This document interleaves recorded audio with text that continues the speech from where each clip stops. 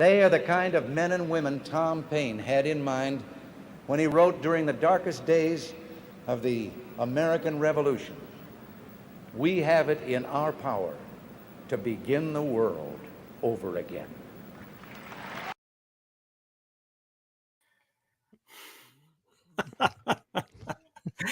I don't want to trigger you, but well, listening to that this time, this is funny. This is really funny because it generally triggers me. And I promise you in 30 seconds I'll be triggered. But he said something this time. I heard him speak, and it dawned on me that he got his historical facts wrong. Okay. Okay. The opening words he says, by the way, in case anyone's wondering, that's Ronald Reagan. Okay. 1980. The opening words were Detroit. in the darkest day, as Thomas Paine said, in the darkest day, wrote in the darkest days of the revolution. Well, first, it was not yet a revolution. It was a rebellion, okay, colonial rebellion. And in fact, at no point up until Paine will then have written those words, had anyone really ever said this is a struggle for both independence and a democratic republic, okay, first. And it wasn't the darkest days because, in fact, I mean, all those days were troubling, especially to the British. But at that moment, I mean, at that moment, it's, as I said, a colonial rebellion. The revolution is a consequence of common sense. But if I leave that aside for the moment, the fact is that I want people to understand that that triggers me because that moment indicates just how willing Ronald Reagan was to hijack, how eager he was to hijack the American radical story, literally to take the American radical story and literally, drag it, pull it, send it careening over to the right side of the political spectrum. Because keep this in mind, not only is that the most revolutionary statement in world history, we have it in our power to begin the world over again. There is no more radical line in modern history than that.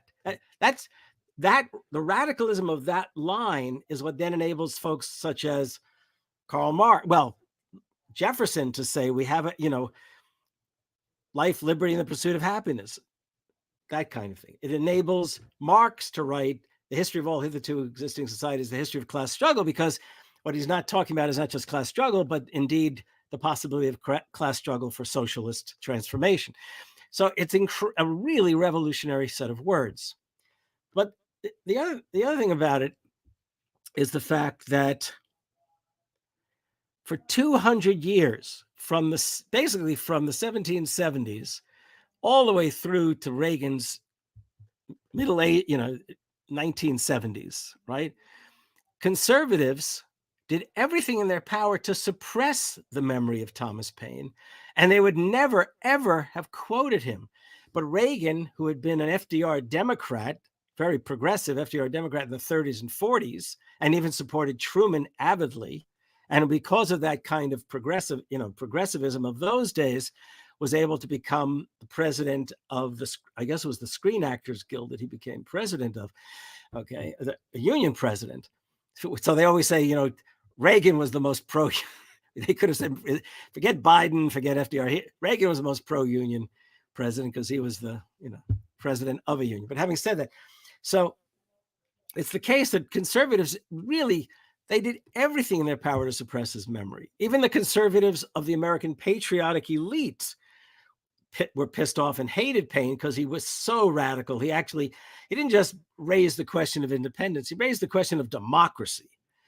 And as a consequence, because if he hadn't raised the question of democracy and also the question of separation of church and state, etc., then working people would never have either rallied to the cause that was spelled out by the elites, or in any case, it would have rolled right over the elites, I suppose, along the way.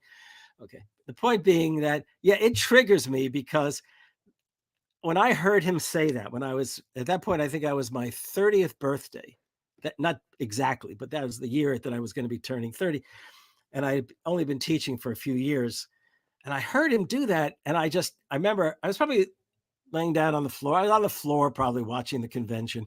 I was already angry that, that the Republicans were doing what they were doing. But when he said that, I'm sure that I sat up, okay? And I probably said to my wife, I always forget if I should use the F-bomb at this point. I probably said, what Sure. the fuck? I mean, that's really just unbelievable. How dare he, okay? Even if I knew that his early years, he was an FDR Democrat and probably, heard of Paine in some way because of FDR's remarks in 1942 or whatever. But I was so pissed off at that point. And then, by the way, he not only quoted Paine, that was the acceptance speech for the nomination to be the candidate, to be the nominee of the Republican Party in 1980. But it's also the case he quoted Lincoln in that same speech, and he quoted FDR in that same speech. Although he took words of FDR and completely perverted them. But the point was, as George Will, the columnist, I hope everyone knows who George Will is. He's clearly the most prominent conservative columnist and opinion writer of the last, 30, 40 years, maybe even more. And he said he was pissed off. He wrote a column either the next day or soon after and saying, as much as he liked the Reagan, nomination, how dare Reagan quote Thomas Paine? Conservatives are never to quote Thomas Paine. They're supposed to be quoting Edmund Burke, the father of modern political conservative thought, the Anglo-Irish MP and political philosopher. But so not only did I get pissed off, but so too did George Will. Okay. But I also then want to say that now that I'm a bit, cooled off about it, though not this second, it was brilliant, absolutely brilliant on his part, as I write in my book, Thomas Paine and the Promise of America, because what Reagan did is he cited three of the heroic figures of American working people. Known figures, Paine, Lincoln, and FDR, right? So in some ways, he'd already gotten the nomination. Now he's reaching out, literally, to try to draw in the working people who are pissed off as hell with Jimmy Carter for having turned his back on labor law reform, on environmental law reform, and on consumer movement reform, consumer rights, the Nader effort. In other words, in 1978, Carter literally turned his back on the movements that had placed him in office. Okay, and Reagan knew he could maybe he could neutralize voters, and in fact, Reagan won because people didn't want to vote for Carter. It's not that all of a sudden Reagan was the big champion of American public life. It's that people just were pissed off with Carter. He was an abysmal president, and in fact, I think I have this vague recollection that the turnout to actually elect Reagan that year was like the lowest in ages for a presidential election. Anyhow, so look at that 16-second clip, almost 10 minutes of triggered Harvey K. I could have done 90 minutes, but I want to hear you talk to me too. You've written entire books on it, actually. Yes, and I never stopped marveling. At. And by the way, I also want to say the problem with the left is they always underestimate the right. They always do, whether they're liberal left or left. They always do. So, people thought Reagan was a joke as a political figure. Well, he was no joke. Okay.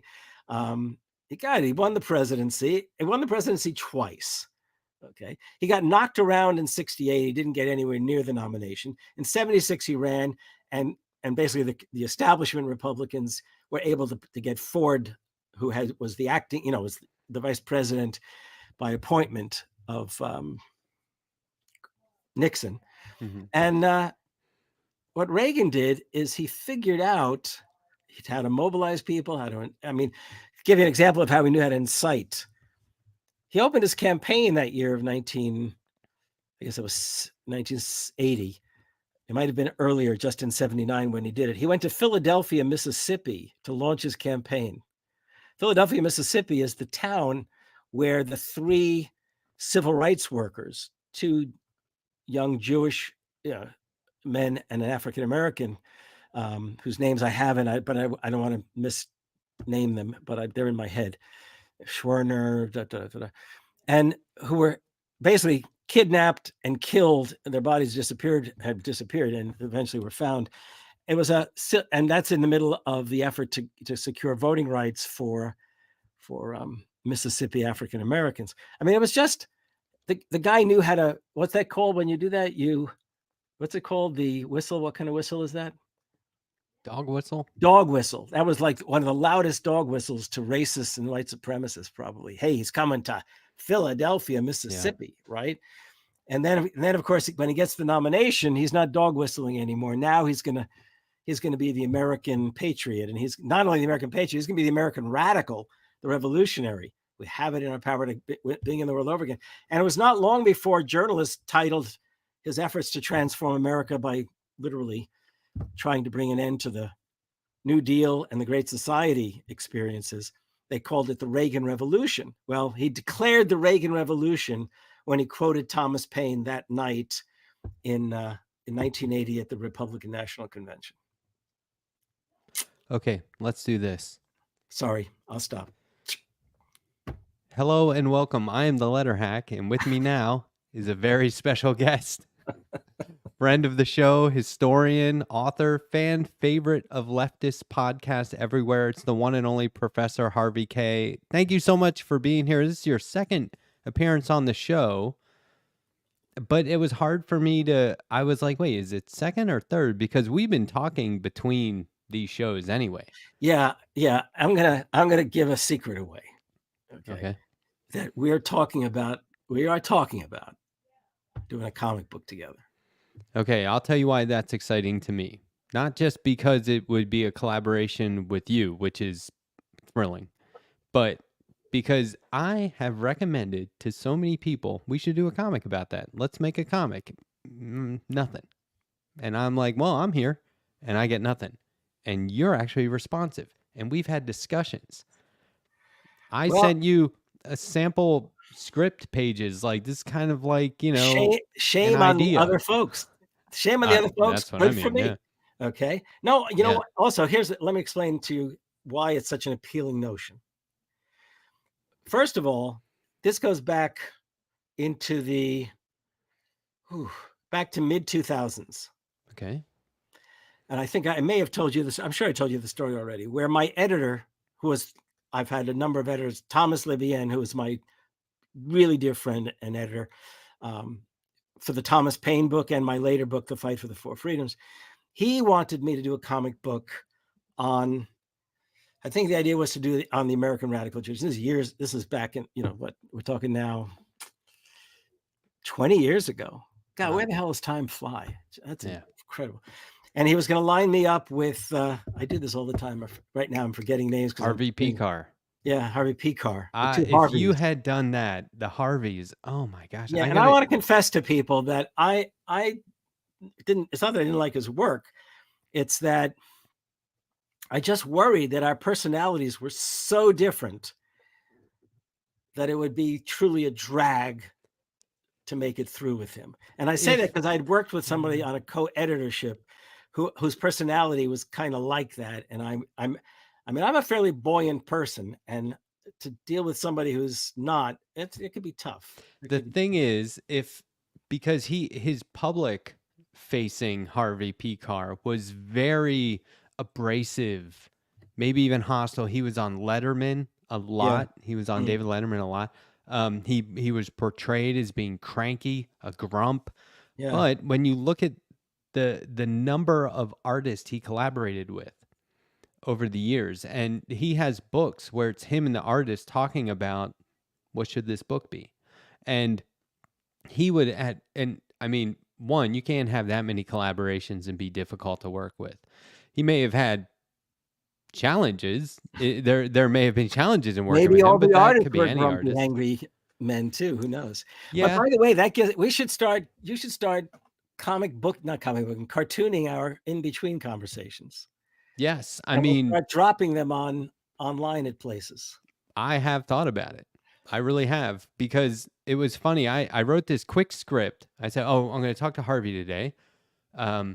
I'll send him a script just to be like, this is kind of like how I do it, you know? And so I typed something up real quick. What was it, 3 pages? And it was Yeah. like, this would be sort of an opening idea, just a concept. And right away you're like, that's not how you spell that. You forgot the apostrophe. I still am an And I acad- was like, still this am a is golden. professor. And I still have a purple pen and a red pen and all that. I was like, I wrote this in like 10 minutes though. So I'm sorry. I didn't realize it Don't was make it gonna be out as if graded. I'm the grumpy guy now, because in fact, I did it with a smile on my face, and then we bounced ideas off of each other. Come on. It's more like I'm a really bad student. although because we were talking about your books that I had read, and every time, I'm not kidding, I was 100% of the time, every single time you said, turn to this page and read this paragraph, I had already highlighted it. And We you were on remember the I same- asked we you, were I on said, the same page.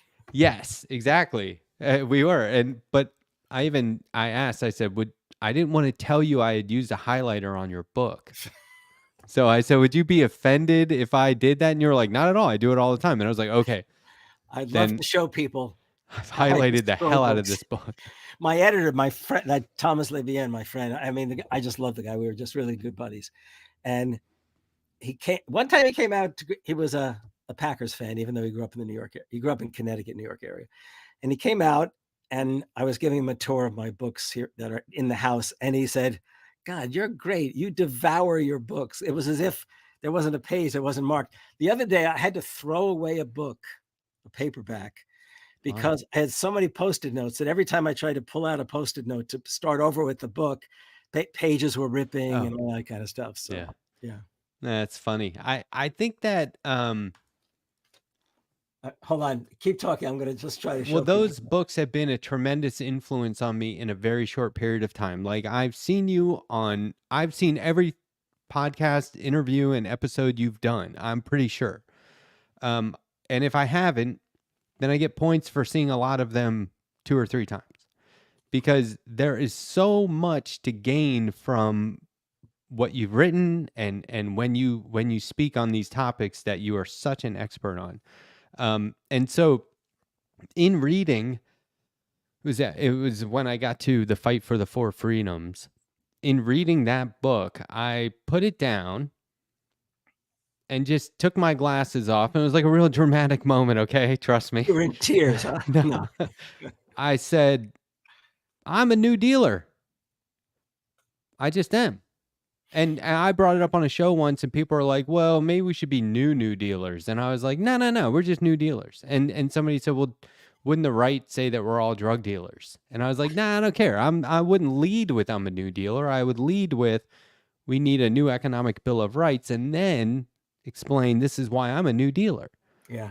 I'm like an FDR Democrat. I'm a New Dealer. And anyway, I thought maybe that's like a kind of a unifying or a method of Well, you know, unifying the seriously, left, because it's so diverse. Since right? we last spoke, Which because is I know not how bad. much the Economic Bill of Rights has struck you. Since we last spoke, I keep thinking to myself, maybe we should do a little one, like a pamphlet comic book just on that first, as a warm-up Heck yeah.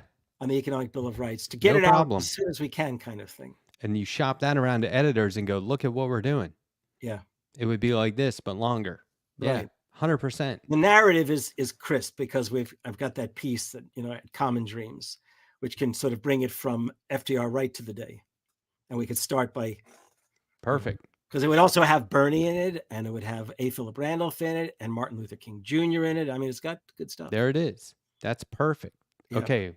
I'm almost forgetting there's an audience here, because now I just want my comic book brain is just. But this is, spinning.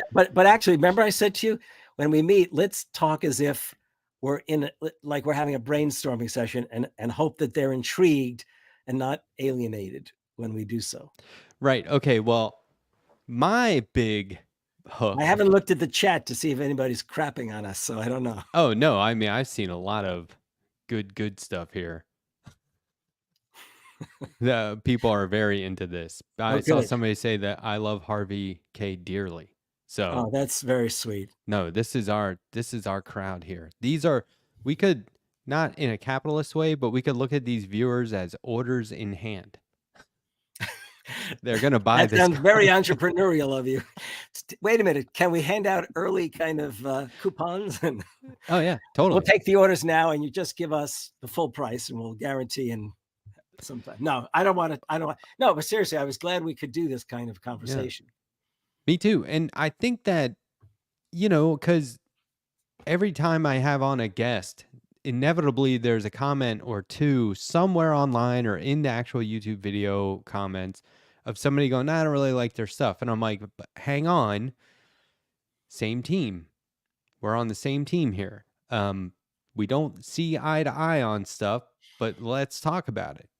And if somebody has, I don't think that we're going to, personally, I don't think it's smart to define my politics based on the media I consume. I define my politics later and more based on what people need. And that's why I like that term, I'm a New Dealer, because, okay, you're a progressive, you're a socialist, you're a communist, you're just a lefty, you're more centrist, whatever. You cannot read that Bill of Rights and say to yourself, that doesn't work for me. You can't. In fact, I read it online or on an episode when I declared I was a New Dealer. And I read it, and people in the chat were saying, more than one person in the chat said, well, this is exactly what I believe. And I said, that's exactly right. It's exactly what you believe. It's exactly what we need. Anyone who denies anything in there, they're up to no good. And they're certainly not on the left. And let's make it clear to people in case anyone's thinking this. This is not, we're not, what's the word when they create a saint? We're not canonizing FDR. Okay. Right. I mean, we can go through the whole list of things that have cost us dearly, though he might not have been able to control them anyhow, because there's all those other forces that come into play. But undeniably, he did not secure congressional approval to bring it into the immigration quotas. Therefore, it was very difficult and hardly enough Jews were able to escape Nazi Germany. Two, okay, they did not enact anti-lynching laws, though in fact murder, it was illegal, but in the South, the law was controlled by white supremacists. And three, we know all too damn well that Japanese Americans were interned during World War II. I mean, those are sins on a grand political and civil rights and civil liberties grand scale. But what he did seek to do and what he left us as a legacy regarding the New Deal and related matters mattered tremendously in terms of later creating civil rights legislation, because in fact, the Roosevelt court that FDR appointed in the late 30s, when he had real luck on things, the court had deaths and retirements that he could literally appoint it practically the whole Supreme Court. And over the number of years upcoming, the court literally paved the way for what would later become the Warren Court in many ways. And then, I mean, there were lots of things that are phenomenal legacy that nourished us during, well, when I say us, I was born in 49, in the 40s, the 50s, into the 60s and early 70s. And it may be difficult for younger people to appreciate it because for the last 50 years, capital and what was called the new right of Reagan and the right-wing Republicans has basically declared war on the New Deal and the Great Society years. And the democratic achievements of my parents' generation and my own generation have been under siege to the point where, we're barely holding on. So this is my big hook. This is what I was trying to get at. And then I it's so easy to get sidetracked. I think sidetrack everywhere. We do this in our conversations and I love it. We don't record those, but I don't know, maybe we should. It's a meta experience. If the comic book we would make would have you in it. And and I have recently read things in using the same sort of format. And it is, if I do say so myself, a brilliant concept. Like, it is brilliant because it is one part reenactment or retelling of history, and it's another part having it made digestible by the professor himself. And that is the key these days. It's not enough to just say, here's the history of it. You have to say, here's the history, why it matters, how it's been co-opted, how it's been misused by the right, and why we need to reclaim it, and why it's as relevant today as ever. You can't expect people to get that on their own. Plus, you're one of these great personalities, as has been proven time and again from all your appearances on the Michael Brooks Show and all these other places. So I think that was my original idea, and I don't know if you were. I'm sure you were being modest, but I don't know if you were into that idea. No, it's the more we've talked about it, the funnier and engaging and attractive an idea it is. But I have to tell you, when we talked about that original version of possibly doing the American Promise, we have Reagan giving the speech and me sort of exploding. Well, then we have to use not this Harvey, we have to use this Harvey. Oh, there it is. Yes, that's what we'll do. And then we'll do Harvey through the years, showing all that. You got to send me that picture because I need to start sketching that. But I'll do that. Sure. We'll do Harvey through the years as we show other people using those quotes throughout history, right? Because, Mitt Romney did it, right? I think it it Marjorie Taylor Greene did it? Somebody did it fairly recently. It was very bad. That's interesting. Which are we talking about? Which quote? Reagan, just misquoting Thomas Paine. And well, that's interesting. I don't know about the Marjorie Taylor Greene. Or what did Mitt Romney though? Romney used Paine?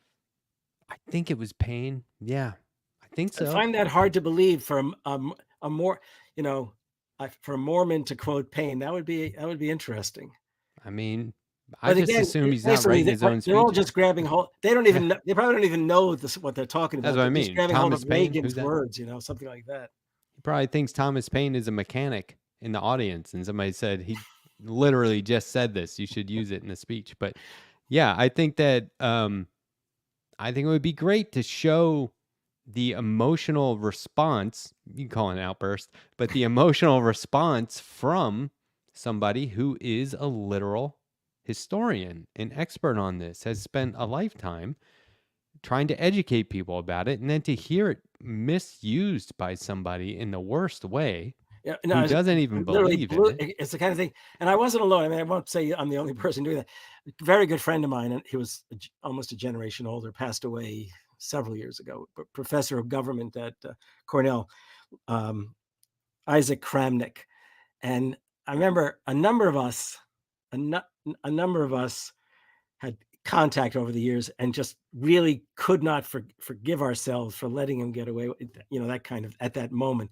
And by the way, in fact, Isaac, I think, wrote about it first, that Reagan did that. Another president, here's another example of this quoting or not quoting, or quoting and then not citing. Barack Obama, when he gave his inaugural address, it was the inaugural address, he quoted Thomas Paine, but did not cite his name. This I did write about. Let me tell you this. Okay.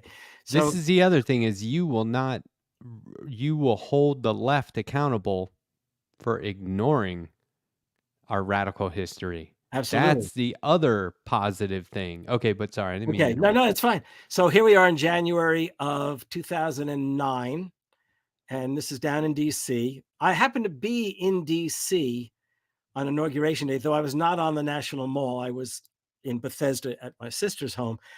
Actually, can I tell a little sidebar story? Yeah.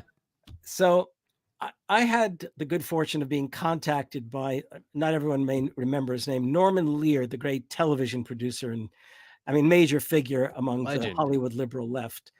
And also probably the most important ever comedy writer, producer. He produced like Emmy Award winning sitcoms during the 70s. The Jeffersons, the All in the Family, etc. Anyhow, you could just name one. He probably did it. Yeah. So he called me. This would have been 2000, it was Sunday, a winter Sunday in 2008.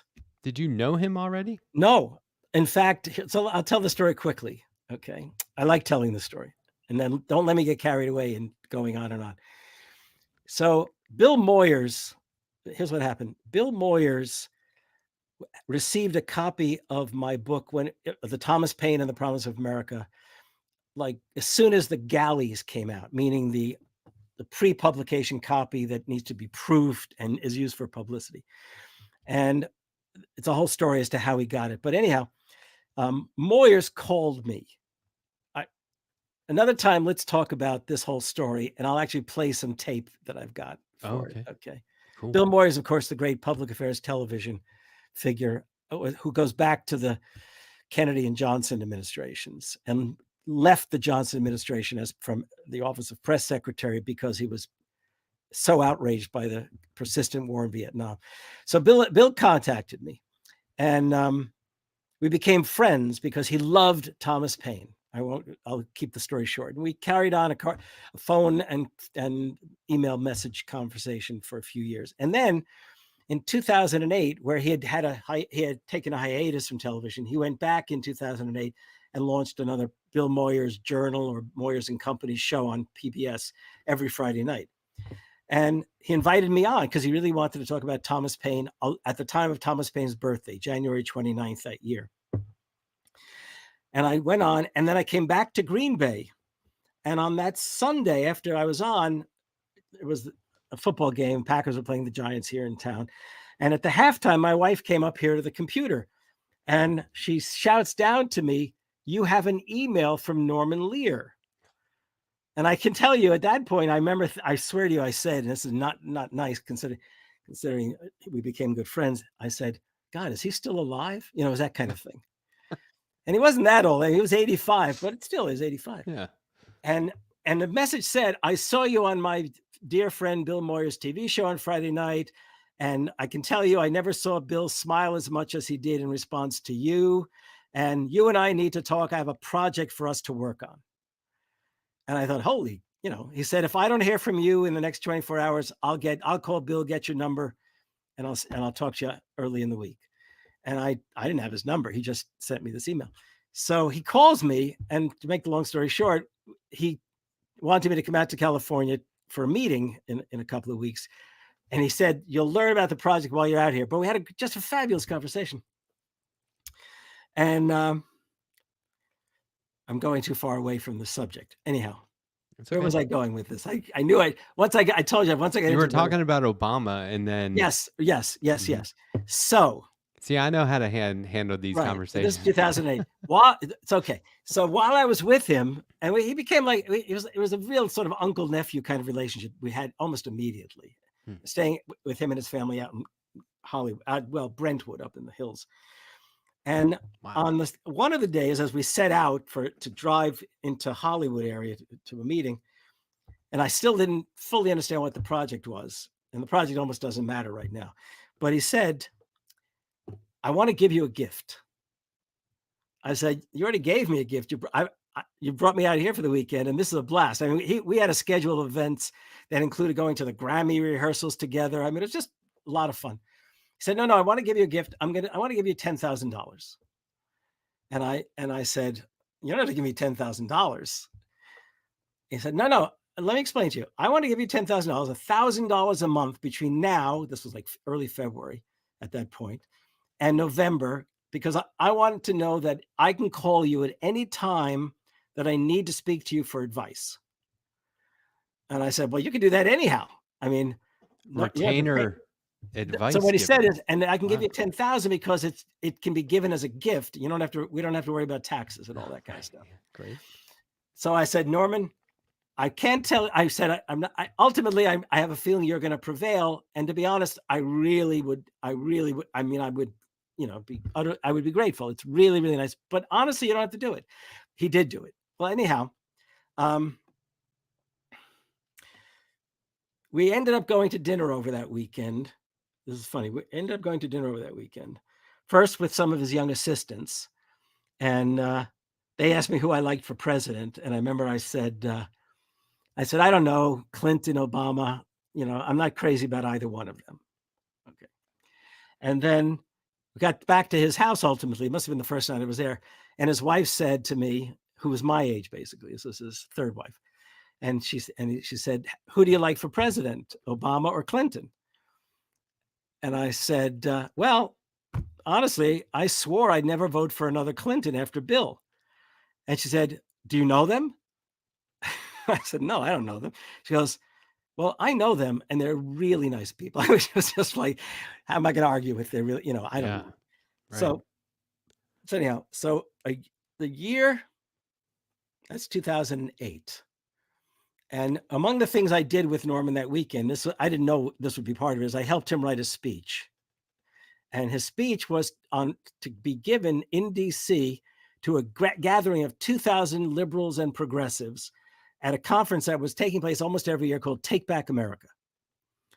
And so he wanted a Payneite voice, he said, in his speech, his acceptance speech.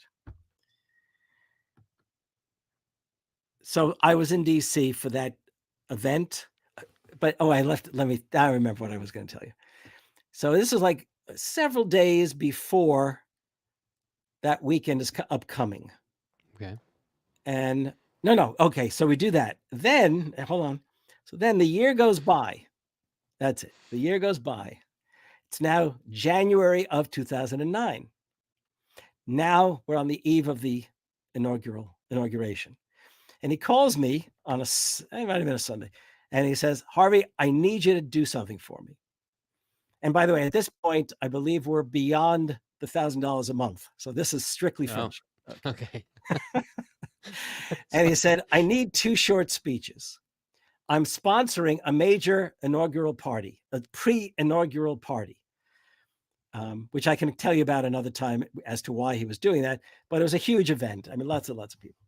And he said, I need 1 speech for me as the host. Okay. And then there's going to be all these celebrities there. I'm just blanking on the name. It's a very attractive young woman actress who's, I'm sure you'd know instantly if I could remember her name right now, who served as the sort of MC. He hosted, she was the MC. But they had John Legend, they had Maroon 5, and he said, we're also going to have Jamie Foxx. And I need a speech for Jamie Foxx. Wow. You need to write a speech for Jamie Foxx. Not a long one, just something that he can really sort of be enthusiastic about America and Obama, blah, blah, blah. So I did this speech for him and a speech for Jamie Foxx. And I did them fast. And late that night, he called me and he said, the good news is I like the speech you did for me. The bad news is I hate the speech you did for Jamie Foxx. Okay. I said, why? He said, Jamie Foxx doesn't know, I'm going to be exactly as Norman said, he doesn't know shit about history. I'm not even sure what he knows about. And you wrote it for him as if he would actually know what you're saying. He'd know what he's saying. You got to write something so it's easy to do. So I rewrote this thing overnight, so the next day he approved it. And I said, Norman, you're going to bring me to Washington then, right? And he said, oh yeah, sorry, I always meant to have you come. So went to Washington. Lorna, my wife, came along with me. We stayed at my sister's place in Bethesda. And that's what led me to be there over that weekend. So now I'm watching Obama deliver his inaugural address. Keep in mind, there were people estimated there were up to 2 million people in Washington. I mean, it was a massive kind of thing. And I remember thinking to myself, what does it look like from where Obama's standing to see all of this? And I'll send you an article I wrote. In fact, it might already be in your possession, but there was an article I wrote about, what did all of this signify at the time? And it was very impressive to imagine all these Americans clambering on monuments, and the smear was tremendous. But then he did something in the speech, did 2 things around the speech that just really unsettled me. Here's what happened. First of all, he brought in an evangelical to deliver the invocation. Is that what they call invocation? The opening prayer. Mm-hmm. And I thought, God, this evangelical, But then during the speech, he made a remark to the fact that Washington had his troops read these words, or his officers read these words. And as I heard them, I thought, wait a minute, those are words from Thomas Paine's pamphlet, The Crisis, that he wrote almost a year after he wrote Common Sense, because Washington's troops were in such a terrible state and they were retreating across New Jersey. And he wanted to, and Washington said, you got to write something to inspire my troops again. Otherwise, we're going to be dead. This is what I call the greatest halftime speech in history. Yes, because it opens with, these are the times that try men's souls. Yeah. Exactly. Okay, so, but that's not the line he used in his speech, Obama, though that would have been a good one for the sake of the moment of 2009 with the crisis and the everything crashing economically. And I get a phone call from Bill Moyers, which is part of this, the longer story. But he says, Harvey, did I just hear Obama quote Thomas Paine? I said, I think so. And then I Googled it and I said, oh yeah. But what was amazing was, here he is quoting Thomas Paine, but he didn't have the decency to use Thomas Paine's name. Okay. Reagan, the Republican conservative, uses Paine's name and words to declare the Reagan Revolution. Here's Obama citing Thomas Paine when he might well have at least cited Paine's name. And it may sound trivial, but to me, no, that was a sin. It's not enough. Well, first of all, quoting somebody without using the name is sort of like making it like they said it, right? Like it's their words, which is not completely honest. But also, we need to bring these historic figures into the room with us. Exactly. We need to show people that this isn't new. And it's like, okay, everyone's always like, the forefathers would be outraged. If just instead of showing the quote unquote forefathers, like, okay, let's say Thomas Paine, instead of saying, oh, hey, Thomas Paine, glad you're here in 2024. Let me tell you what's going on. That would be my perspective. What I would rather is, let's envision Thomas Paine was just looking at it through his own eyes without anyone telling him what's going on. He's just watching the internet for 48 hours, political news for 48 hours straight. What would he honestly think, right? And I think that he would at some point be like, oh, my words are still relevant. I could just republish. I could just do new editions of my current writing instead of all new writing. Although he would likely be inspired to do something new. But I think like he would see like, oh, wow, everything I said back then could be said again today and just in these new times. For some years, and it still might be out there, there was a major history and public affairs website. I'm blanking on the name of it right this second. It was major. And the editor of that website knew enough to send me a note and say, so what did it feel like to have Obama quote Thomas Paine? Yeah. And I said, I'm so glad you asked. I wrote a piece. I'll send it to you. I wrote a piece of what it was like, with all the promise that was in there to then worry. I don't think it's actually, right? It didn't make it into the book. Did it? Take Hold of Our History? No? Boy, I'm forgetting what goes in some of these things. Let me see. Did it make it in there? I don't know if it did. Romney, by the way, attributed a quote to Paine that Paine never said. Everyone always thinks he did, but he didn't. It's the lead, follow, or get out of the way. Oh, yeah. Conservatives love to invent Thomas Paine quotes. Now that Paine is one of their heroes, supposedly, they can just spin it out. They invented, not unlike, defensive carrying, what are those weapons? The tiki torches. No. Well, they'll try that next. No, I was thinking that what are those rapid fire? Like AR-15s. AR-15s. Yeah. They do those kinds of things.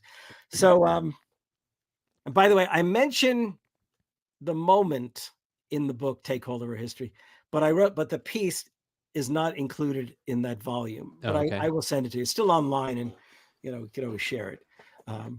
So, yeah, I mean, it's all those kinds of events do occur, and they drive me crazy. And in fact, I wrote the book Thomas Paine and the Promise of America in part because I couldn't believe, first of all, that we had allowed the right to hijack Thomas Paine. When I say we, I mean liberals and leftists. We had allowed the right to hijack Thomas Paine. Second of all, I was angry because the left itself was failing to appreciate. Historically, the left always embraced Thomas Paine, from the time of the free thinkers and the abolitionists all the way through to Martin Luther King Jr. Okay. But, liberals in more recent times will quote Paine the patriot, but never use the radical words. But so anyhow, what bugged me is that we were really failing to appreciate this, that it was Paine who created an independent, he's like the true father of the United States, if there is any such figure, okay, at least alongside Washington, intellectually speaking, at least. Then the other thing is that in every generation, and this is the kind of thing you and I will eventually do 2 comic books about, probably. Good. In every generation, whatever the progressive movement or radical movement of the day was, they reached back to the revolution where they discovered Thomas Paine, which enables them to literally lay claim to the revolution itself. So, for example, I say free thinkers, that is separation of church and state and free thought. The abolitionists, the early feminists or women's rights activists, all the way through. I could recite those. Another night we could probably do that. The labor unionists, progressives, populists, socialists, anarchists of the late 19th century, the Haymarket martyrs loved Paine, and a few of them cited Paine in defense of themselves, basically. Then you come into the 20th century and you get a whole host of progressives. The one movement that I didn't see the direct connection to while I was writing the book, and I really researched it, was civil rights. After I finished the book is when I discovered that line that Reagan had quoted and used Paine to bolster his own posture and position. Martin Luther King Jr.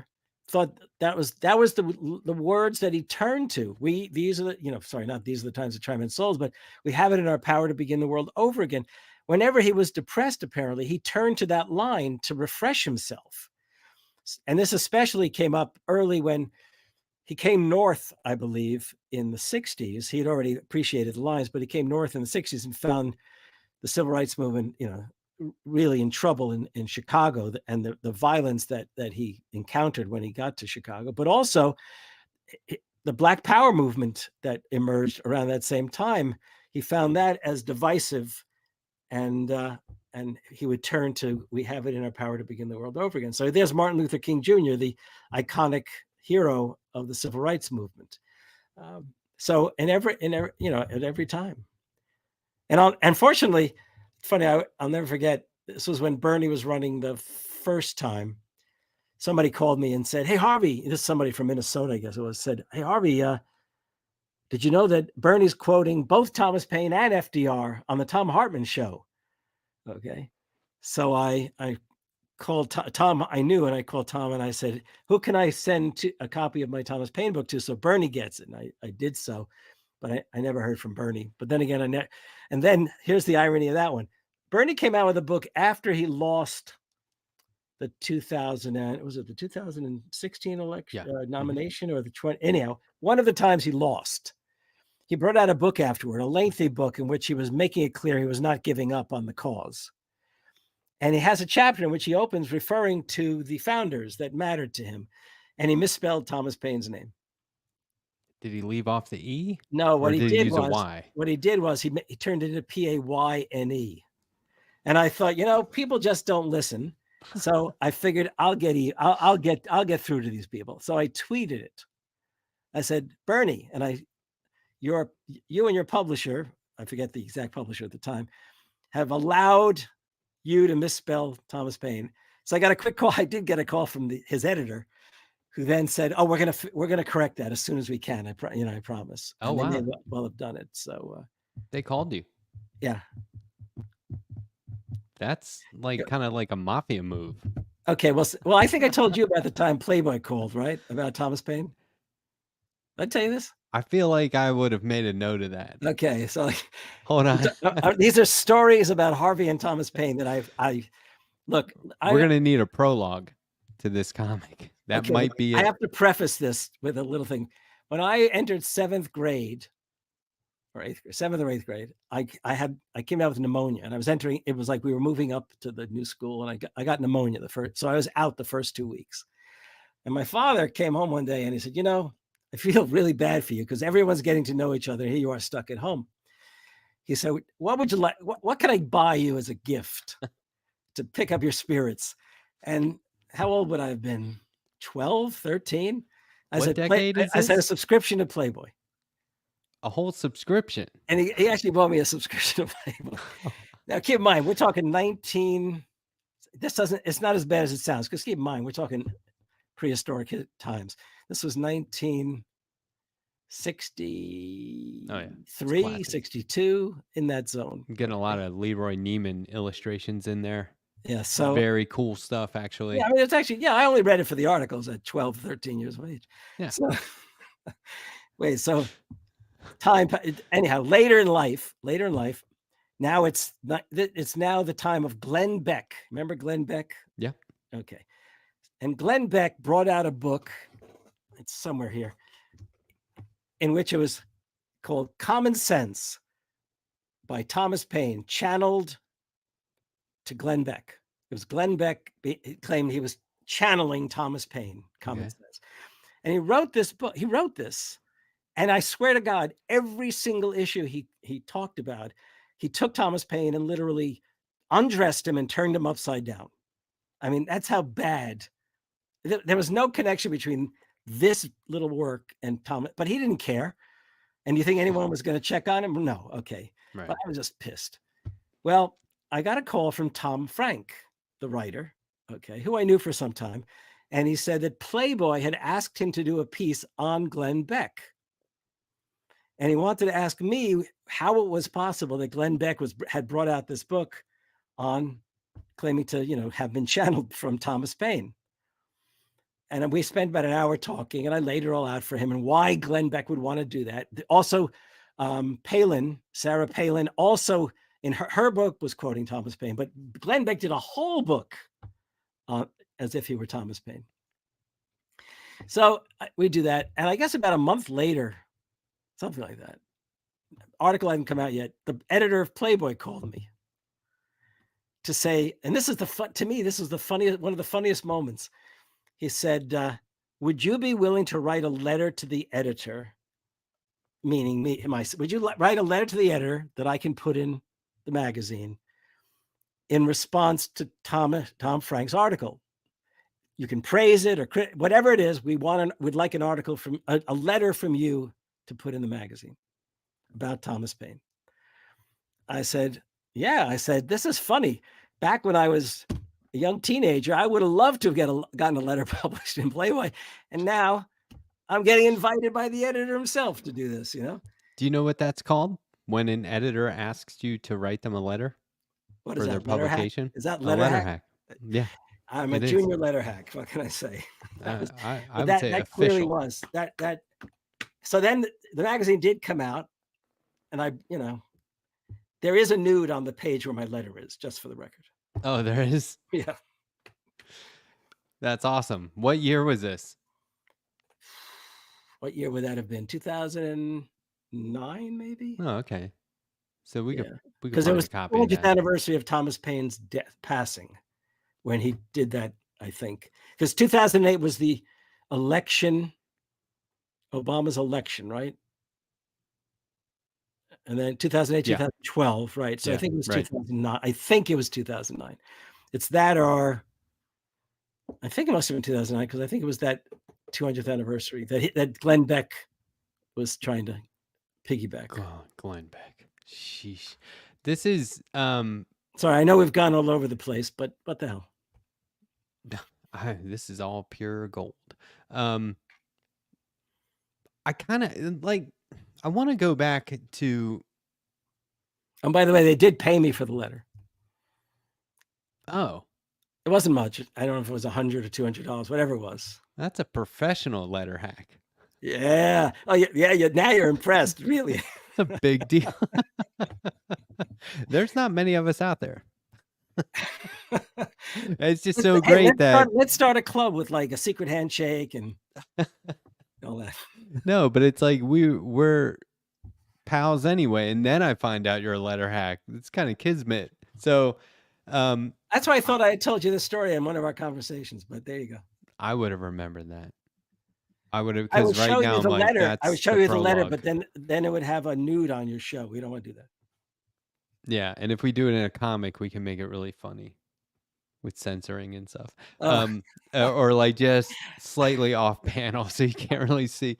I was gonna say, like, because remember that I was asking you or telling you that when I read this Bill of Rights, and we can No, we're read it if you jumping want now. to. Just so people know this is not Paine now. This We're is jumping. Yeah, we're jumping to this. New Deal, modern time, really Yeah. modern times, FDR. Okay.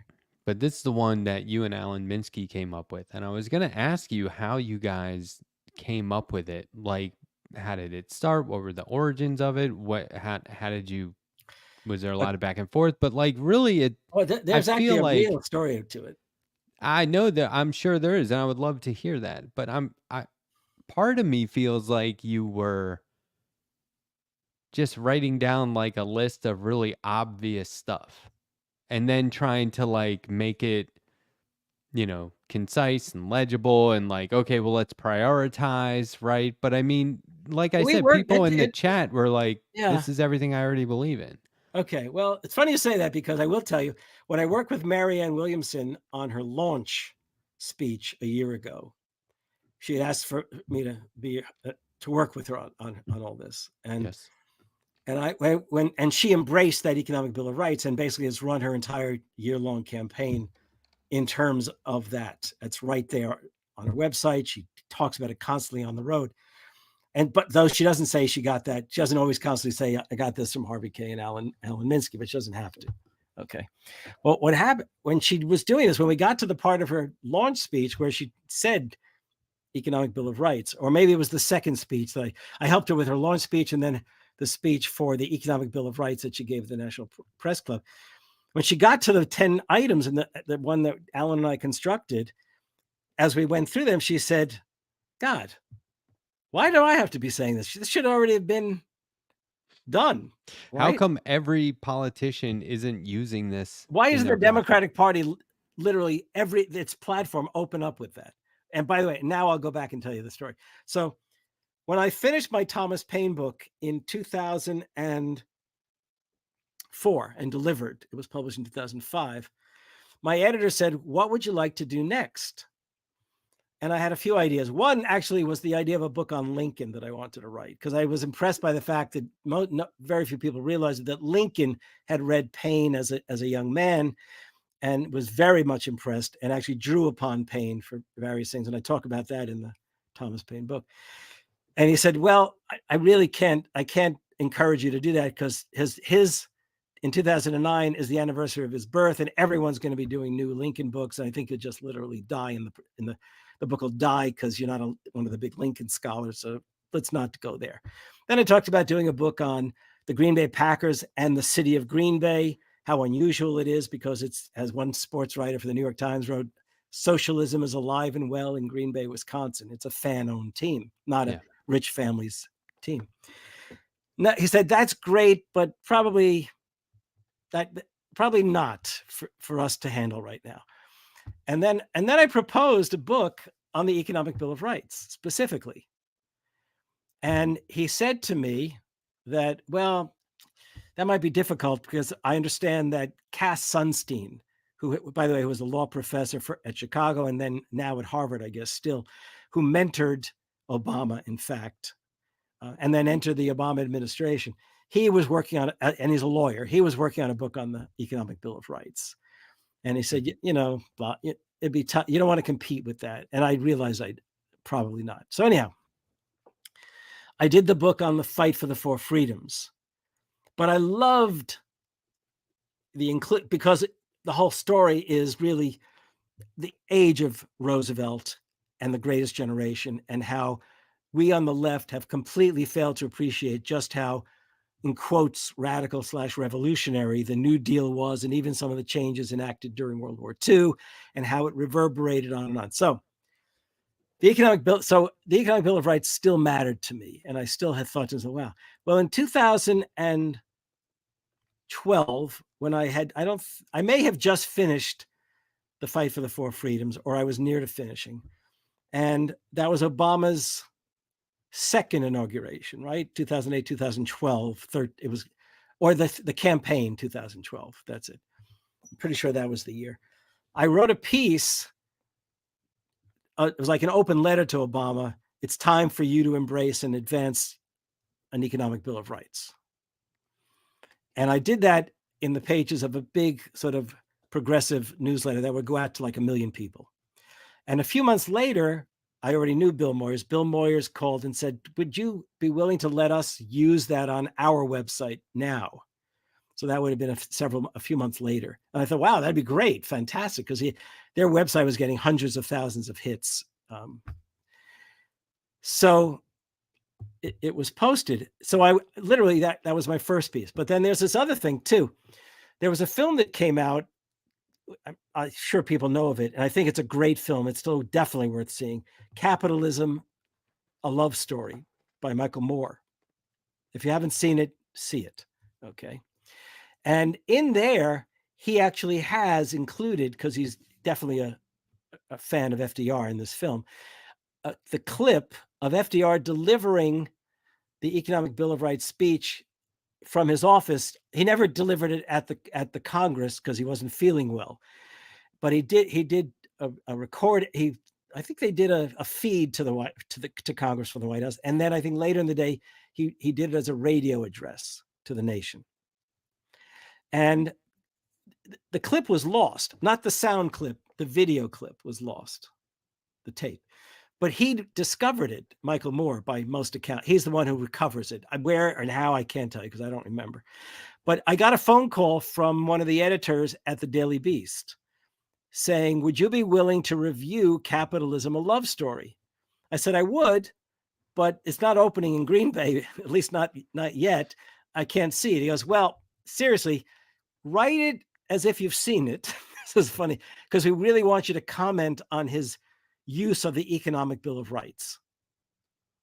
And I said, that I could do. So I wrote all about Moore, recovering the Economic Bill of Rights speech, its significance for us today. So I can't remember what year that was right now, but whatever year the film was. So I was trying to lay claim in some ways to that, to being the champion of renewing that. And then Bernie in 2016 gave a speech in which he refers to the Economic Bill of Rights. And then in 2020, he gave us, that was at Georgetown in 2015, actually. And then 4 years later at George Washington University, he did so again. And I thought, well, that's great. That's the kind of thing Bernie should take on the campaign trail, because it addresses Americans' desires, wants, yearnings, aspirations, because the polls showed that everything that's in that Economic Bill of Rights is what Americans want. Right. But he didn't do that, Bernie. It went on the website, but he never went out on the road with it. He went out on the road talking about Northern European social democracy, which, as Hillary showed, was not going to work because she said, we're not Denmark, and just literally deflated that kind of stuff. I can go on and on about it. I don't want to do it right now. Bernie failed to do what he should have done. One, as a way of taking on Hillary in 2016. Two, in terms of taking on the other Democrats on the debate stage in 2020. And moreover, literally sinking Biden's ship when they went one-on-one together, which he didn't do. Okay. And I even did I did a video with Brianna Joy Gray for the campaign, in which I talked about Roosevelt and the Economic Bill of Rights on the assumption that would be Bernie's favorite campaign stump speech. Didn't happen. So I kept talking about it. I think I probably talked about it with Michael on the Michael Brooks show. I know that I talked about it I must have talked about it at least once on Majority Report. I mean, I was out there talking about it. I talked about it on David Feldman's show for sure. Yeah, a lot. And so Alan Minsky, who's the head of Progressive Democrats of America, an organization I had really no contact with. I did a podcast with somebody from there some years earlier, but Alan said, oh, wait, sorry, I'm leaving out a key part of the story. So people may not remember, but there was the Gravel Institute, these two very young guys who literally put Mike Gravel, the former senator, onto the political scene once again in 2020 to run for president. And when that campaign failed, as one might expect, and at that point, I think they were in high school, these kids who put it together. It's just an amazing bunch of kids. He gave them the right to create the Gravel Institute, and they started producing videos. Okay, they wanted to answer Prager University, so they began this series of. Ultimately, they couldn't keep it up because it took a lot of money to produce high quality video as they were doing. But they asked me very early on, would I do one with them? First, they asked maybe on Thomas Paine. Then they shifted back and forth. And then we agreed upon the Economic Bill of Rights. So if you look on the Gravel Institute website, that would be 2022, though we had done it sometime before. It's there. This video of me talking about FDR's Economic Bill of Rights, its legacy, and what it would mean for us today. And it's really well produced with video and animation included. So Nina Turner called me and said, I really want to talk to you about that Economic Bill of Rights thing.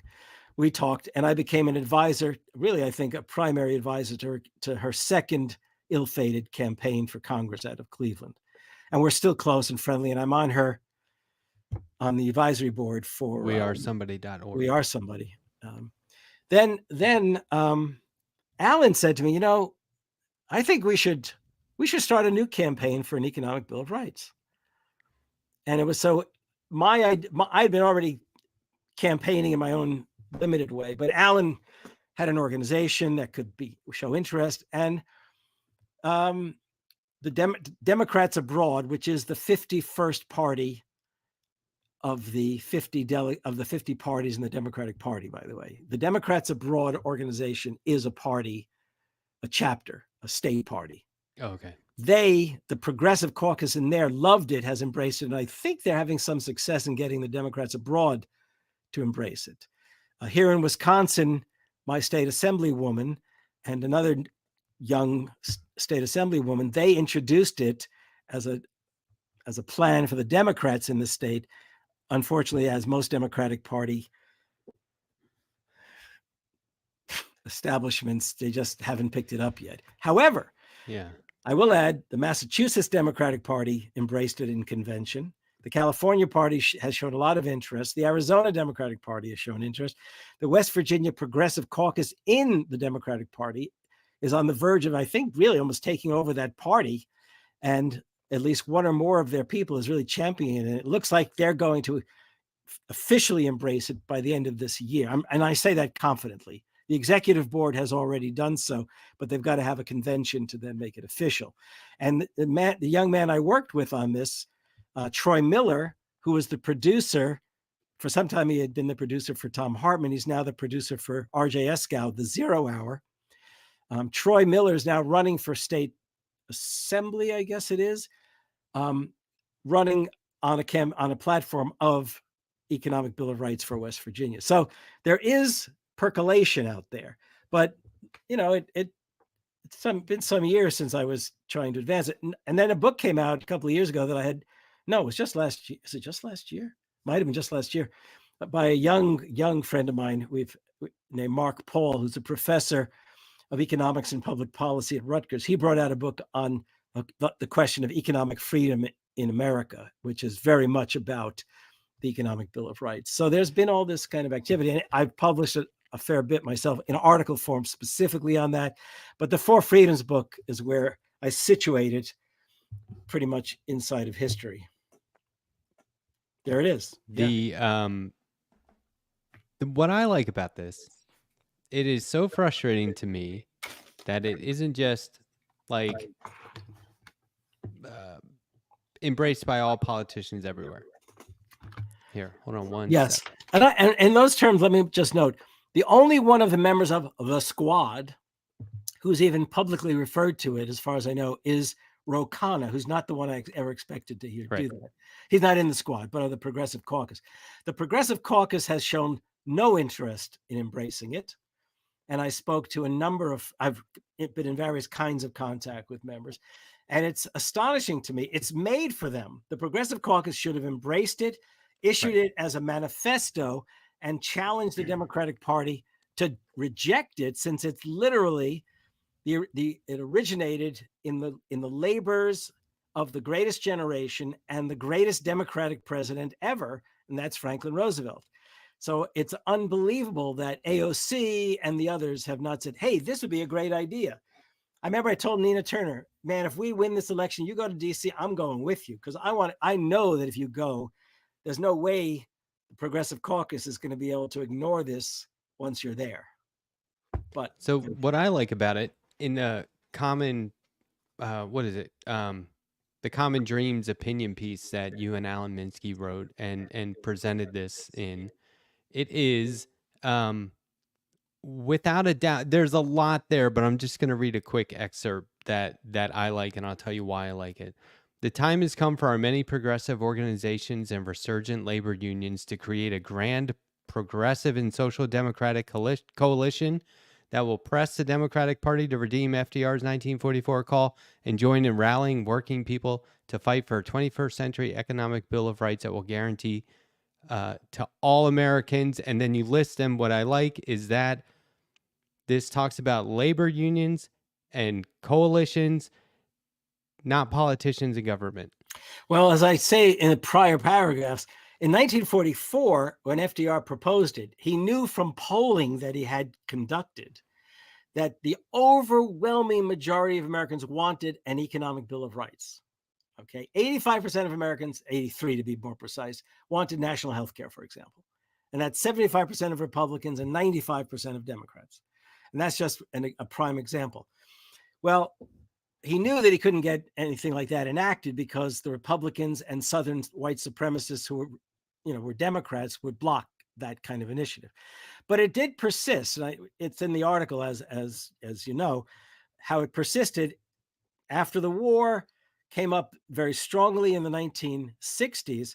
So I said, basically, look, we're in the same kind of crisis as the Depression and World War II. Democracy is on the line.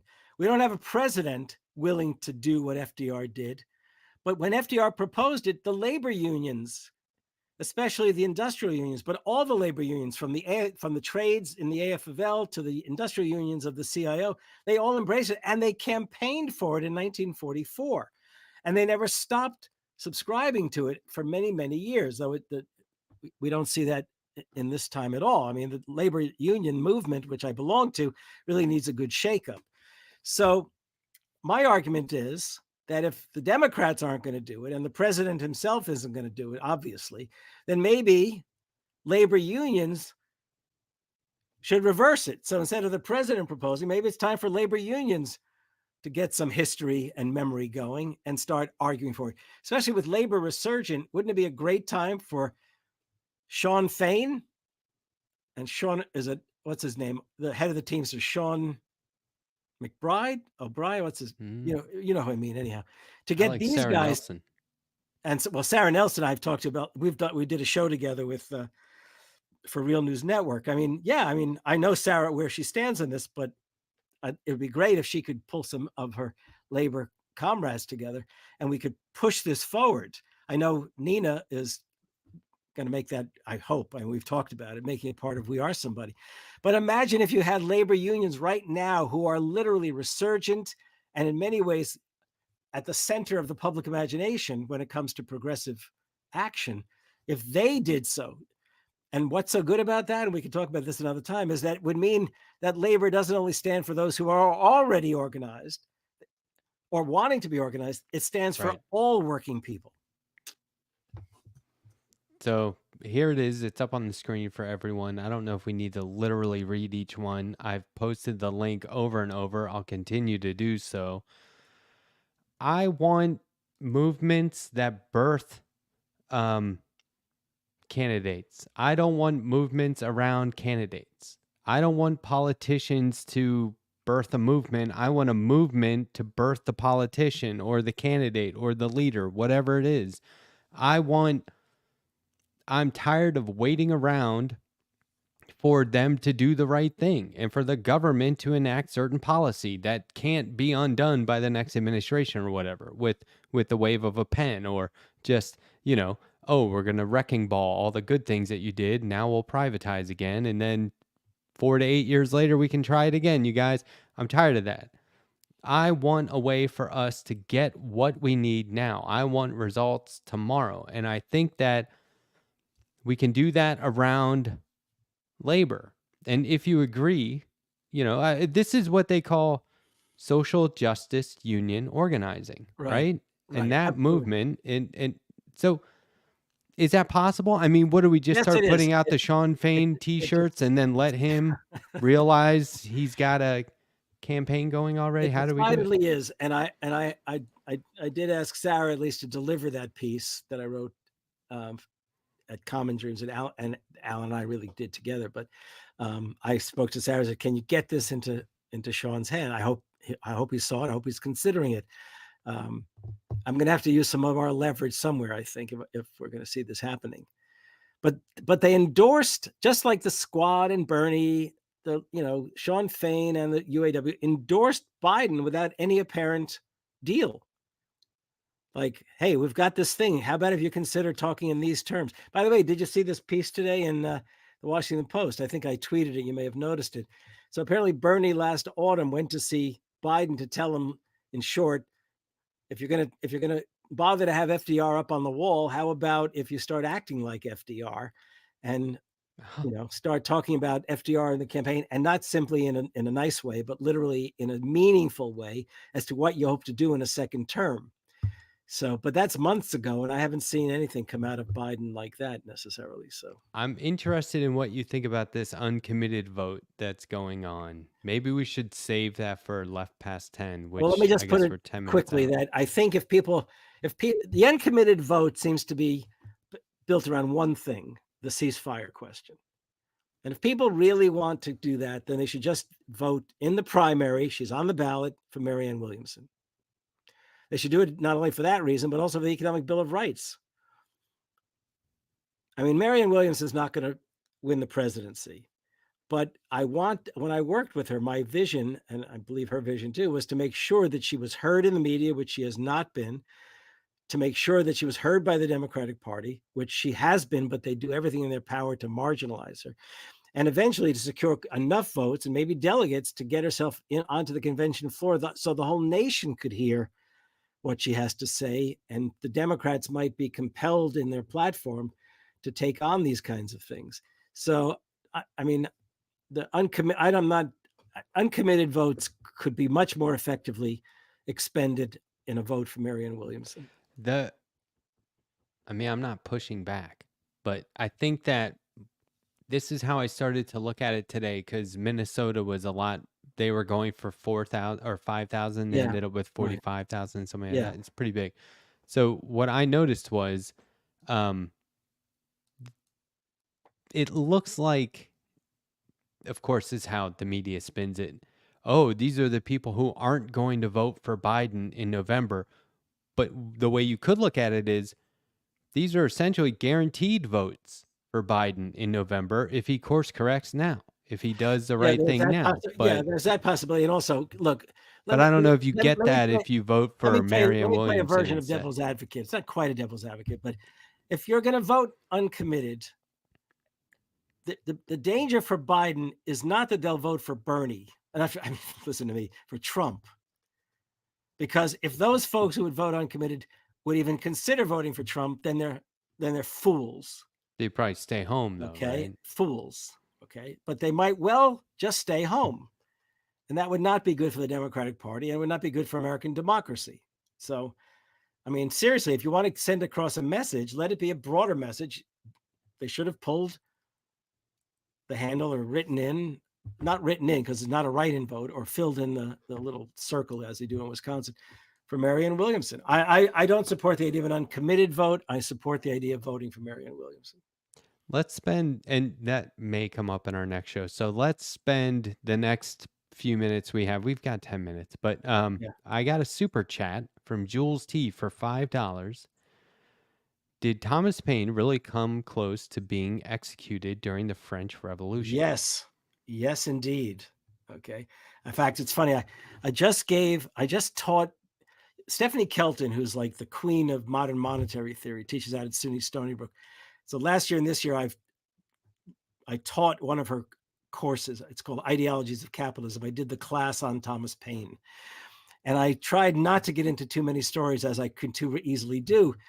And when I got to Thomas Paine during the French Revolution, trying to talk about the pamphlet regarding rights of man and then agrarian justice, where he begins to lay out a vision for social democracy.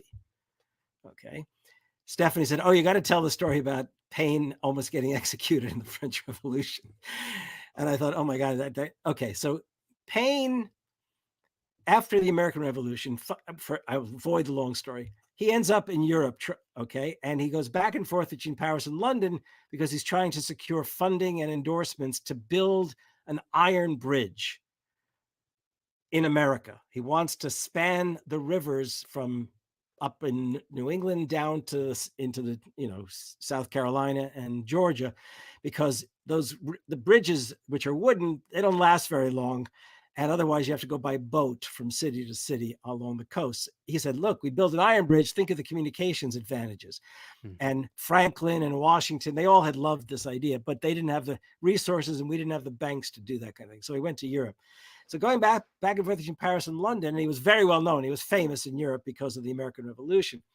While he's there, the French Revolution breaks out in France, and obviously in Paris, the fall of the Bastille, the prison. And what happens is Paine, viewed as the revolutionary of the Atlantic world, he's invited to Paris by Lafayette, who at that point is heading the new government, and he's invited because Lafayette wants to give him the key to the Bastille that literally had been torn down, that Paine should bring it back to America someday and give it to Washington. So Paine arrives in France. There's a really good story surrounding this. I am going to tell it. Fuck, what the hell? Listen, Paine's in England when he gets, and he's knows he. Let me start over. I really got to tell it the right way. So Paine's going back and forth between Paris and London. The French Revolution breaks out, and Edmund Burke, who is, as I mentioned before, the father of modern conservative political thought, this guy's a giant in the history of political thought and a major figure in parliamentary history. He, however sympathetic he was to the American Rebellion, definitely opposed the American Revolution. But he's once again outraged that another revolution has broken out, this time in France. So he writes his own big pamphlet called Reflections on the Revolution in France. And he lambastes the revolution, okay, because he fears the revolution will incite a revolution in England and Scotland and Ireland, all through the British Isles. And in this, he basically defends monarchy, aristocracy, hierarchy, tradition, and order versus the revolution. And Paine reads this and he sees it as an attack not only on the French Revolution, which he himself has already become associated with, he sees it as an attack on the American Revolution. And he's in England, and his work has already influenced a kind of democracy movement in England. So he writes a pamphlet, Rights of Man. And he talks about the fact, well, maybe the English could create a republic, and think of the stuff we could do if they did, the money that would be. It goes on and on. It's a revolutionary pamphlet, and it's huge it's selling everywhere, just as Common Sense sold everywhere in America during the American Revolution. And the English crown, the government, issues a warrant for his arrest for treason or sedition, whatever. And the story is that William Blake learns about this arrest warrant, the poet William Blake, and he goes to Paine. He finds Paine and says, "You got to get out. You got to escape. They're coming for you." So Paine grabs a carriage and makes his way to the coast. He takes a boat across the English Channel to Calais. He gets off the boat in Calais, and he's disheveled. He smells from not having bathed, and when he gets off, the whole city just turns up at the port to celebrate him, because this is their champion, the defender of the French Revolution. And they make him an honorary French citizen, and they elect him as their representative to the French National Assembly. Now, he's sitting now as an officer of the French National Assembly, as a member of the assembly. The problem is he can't speak French, so he's constantly having to rely on translations. Now, as time goes on, the question comes up about, what are we going to do with the king and his family? At first, they let him just live in his palace, but he and his family tried to escape, which they viewed, the French revolutionaries, as decidedly treasonous, and they put him on trial. And they find him guilty of treason. They then take a vote as to what his punishment would be. And the question is, should they execute him at the guillotine? And Paine does not believe in capital punishment. He doesn't, revolution is one thing, but he says, look, this King Louis was the man who came to the aid of the American Revolution. If the French had not come to the Americans' aid, it's quite possible the American Revolution would have failed. Money and a navy and troops. He says we should not execute him. What we should do is we should send him to the United States so he can live and discover what a republic is like. It's like a re-education by sending the whole family there. Well, the Jacobins, Robespierre and his crew, they are outraged that Paine has decided they should let the king off without losing his head. And I don't know if anyone else had the audacity to speak up against the execution at that moment or not, but the point is that Paine is now targeted, and at a certain point thereafter, they issue an arrest warrant for Paine, and he's placed in prison, awaiting the determination of execution or not. So he's in prison, and the cell he's occupying is with two other men. I think one might be Belgian, another Danish. The point is, these two men. And Paine becomes very ill in prison. And I think one of the two men was a doctor. Now, in these prisons, there are two doors. There's a cell door, and then there's an outer door. And what happens is, every night when the executioner's men or the guards receive the orders for who will be executed the next day, they go through the prison and they mark the door of those who are to be executed. Okay. Well, Paine is ill. That night, before the guy comes around, to chalk the doors, okay? The other men persuade the guards to open up the outer door so air can enter into their room, into their cell, because Paine is ill and he needs air. So, the decent guard opens the door. Next morning, no, wait, I've reversed the thing. They mark the inner door, and then they close the door. Then they convince him to open the outer door. No. Oh, I see. So there's two doors. There's two doors. It's the outer door that has the mark, but the outer door is open. Three's Company. The outer door is open the next morning. And so, and it's 9:30. We can take a break. So the executioner walks right past the door. Paine is never executed. Problem solved. I love it. Weeks later, James Monroe arrives. He's the new ambassador to the French government. He gets Paine finally released from prison. So that's the story. Yes, Paine was almost executed during the French Revolution. Classic. Okay. Let's do this. Let's take 5 minutes, whatever, few minutes. 3 minutes, whatever you need. Okay. And then we'll be back with Left Past 10. Everyone, sit tight just for a few minutes. We'll be right back.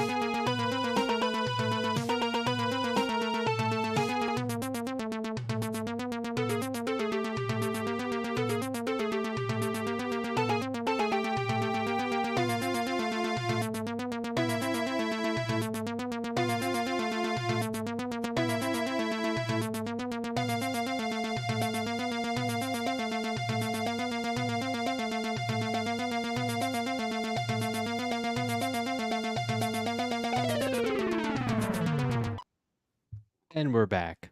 And Professor Harvey K is back. Debut Professor. on. Hello. Left past Let's 10. agree that from here. Call me Harvey tonight, okay? Please. Oh, okay. All right, Wow. Harvey, it is. Cool. You guys got to call him Harvey right away. I had to work up to Well, that. Andrea, I know. Oh, yeah. Howdy. When was that? Was that 3 years ago? 2 years ago? When was that? That was a while ago. Okay, so you know Andrea. You've been on Above It All. How about Sandy Shellis from Environmental Coffee House, Who is also muted currently. our I have resident unmuted. our resident expert on all things environmental and climate. And That's a coffee. fantastic show, by the way. If you haven't heard of it. Environmental Thank Coffee you. House. Okay. Hi, Harvey. And then Hiya. our old pal Jake Drogellis from What You Can Do, which is a show that talks about new and Jake, I'm just gonna do it for you. It talks about news Yeah. and politics, but also what you can do. So he never leaves the audience without saying, "Here's what you can do about it." And it's just a Excellent. That's great. fantastic concept. You would love it. Am I allowed to ask geography questions? Yeah, Absolutely. sure. Yeah. Where are you all situated this evening? I am in the southern tier of Western New York, in the middle of Amish country, in the middle of nowhere. What's the closest town? Olean. Oh, Buffalo is 85 miles north. North. I'm 85, about 85 southeast. Are you anywhere near? Is it East Aurora, something like that? I'm farther away from East Aurora, but Okay. I used to live up in Erie County. I worked at the university for 22 years as the research HR director for the Oh. Research Foundation. So yes, I'm a Buffalonian. Okay. Buffalo. Jake, where are you? Currently in hell, dealing with a case of COVID, but I Oh, am man, I'm normally sorry. situated are you in doing? What kind of Dearborn, drugs are you on right now? Michigan. Just good old fashioned Vernors, a Michigander's cure for all ailments. There you go. If So- you're hit with stray rifle fire, a little Vernors, buff it right out. And I talked over you. My You said- grandpa When you was say from Werner, you Michigan, mean and so I root used to beer? drink that as a kid. It's not Oh. Verner's root beer, right? It's ginger ale, my Ginger friend. ale, That's right. the key. That's what fends off the diseases, and that's why Andrea is so healthy. Clearly, she had it as a kid, so boom, boom. Hell Okay, yeah. so wait, Boom, Andrew, where are you boom. located? Remind me. Well, I used to. Last time we talked, I think I was still in North Carolina, maybe. Really? But I didn't know that. yeah. Well, I left North Carolina, and I now live in an undisclosed location because bunker, I don't want even. people to come after me. So She's I a have bunker experience baby. with that. Bunker baby. Yeah. So where? Jake? So you're in Michigan. Yes, sir. Can you reveal where in Michigan? Dearborn, Michigan. It is the town right next to Detroit. Gotcha. I know that. They're intertwined. Those We're not. towns. I mean, we're not that far away from each other. My family. Really? is Where from are you Dearborn. at? Green Bay, Wisconsin. Not too far at all. Not too far at all. Right. Just a quick ride across the lake, and we're having tea together. I like it. Very nice. Okay. Yeah, Guys, I loved your conversation. I was listening to that whole fantastic. thing. Me too. It was fantastic. Thank you. Jake, Don't worry, Andrew. I'm not question. expecting you to say anything. I know Jake has questions. I like the Yeah. fucking Playboy part. That was good. I guess I'll tell you that I'll never forget. There are things that come out of nowhere, and to get a phone call from the editor of Playboy was one of them. There you go. I would say. How do you Yeah. get your how do you get your students interested in Thomas Paine? You're teaching at a high level. The Are they Playboy already article, familiar? Well, obviously. first thing to know is that just to be honest, I'm professor emeritus now. When the pandemic struck, so it was like actually it's what 4 years ago this month that the university sent everybody home, not to come back till the end. Well, for 2 weeks. They said first 2 weeks, then we never went back. So we finished the semester online, and I love doing things like this, but I Yeah. hated the thought of teaching 50 students online. Yeah. So the University of Wisconsin system, well, the state decided that to protect themselves against what they believed might be a recession or even a depression in light of the pandemic, they were going to buy out, if people were willing to do it, senior faculty of the University of Wisconsin system. Oh. So they offered a buyout to folks like myself, senior faculty, Mhm. where they said, if you leave this summer, we'll give you half your salary for the coming year. Nice. And I took it. I Heck had never yeah. intended to retire. I had never, and it wasn't the money specifically that did it. It was the idea that I did not want to teach online, and I saw at least the Oh. next full year being just that. Yeah, fair enough. And that's actually when I started doing shows, including Andrea's back. I'm pretty The sure it was irony. Back then. I've always said in academia, no one retires, and I'm the only idiot that did. Okay, so normally I tell a lot of dad jokes on this show. Now I'll tell the dad or granddad jokes. I'm considering not doing it anymore, and here's why. Oh, I was on a Zoom call recently, and I told a joke, and there was a lot of people on the call, and no one laughed. And so it turns out I'm not even remotely funny. Wait, are you sure they weren't muted? Ah, Maybe they- remotely funny. Didn't Maybe they were muted. Oh, maybe I was muted. That's my Maybe they dad were. joke for the night. Maybe you though. didn't even know. You're remotely funny, Matt. If the letter hack tells a joke, Everybody's muted. laughing. did it ever happen? That's right. here's what generally happens. Sometimes I catch him. Generally, what'll happen is Letterhack will tell a joke, and a full 30 days later, I'll be sitting there. I'll be like, oh, and then I'll leave it in the comments on So the it may video, not like be just funny. now. Time He may not be release. funny, but he is memorable. Yeah. Boom. There you go. I'll Put take that that. on your gravestone. I'm going to use that as a quote on my autobiography from Professor Harvey K. He may not be funny, but he is memorable. Memorable. Yeah. I think That would that'll sell actually be books. that would be fantastic. That should Yes, just be great the quote. straight up title. That should be the title. So you asked how it is that I could turn students on to Thomas Paine? Yeah. Well, first of all, I think that I may sound smart when I talk about this stuff, but it's not terribly fancy ways that I speak.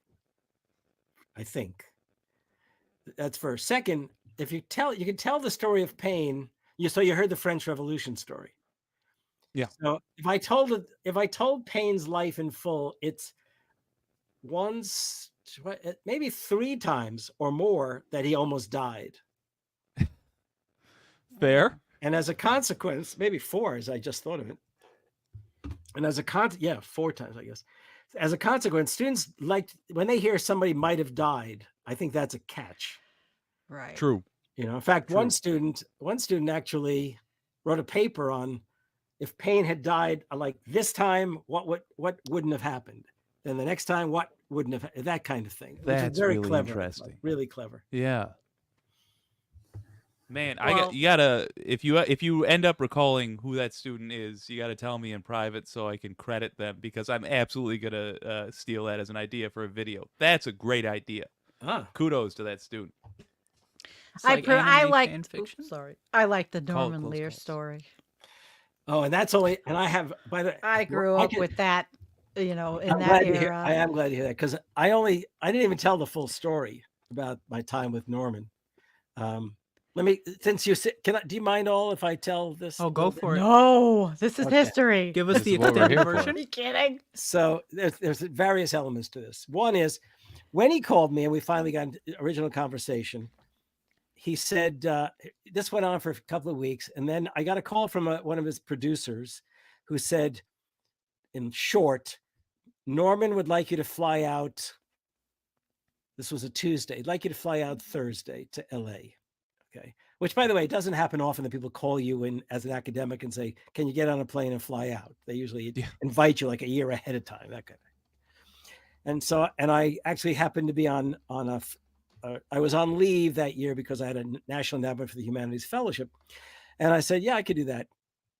And I said, so what are we going to do when I'm out there? He says, Norman told me not to tell you. He wants to tell you that kind of stuff.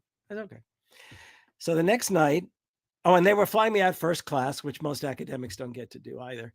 True. And so Norman called the next night. This, by the year, was 2008. And he said, Harvey, really looking forward to us getting together, blah, blah, blah.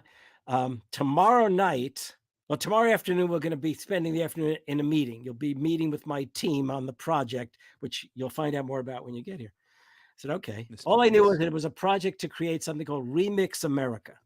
That's what it was. It was going to be a YouTube-like website for students and in college and high school. Anyone could go on and create a piece of historical and social criticism using the technology there. It was early. This was, again, I don't remember when YouTube really took off, but it was around that time that everyone was talking YouTube. So, and then he said, and then after dinner, we're going to go see will.i.am. Okay. Yeah. Sandy, you know who will.i.am is? You're muted, Sa- Sandy. From the Fugees. If you don't know, Yes, who I did. I do. I'm Okay, sorry. hold I on, hold muted on. myself. Well, the reason I ask is, Norman, I was quiet when he said that. And he said, Yeah. Harvey, do you know who will.i.am is? And I said, no. And he said, how about Black Eyed Peas? Oh, yeah, well, I know Black Eyed Peas. Well, he's the brains of the operation. That's how he put it. So we're going to be meeting him tomorrow night. I said, okay, great. And so I got up Black the phone. eyed peas are very tasty, by the way. I've had them many times. So I wanted to meet Fergie, by the way. So Famous chef. I would will.i.am, need to drink sure. water too if I were telling that story. So what happens was, as soon as I got off the phone, I called my nephew, who was at that point, I don't know, 13. And I said, hey, guess what? I'm meeting will.i.am tomorrow night. And he just exploded on the phone. You're a lot. He says, quick, go buy a CD. And when you get there, have him sign it for me. So I didn't get a chance to buy the CD, but I thought, if the opportunity arises, that's important because of what's going to happen. So I fly out, but here something happened along the way. I was at the airport early, 7:00, to fly first class Green Bay to Minneapolis onto LA. And the flight was canceled. So Delta rebooked me by way of Chicago on a United flight, but it meant going to Chicago, then to Denver, then to LA. The point here was, when I finally before I got on the plane, my wife says to me, no blondes, no Coke. Wow.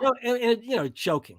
So there goes my weekend plans. So so basically I got held up. I did not get to LA when I was supposed to, which was supposed to be like 11 in the morning. Instead, I got there more like, I don't know, 3 in the afternoon. So I arrive at the airport in LA, and I don't know what I'm supposed to do at that point. I don't know where I'm going or anything else. So I called Norman's assistant. Her name was Marilyn. I said, Marilyn, this is Harvey. I'm at the airport. What am I supposed to do? She said, oh, Norman has arranged for the buyer from his house, from the estate. He had a mini estate up in Brentwood. The buyer from the house, the woman who had been hired to do all the buying and stocking of things in the house, she's going to pick you up. I said, well, what does she look like? She goes, she's young, very attractive, long blonde hair. Oh, no. Shoot. I said, Oh, no. Hey, do you have any no. brunettes? So she arrives, Yeah. and she was a student at one of the colleges in the LA area.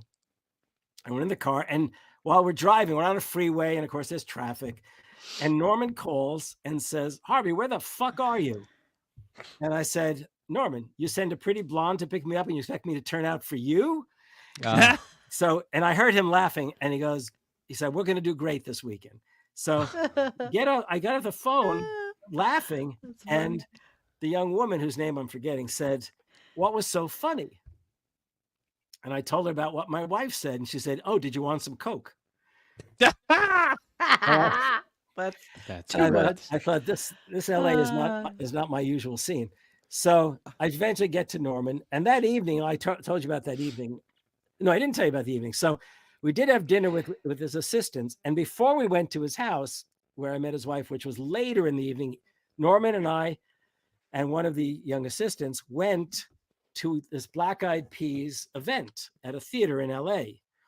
And when we got there, Norman said, "I hope you don't mind if we go on the on the red carpet." So, and it's all the paparazzi, like, it's lots of stuff. And we get to the end of the line, and then Norman grabs me and he says, "We're not going in here. Come with me." So we go out, and we're escorted to the back, basically down to the dressing room area. And before we go in, he says to me, "You're going to meet will.i.am right now, and under no circumstances do ask for his autograph." Oh, As No. far as he knows, you are. As far as he knows, you're more important than he is, because he doesn't know exactly who you are. Oh. I said, "Oh, okay." It's good 'Cause strategy. this was an important meeting, I'm apparently. gonna and he use wanted- that strategy. So we walk in, and Norman says, "This is the guy you want to meet." And he introduces me, and Will had actually had a boot on his foot. He had sprained an ankle or something, and he says, "Can I give you a hug?" I said, "Yeah, sure."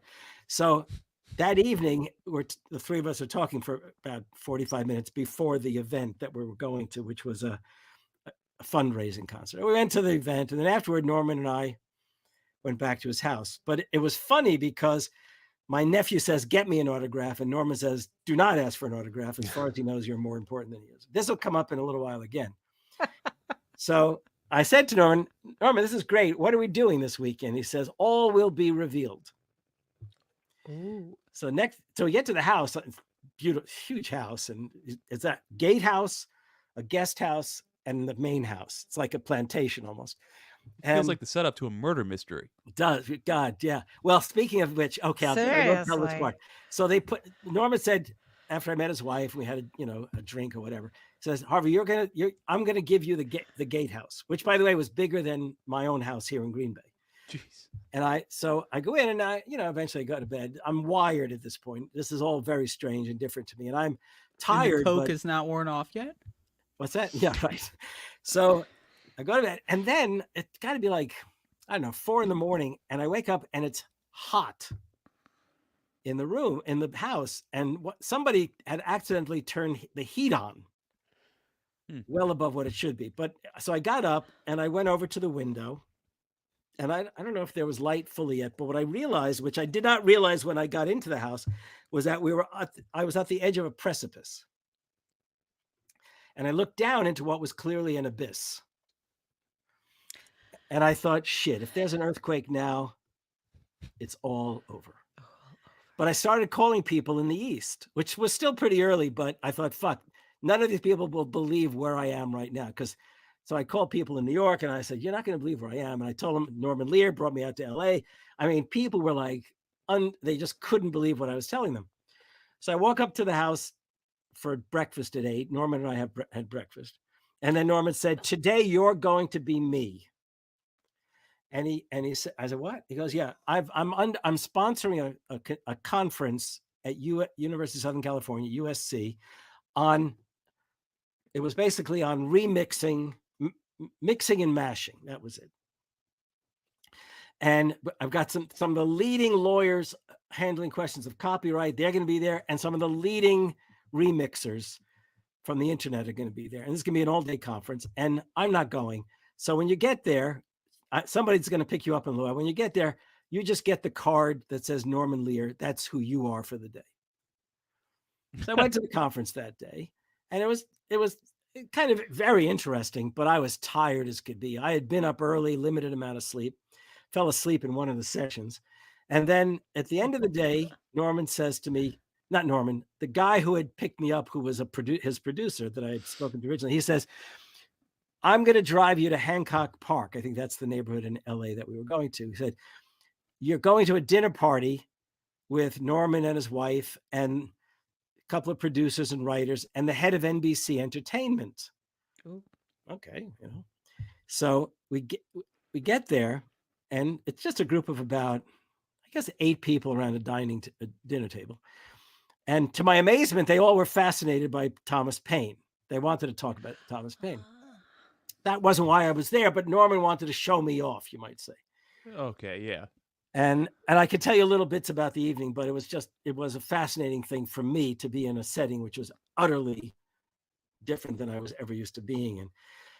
The next day, I get up, had breakfast with Norman. Now we're on Saturday. And Norman said, you're going to help me write a speech this morning, that if you don't mind. I said, no, that'd be great. So we spent the morning working on this speech. At lunchtime, we broke for lunch, and Norman says to me, we're going to a meeting this afternoon over in, I don't know, it was West Hollywood. It's the area of LA beneath the Hollywood sign. I'm not a specialist on LA, so I can't tell you anything more than that. A little neighborhood down below the Hollywood sign, and the houses were all about the size of my little house, my wife's and my little house here in Green Bay. We got there, it was the producer, the head of Norman's foundation, a youngish woman, Norman, and myself. This was to be the sort of key people in this project of Remix America. And the task we had that day was easy. So Norman said, he said, we're going to write the mission statement, or the opening of the mission statement for this project. And the 2 people who were there, who I liked very much, both of them I really, really liked a lot, started talking in their respective jargons, and it turned out to be very sort of Hollywood-ish and so on and so forth. Yeah. So Norman stops. He says, what do you say, Harvey? What do you think about this?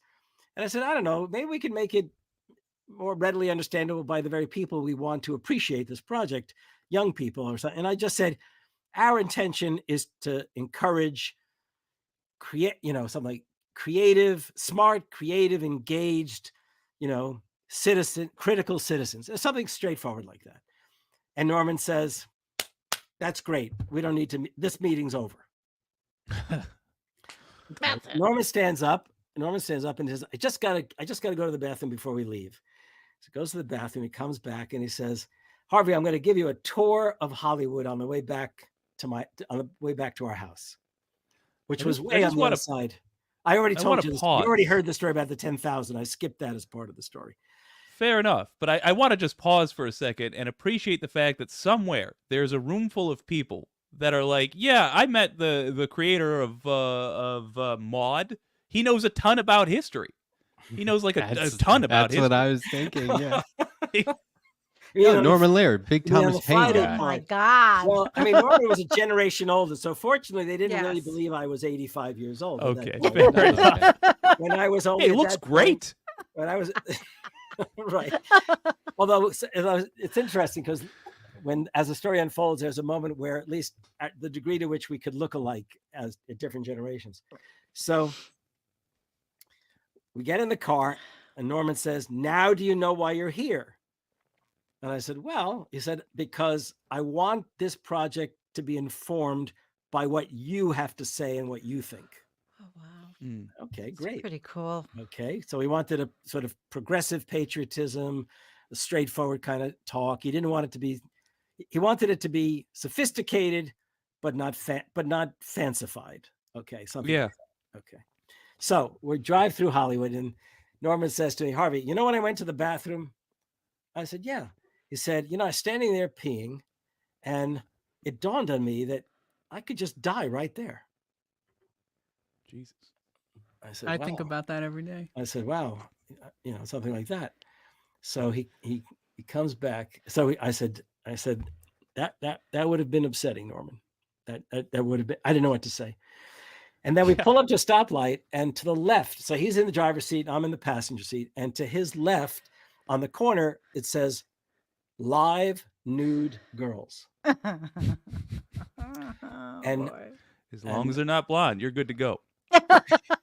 So Gee, Norman's that's looking good. around, and then he sees that and he goes, "Hey, Harvey, you want to see live nude girls?" I said, "That'd be great, Norman. But what if you died in there? That would be embarrassing. Not just for good you, point. but for me too." Yeah. And he broke it. I mean, fortunately, he broke into hysterics. And one of the things I learned at that moment, though I had a sense of it already, is Norman was the kind of comedy writer where he didn't mind being the straight man, that he would feed you the opportunity to make the joke complete. And Yeah. and I was really impressed by that. He didn't feel like he had to impress me with his humor. He already had that. Okay. Yeah. And I wasn't even sure I had to impress him with mine. I actually responded most of those occasions because I felt so utterly and absolutely comfortable being almost not snotty, but just cutesy about things, just like, hey, this or that. Okay. And then that evening he was going to this big party for the Bergmans. The Bergmans were a team of, they were older folks who had written any number of sort of music and lyrics for shows and movies and things like that. And Norman said, "I'd like to take you, but this is what do they call that? A tuxedo type. It was a Black tie affair. black tie Yeah. kind of thing." And I said, "Well, who are you going to be seeing?" He said, "Well, I know that Barbara Streisand is to my left. My wife will be nearby. Barbara Streisand's going to be there next to me." And the connection was this: that couple had written the music and lyrics for the stuff in the movie Yentl that Barbara Streisand did. Mm-hmm. Okay. So then the next day, and he left me, Norman, with one of his two daughters who was there, and he said, "You have complete say in the movie room, in the projection room." It was this big family room like thing, and it was the Academy Awards were coming up, so every film of the last numbers of years in the Academy Awards were all on this computer, that you could then just play any movie you wanted. So I was still exhausted, but I fell asleep and watched Juno at that point. And what's really cool, the two of the women who worked in the kitchen, the Latin Americans, and I spoke Spanish with them. They made me homemade ice cream, which was fun. That was just the fun part. Next morning, What flavor? I'm glad you asked. It might have been like banana, something like that, with chocolate chips, something like that. That's good. So yeah, it was good. Next morning, I get up, I go up and Norman and I are having breakfast. And Norman says to me, "I don't know if you want to go, but I like to go to the Grammy rehearsals." He says, "I don't like to go to award events unless I have to. But what I do is I go to the Grammy rehearsals." He said, "The place, it'll be the Staples Center. It'll be empty except for the performers who are rehearsing. You, me, I'm bringing along my two daughters.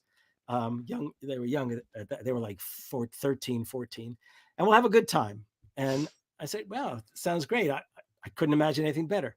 He said, "What time's your flight?" Which was very late in the afternoon, early evening. I guess it was a red eye or something like that. So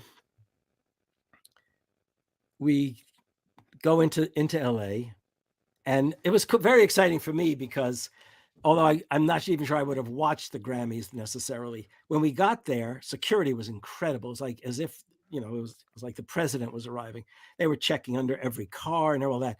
And when you go in at the desk, the people who were signing you in to get into the Staples Center, they said they recognized Norman and they had a badge for him or whatever. And they said to me, "What are you?" And Norman said, "He's talent. That'll be his badge." So I have this badge, talent, okay, which I still have. And it's on the refrigerator. I you love keeper. this story. Downstairs on the refrigerator. Oh. So we go into the Staples Center, and people just immediately came rushing over to see Norman. And it was just great. And we sat down, and the entertainment was pretty good. It included Tina Turner, Jeez. Ling Ling, Love is that the Tina. pianist? This very famous pianist who did Gershwin's remember. Rhapsody in Blue. Hmm. Jerry Lee Lewis was still alive. I think he performed. I mean, it was great. It was just fun. So at a certain point, I would imagine. yeah. Yeah. So at a certain point, Norman says to me, "You know, Harvey, I got to go to the bathroom. Would you walk with me to the bathroom?" So we get up. We're on our way out, and the bouncers who were already there waiting for that evening's event. One very big guy who was either a former football player or basketball player says, "Hey, Norman, I see you have your son here with you." And Norman says, "Yeah, he's home from the East," something like that. It was very cute. So we get inside, we go into the men's room, we're at the urinals, and Norman, turns to me and goes, "So what do you think?" And I said, "That's tremendous." And the guy down the way in the other urinal says, "Watch what you say in an LA bathroom." Sorry, I don't anyhow, at least Jake picked up on that. Okay. So, Good. That's so as we go out, Norman says, "By the way, I'm really glad you're enjoying this," he said, "and get back." And the paparazzi started taking pictures of me with Norman and the two girls. And the guy said, "Are you really Norman's son?" I said, "No, I'm just working with him on a project." And he said, "Well, you're now going to be in these paparazzi, in these photos. Hope you don't mind." I said, "I don't mind." So I do have the Can we photos. see those photos somewhere? Yeah. I do have them somewhere. If you're interested, I can. Heck yeah. I can- Someday. I got pictures from the Black Eyed Peas red carpet thing, the whole bit. Actually, it was not a red carpet. It was a green plastic carpet in honor of the environment. How's that for irony? That's Yeah. funny. Nice. Everything's What was irony this when like? it's in Yeah, honor of the It's a environment. good time period. You never got that autograph either, right? What autograph of Will I Am? Black Yeah. Eyed No, Peas. but when the Black Eyed Peas came in for the rehearsals, and Will saw me, he quickly hobbled over to give me another hug.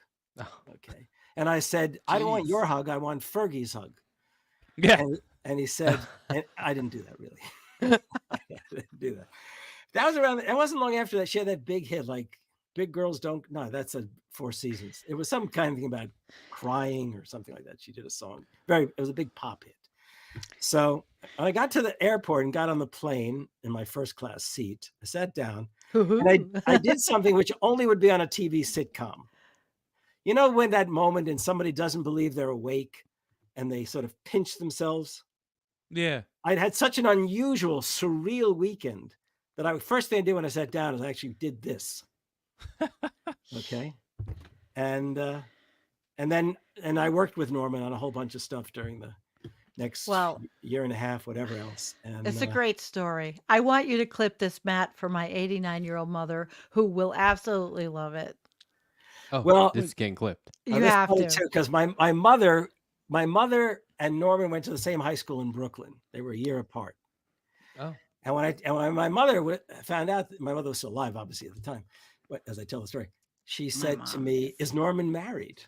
And I told Norman, I said, "My mom was eager to know if you were married." I told her you were. He said, "Oh, I'm flattered that she would ask." So Oh, that's funny. Yeah. yeah. They all grew up in Brooklyn. So did my mother. Yeah. Actually, Actually, Coney Island. Oh, really? No Shocks kidding. me about all Wow. these stories, including the ones you were telling with just letter hack earlier. Is like, there you are. You've made a name for yourself as a professor of history, and you're rubbing elbows with the aristocracy, and these people with all their free time, all their no worries about money breathing down your neck, they know nothing. They know less than the rest of us. It is truly. I mean, I'm not trying to dunk on. I mean, it sounds like no, but I will Norman was tell a you great guy. that does not. Actually, what's interesting about that is, in one sense, they knew something, obviously, and they knew an industry extremely well, which I didn't. Norman himself was pretty well informed. Okay, I mean, Yeah. and I left He out knew a key enough to part. invite you I out. left out a key part of the story, which I'm sorry I did. At around that time, not maybe a year or two before I met Norman, or before he called me, Norman had bought a copy of the Declaration of Independence. This was one of those stories you hear about in movies or whatever, where they discover on the back of a painting. There's some incredible other thing. Sure. Someone called somehow- Nicolas Cage. Somehow, was that? I Someone said called someone Nicolas called Cage. Nicolas Did a Cage. movie That's about right. it. Well, somehow or other, some family discovered or someone discovered a copy of the Declaration, an unknown original copy of Wow. the Declaration. Did he hang that in his house? Wait, better than that. Wait. Because that would be a decoration of So it went up for independence. auction through Sotheby's, I believe. Yeah. Oh, auction. Okay. Okay. Boom, boom. And there was a right-wing guy who wanted to buy it, a conservative. He wasn't an utterly right-wing, but he was definitely a major conservative billionaire. Oh. Okay. Actually, if it's a name that I don't know if it would mean anything to you, it was either Gilder or Learman. If you knew, there's this Gilder Learman Institute, and he was one or the other. He was a very, very wealthy guy who collected Okay. Americana and wanted to promote American history and American studies, that kind of stuff. But he was conservative.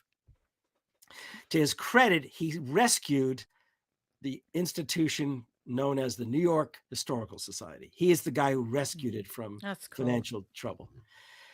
Okay, so Norman outbid him for the Declaration. Okay.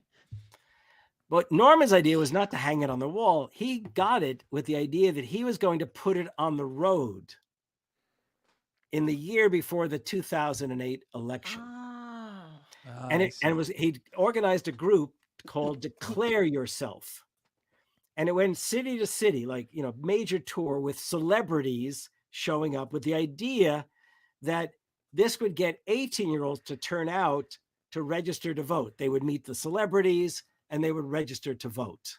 What year was this? 2008. I remember it. In fact, Declare there were yourself. various corporations that actually helped him do this. I think the Gap Yeah. was one of them and others. And by the way, the party that he sponsored in DC for the Obama inauguration was like the big final event of Declare Yourself. So when I got to Norman's home, which was back at the beginning of 2008, not 2009 when the party was, I said to Norman, "Do you have the Declaration here right now?" And he said, "As a matter of fact, I do," because it was between events or whatever else. And he said, I assume you want to see it. I said, "Oh, absolutely." He goes, "But I do want to warn you, I cannot open the case." It was a special wooden case that they had produced. "I can't open it without tearing up," he said. That's how he felt about the Declaration and the Revolution and the meaning, the American promise, basically. That's why he wanted me there. And when he brought it in the room and he opens it up, he brought it from, it might have been in the bedroom for all I know, but he brought it into the study, which was a phenomenal room. And he opens it up, and I can tell you, I teared up. I couldn't believe what I was seeing. And by the way, they had really cleaned it up. It was beautifully cleaned up. You should also know that I can't remember, the signatures weren't even on it. Now, the first thing to remember is they didn't really have an event where everyone turns out to sign it. That painting is a fiction. Yeah. It was available to sign over a stretch of days or maybe even weeks. So when it was first produced, it might have been 26 copies. They were quickly sent out to various parts of the country to let people know we've declared independence. Yeah. This might may even have been one that was sent to, say, New York or somewhere and then got lost in the process. But it was definitely an original. So anyhow, it was pretty exciting. It was really, really That's pretty awesome. exciting. Did you touch it? No, he wouldn't allow it to. Okay. No, that was. I would be it was in a case. terrified. The wooden. It was, call it a box, but it was a rectangular size of a big, painting Mhm. frame, and you open it up like a suitcase, and then there was a really, utterly like pure glass cover there. No, he didn't let me touch that. I don't even think he would have gone near touching it at that point.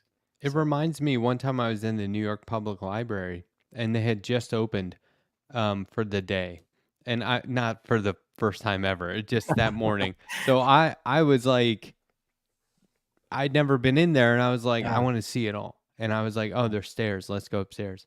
And we went into this room. It's one of those things when I think back on it, every time I think back on it, it seems less and less real. But it happened. There's just a big empty room. And there's these portraits all around the room on the walls. It's like George Washington, all these like, famous guys from history. And I said to the person that was with me, I said, I don't think we're supposed to be in here. We shouldn't be able to touch these. This shouldn't just be open like this. Anyone could come in here and just yank these, and there's no guards. We shouldn't be in here. And just then somebody came in and said, "Oh, this room's not supposed to be open." and I Trust was me, like, there were cameras on you at every moment. I'm sure, yeah, but I just had that sense that it was like, I don't want to be It's the now guy or that's never. going to sneeze on this Oh or my God. trip and knock this off. So I wouldn't be anywhere near that Declaration of Independence. Well, I'd be across the Oh room my going, yeah, I God. see it. In that vein, I have to tell you that this occurred twice, or three times, an experience of like touching something that you can't believe you've touched. Okay. Yeah. And one of them was that when I was working on the FDR project, the Fight for the Four Freedoms, and I went to the Hyde Park, to the FDR library, where the FDR archives are, and you sit down and you can request documents be brought to you at the table, and it's so much fun doing research if you're at all interested in this kind of stuff. But what I don't think I'd ever felt the way I did when they brought to me the original drafts of the speech of the Four Freedoms, the State of the Union speech for the Four Freedoms, the originals. And they were not in cases or anything like that. They were in folders and you could actually touch them. And kept, foolish, it'd been drafted in 1941. And this was already decades later. And so I can't imagine how many fingers had touched it. But I remember thinking to myself, what if they didn't touch every spot? So I took my hand and I slowly touched every spot on the document, hoping that maybe the DNA would just have rubbed off onto me a little bit. Okay. And then I did the same thing a few years later when I went back for another piece of research. But then there was That's another how one. we got COVID. I sullied the document. or wait a minute, think of some, well, that's a 40s, think of some 40s thing, God forbid I should even say this kind of stuff like polio, A but 40s anyhow, thing. I was vaccinated. But here's the thing. I went to the Library of Congress when I was working on my FDR book, in fact, as well, the Four Freedoms book. And I had discovered that, who the fuck is this? Miller, who married Arthur Miller. Arthur Miller, that there was a play that he had written called The Four Freedoms that had never been made public, that had never been published. Okay. Has it since? No. So I told my editor when I get to the Library of Congress, I want to see that play. Yeah. He goes, look, I want you to do everything you can to read it while you're there. If they won't let you remove it, or even see if they'll photocopy it, maybe we could publish it in a little book. This was a major New York publisher. They could afford to do this with, if they were going to contact the estate. So I got there, and when I was there, I was holding this original document, and I thought, my God, this is an Arthur Miller play that has never been published. And I'm one of the few people no one even mentions this other than, it'll be in a biography. It'll be mentioned in some works about, what was it about? About sort of the arts during World War II. And they'll mention the fact that it was never published. Okay. It might have been performed, by the way. And it wasn't like a dramatic play that you would put on a stage. It was like a gala event. Okay. It was meant to be, and it was going to be performed, I believe, in Harlem as a celebration of the Four Freedoms and internationalism. Anyhow, I did read it. I doubt if it would have made for a, I don't even believe for a moment the estate would allow it to be published, or it might well have already been published. But But why wasn't it published? Well, I'd have to find the folder to remind myself about some of the stuff that was in it. The language. But like nobody liked it. They were like, eh. No. I mean, I Was think it too maybe controversial for the 1940s? It might have been that. Although, as I said, I think it was actually performed as part of a series of events in Harlem, but it never got printed in any way or distributed in any way. And I do think I did get the people in the Library of Congress to photocopy it for me. And I'm glad that I thought this up. I've got it somewhere behind me or downstairs in a thing. I should look at it again and read it. I could do a reading of it. I wonder if that's legal.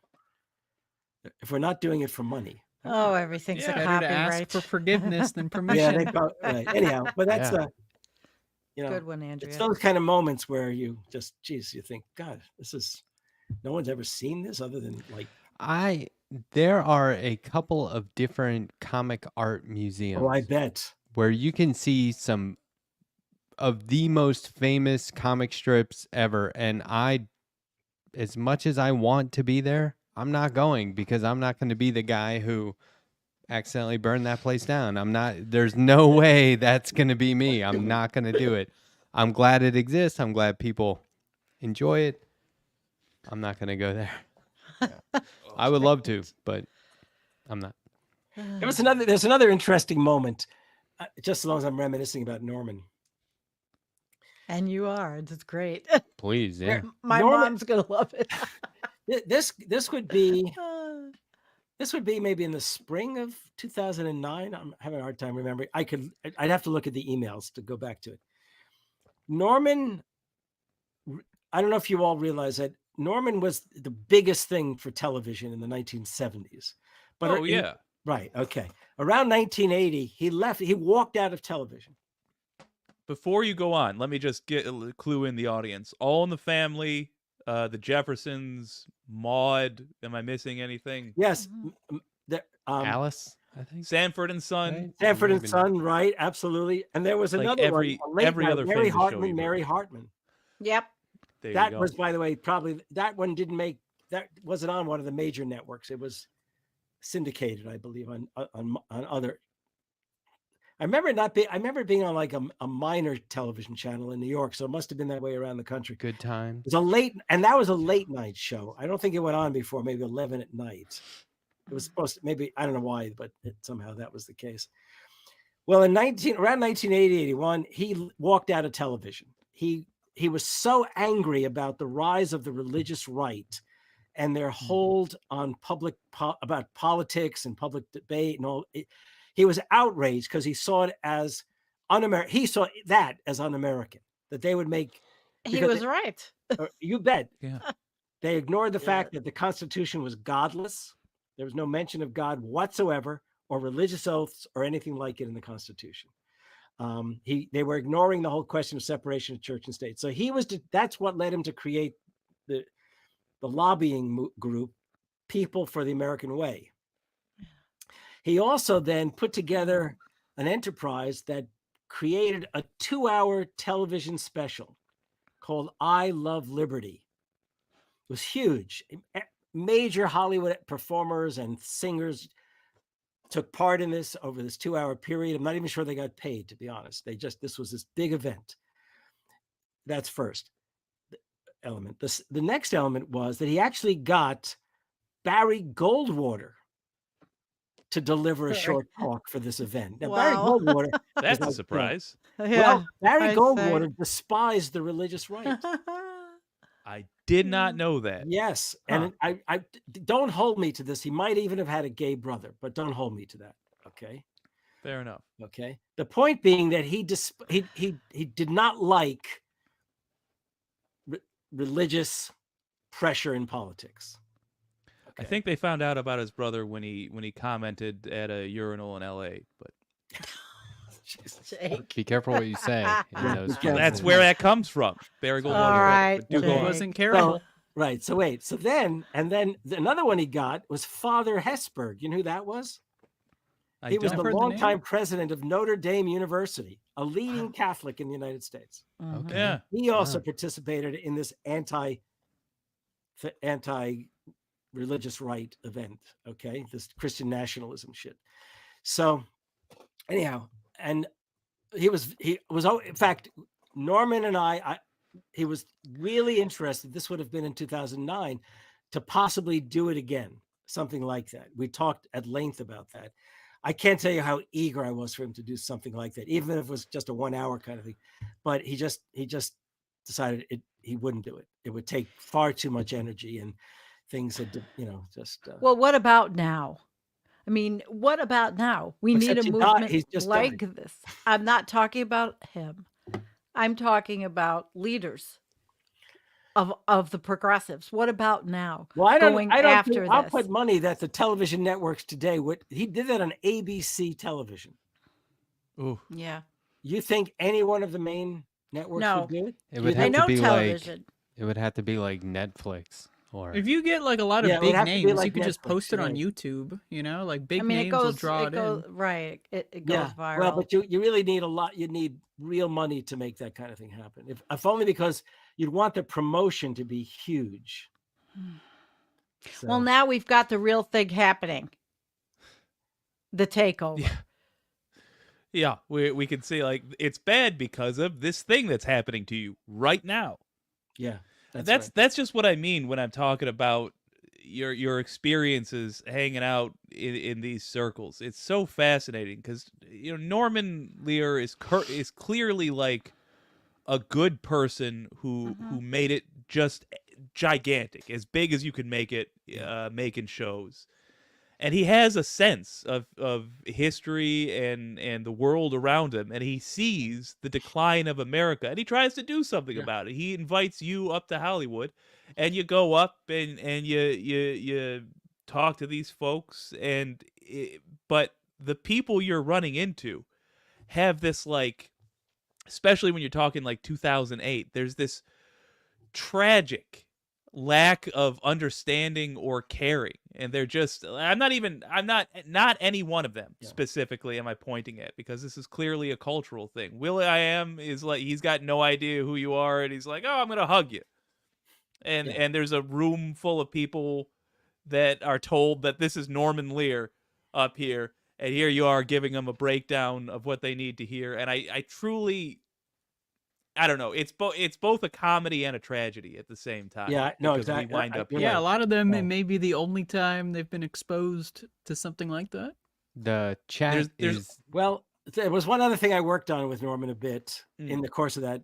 Well, actually, the bunch of stuff, but this one in particular. Norman Adam wanted McKay. to create. Norman thought he should offer an alternative understanding of what it means to be born again. So he created. By the way, Matt, can you on your computer just call up? Put down, type in "born again American." You're gonna get Okay. a lot of Keith hits there. Carradine? Was he in it too? Maybe it could be. Yeah. I see. Norman Lear. Oh yeah. Got it. Yeah, you're not allowed. Are you think if it's on YouTube like that, you can play it, right? Was an initiative to no. declare Not yourself. on Not here. necessarily. No. Okay. I can probably show this website though. That shouldn't be cool. a problem. So Norman was working on writing this song. Okay. Here's the There- lyrics. There are the lyrics, in fact. So, and every day Let in the me sing morning, it. every day in the morning, he would email me some stuff. He wanted to know what I thought. I wasn't the only one. There was a few of us he was doing this with. And I, at various times, I would actually criticize what he had done, because I thought, look, he's my buddy because he wanted my intellectual input, right, or my critical insights. And one morning, I think he called me and said, "Harvey, I need affirmation." And I felt so bad. So here was this guy who was, mid-80s, saying he needed my affirmation, not my criticism, which I gave him readily. But then I think that one day I got a little too critical. So Yeah. Interesting. No, I'll have to look I- into that. Oh, and I left out I the point when understand. oh, wait, sorry. I'm leaving out these very interesting to me, their insights about Norman. The morning he told me we would go to the Grammy rehearsals, I thought, wow, it's going to be fun. And I got, and he stopped for a moment and he said, "Give me a moment." And he leans over in this breakfast nook in the kitchen, big kitchen.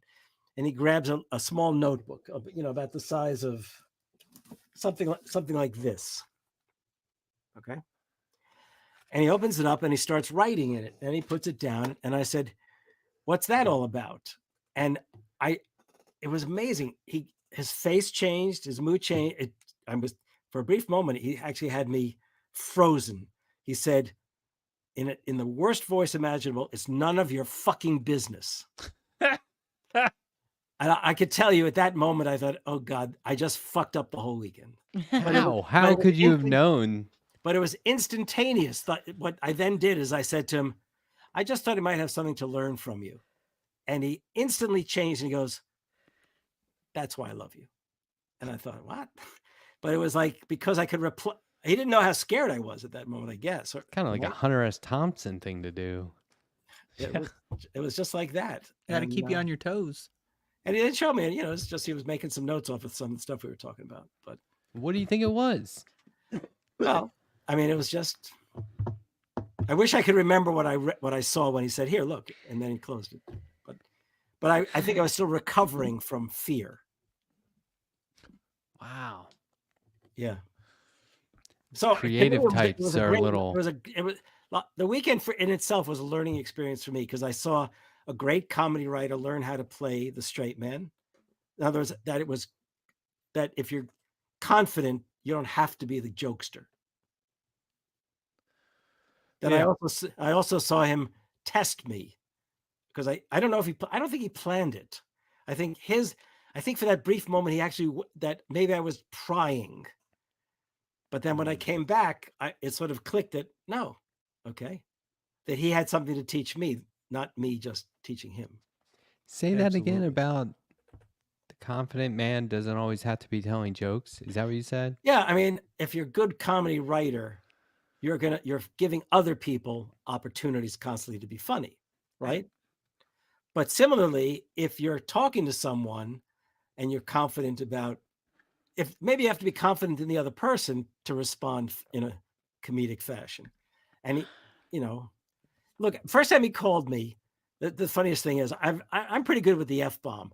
If my students could tell you that. And I remember in that first conversation, that hour-long conversation, I remember it very clearly. At one point, he said something. He used the word "fuck," and then he hesitated. He said, "Is that okay?" And I laughed, and I said, "People would laugh if they knew you asked me that." And he said, "Good. Then I think we'll be like family." That was that kind of thing. And it was just that moment where everything gets sort of tested out, and you move ahead. And by the time I got there, I think he figured, or maybe he was so rich it didn't fucking matter what I did. That's funny. One time I said thinking- to him, I said to him one time, "Norman, you think you'd be willing to come and speak to my students?" And he said, "Well, maybe." He said, how did I get to Green Bay? And when I mentioned he'd have to take a couple of flights, I said, I don't know. And then I said, "Oh, Norman, I've never had a billionaire stay in my house." And he said, "I'm not actually a billionaire, Harvey." I said, "Oh, fuck, half billionaire hasn't been here either." And he laughed. But it was just, In that case. it was Why am I breaking out the good china? Christ. right. When he passed away, I didn't cry or anything, but I felt like something had just gone. And I sent a note to Bill Moyers, who was I have been very close with, and the two of them were very close. One time,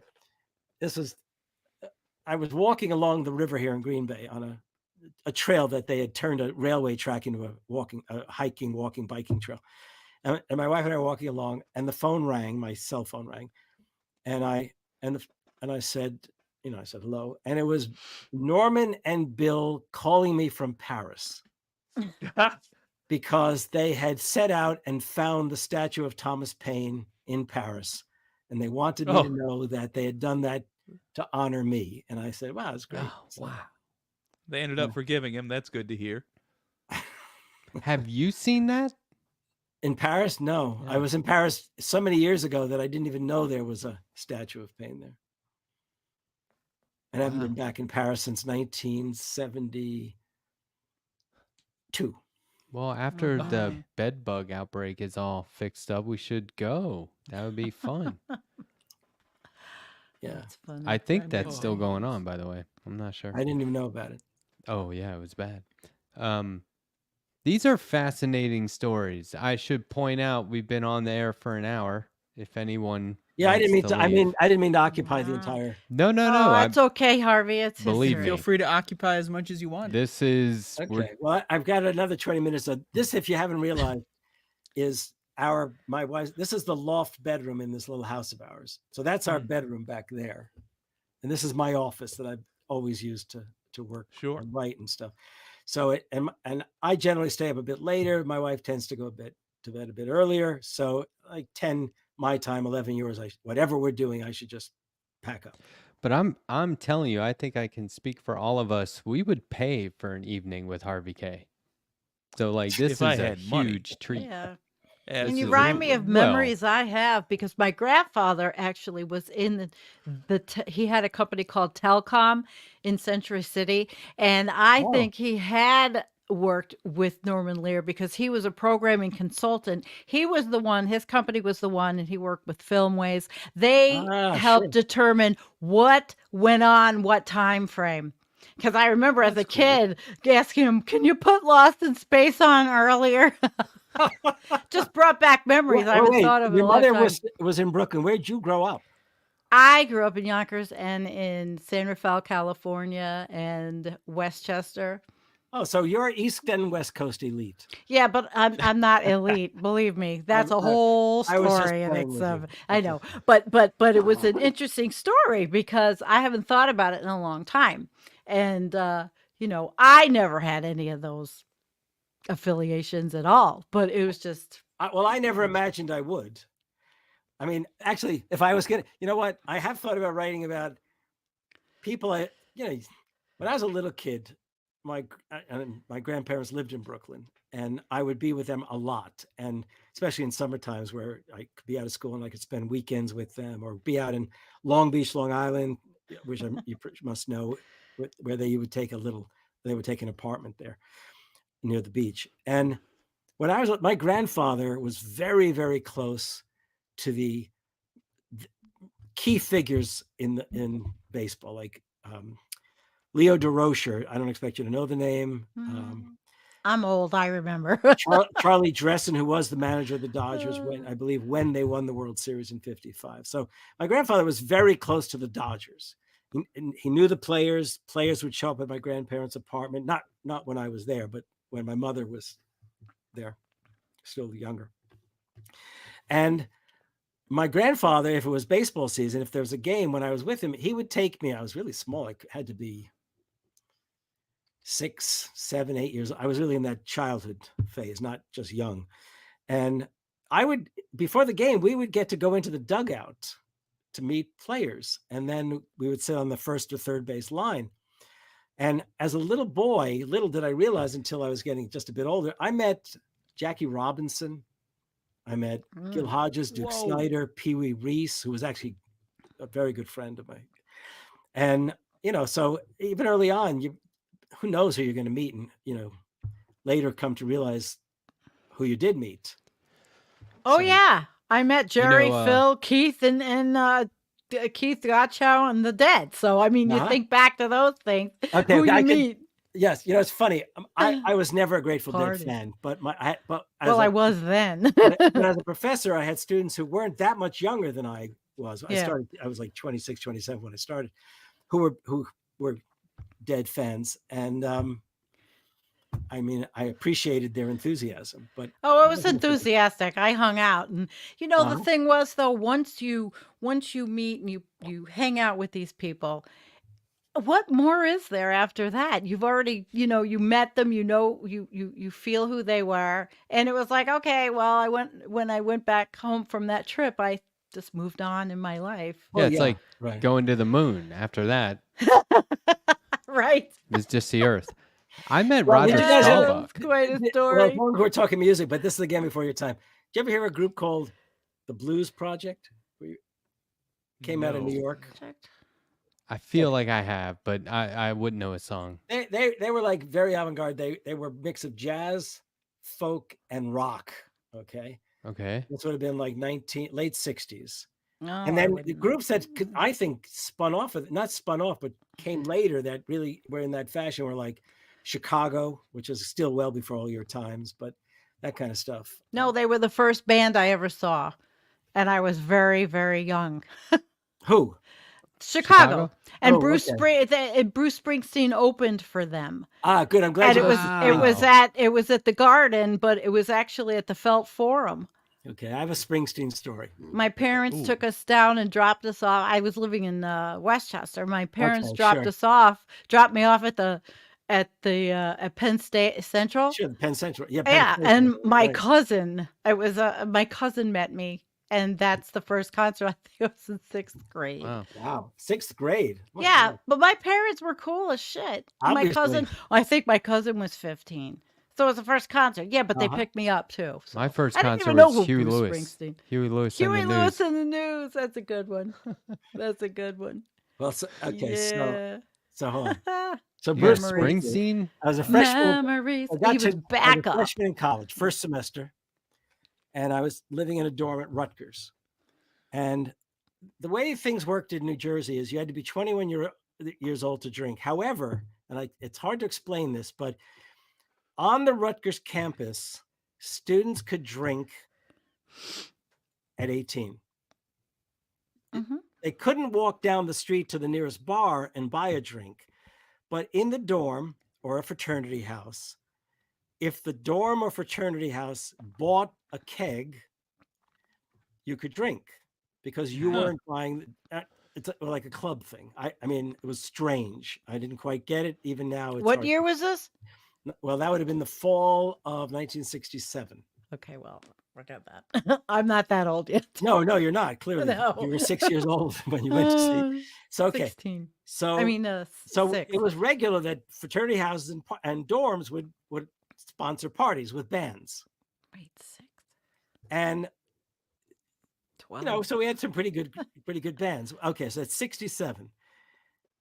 Somewhere maybe I can't remember how long ago. Let's say 10 years ago, out of the blue, I was contacted by a guy I knew from my first 2 years at Rutgers, and we had lost touch. Blanking out his name right. Ed was his first name, as I recall. And he was living in Milwaukee. He had gotten a PhD in environmental science, as a matter of fact. Oh. And many years later, he was working in Wisconsin. I can't exactly remember his particular job, but it sounded fascinating. And so he and his family were in Milwaukee, and somehow or other, he'd come across my work and realized I was just 2 hours north in Green Bay. So he contacted me with the idea that we should get together. And he said he would be coming up to the Green Bay area. Let's try to spend the afternoon together. So he came up, we went to the student union, we spent the afternoon having coffee and stuff. And he said, by the way, did you know that you met Bruce Springsteen? I said, what? He goes, yeah, he was the president of our dorm association when we were freshmen. Oh, that's funny. And one of the bands that he interviewed was Bruce Springsteen's band from the Asbury Park area. Oh, I That's see. cool.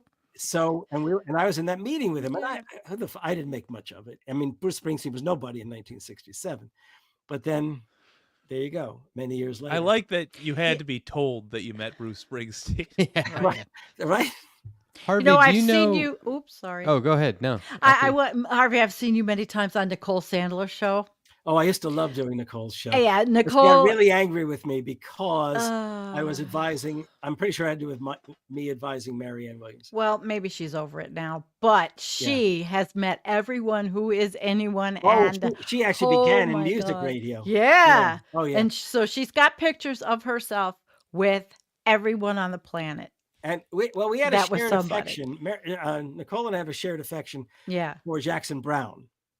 Yeah. Oh, Jackson yeah. Brown and I were born. He's a year older than I am, but both born on October 9th, as was John Lennon and the Count from Sesame Street, just for the record.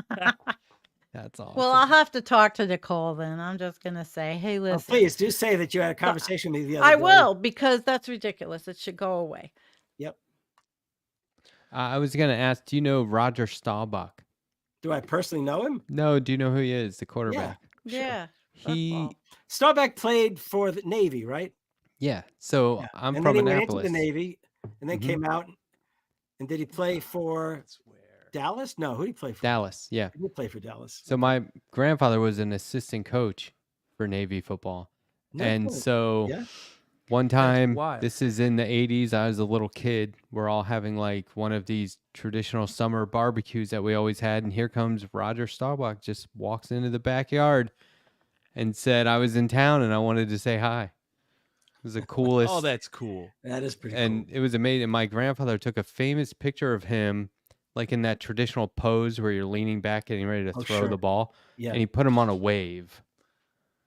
Oh. And he like, there was no Photoshop when he did this. Yeah. Black and white photo. And so that became kind of like a famous photo of him. And yeah, anyway, it was Cool. random. But Absolutely. that's as close as I've come to being like, Did Staubach first, when he came, if you remember anything, did he first come back and play for a Canadian team and then come to Dallas, or did he go straight to Dallas? I don't know. I I remember know there he was was there 3 was years something at like that, Navy. a similar player who was out of the service academies who, anyhow. Yeah, I don't know. But yeah, it's funny. Somebody was just asking me what my first concert was, and I said it was Huey Lewis and the News, and they were like, "Who?" Oh, I thought they were way That's more popular sad. than that. They Ugh. were. That's what I People, thought. we're getting old, Matt. Well, you're telling Shit. me. Yeah, I feel So it. when I got to London in 71, fall of 71, I ended up by accident going to a concert at one of the big cricket grounds where the Who was with the Who. I mean, that might have been my first concert in London.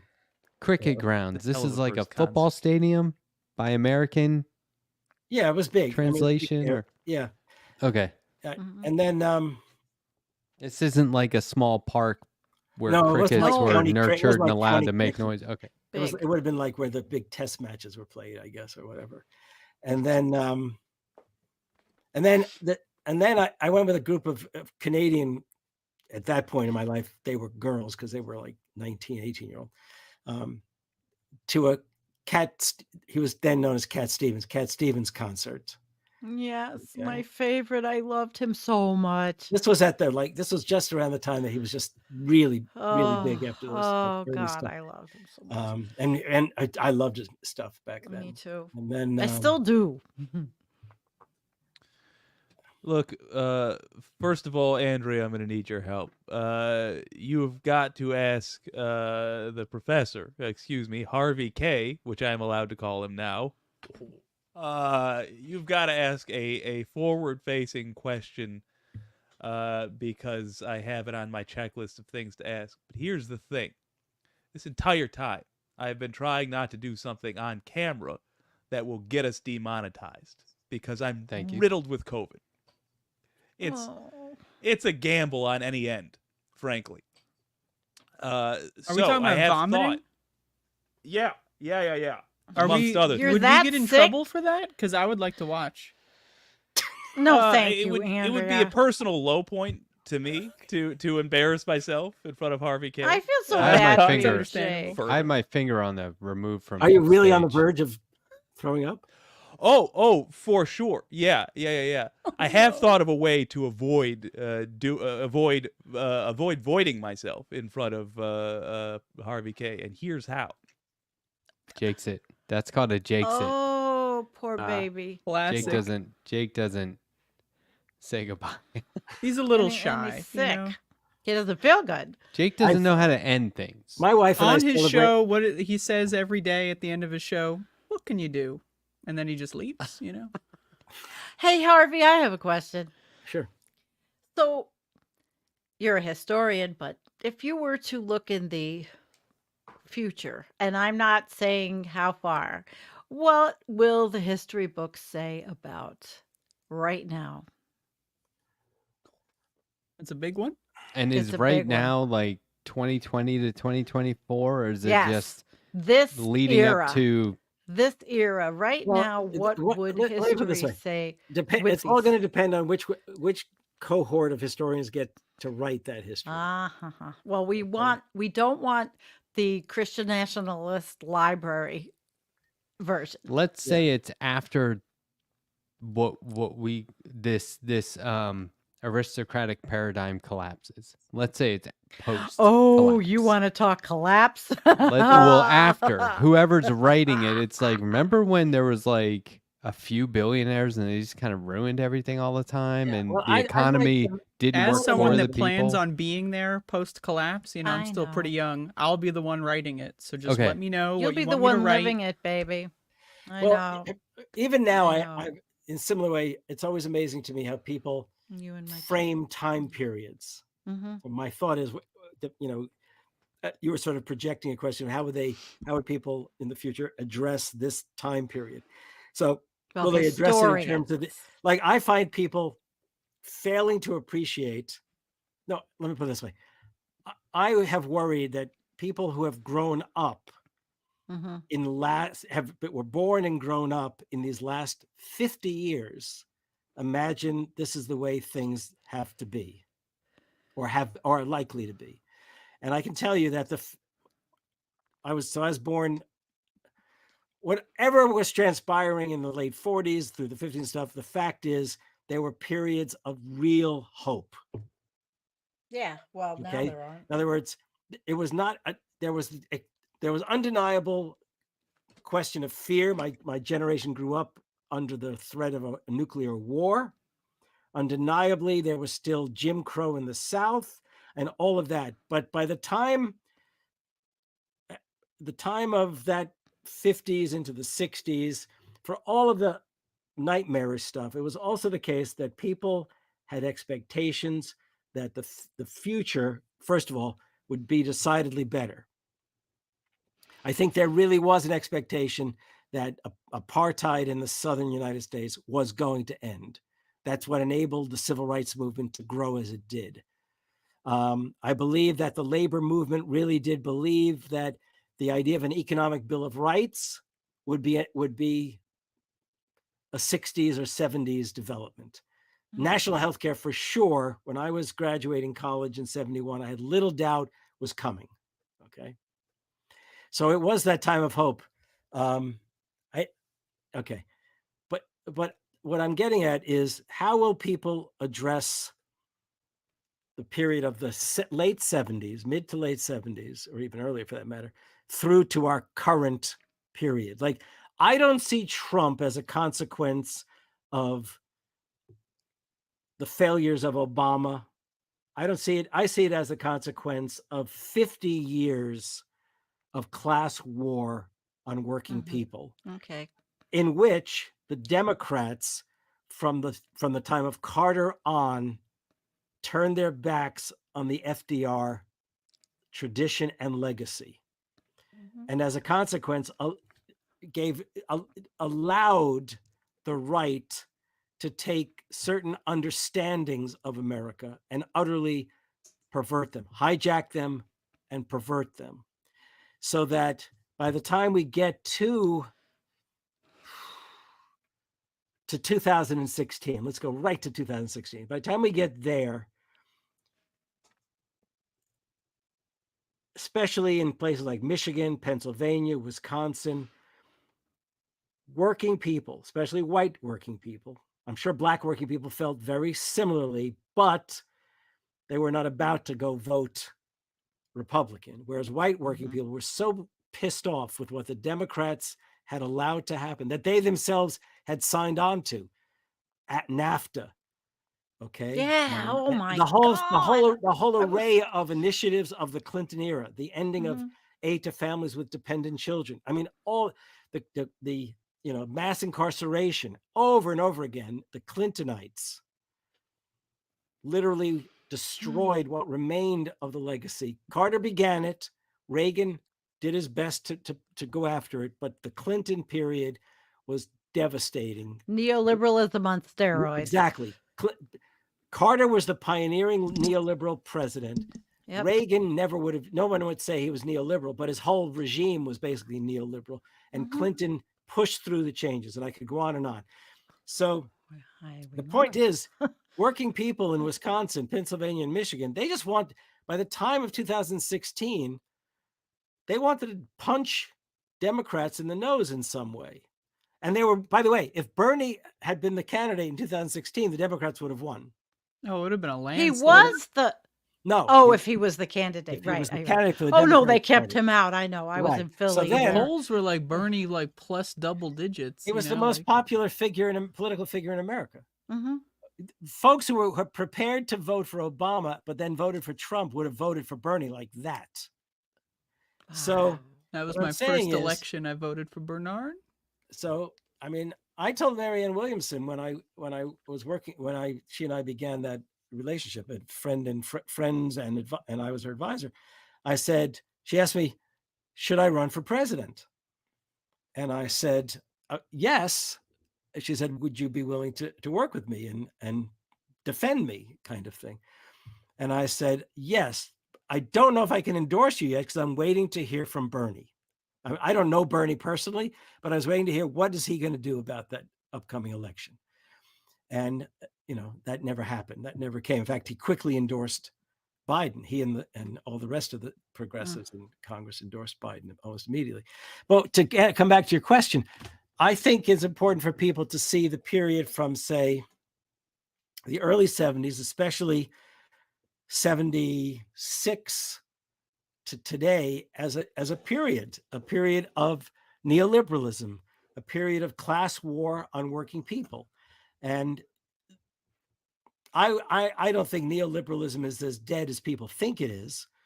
Okay, It's at all. not dead. Right. And I think the only way it will be wiped away, killed off, buried, will be if this surge in the labor union movement really becomes not just a surge, but a wave. Yeah. Because right now it's not a wave yet. Keep in mind that the UAW and the Teamsters won victories, one by way of a threat of a strike, the other by way of a strike. Amazon has won victories, but the Amazon Labor Union, led by Chris Smalls, they won a victory, and they're still struggling in certain locales, but Amazon's not organized. No. The Starbucks it's amazing. They actually got the Starbucks making union got strides. Starbucks to agree to take them seriously. Yeah. But it's not over yet. Okay. We'll see how long it takes to come up with real recognition and a contract. So, if the breakthrough from labor would occur, then I think we can say there are real possibilities. But as Matt and I were talking before, I think labor in the course of this surge needs to cultivate a vision. I think the vision should be a vision of the Economic Bill of Rights, and I'll still work on that. How does the Economic Bill of Rights meld with our climate crisis? If you look at the 10 items, one of the I items have to. I did not. I'm sorry. Yeah, because one of the items is the right to a Clean environment and a healthy planet. healthy planet. Remember, these are not policy initiatives. These are basic rights. The Mhm. policies would emanate from these kinds of.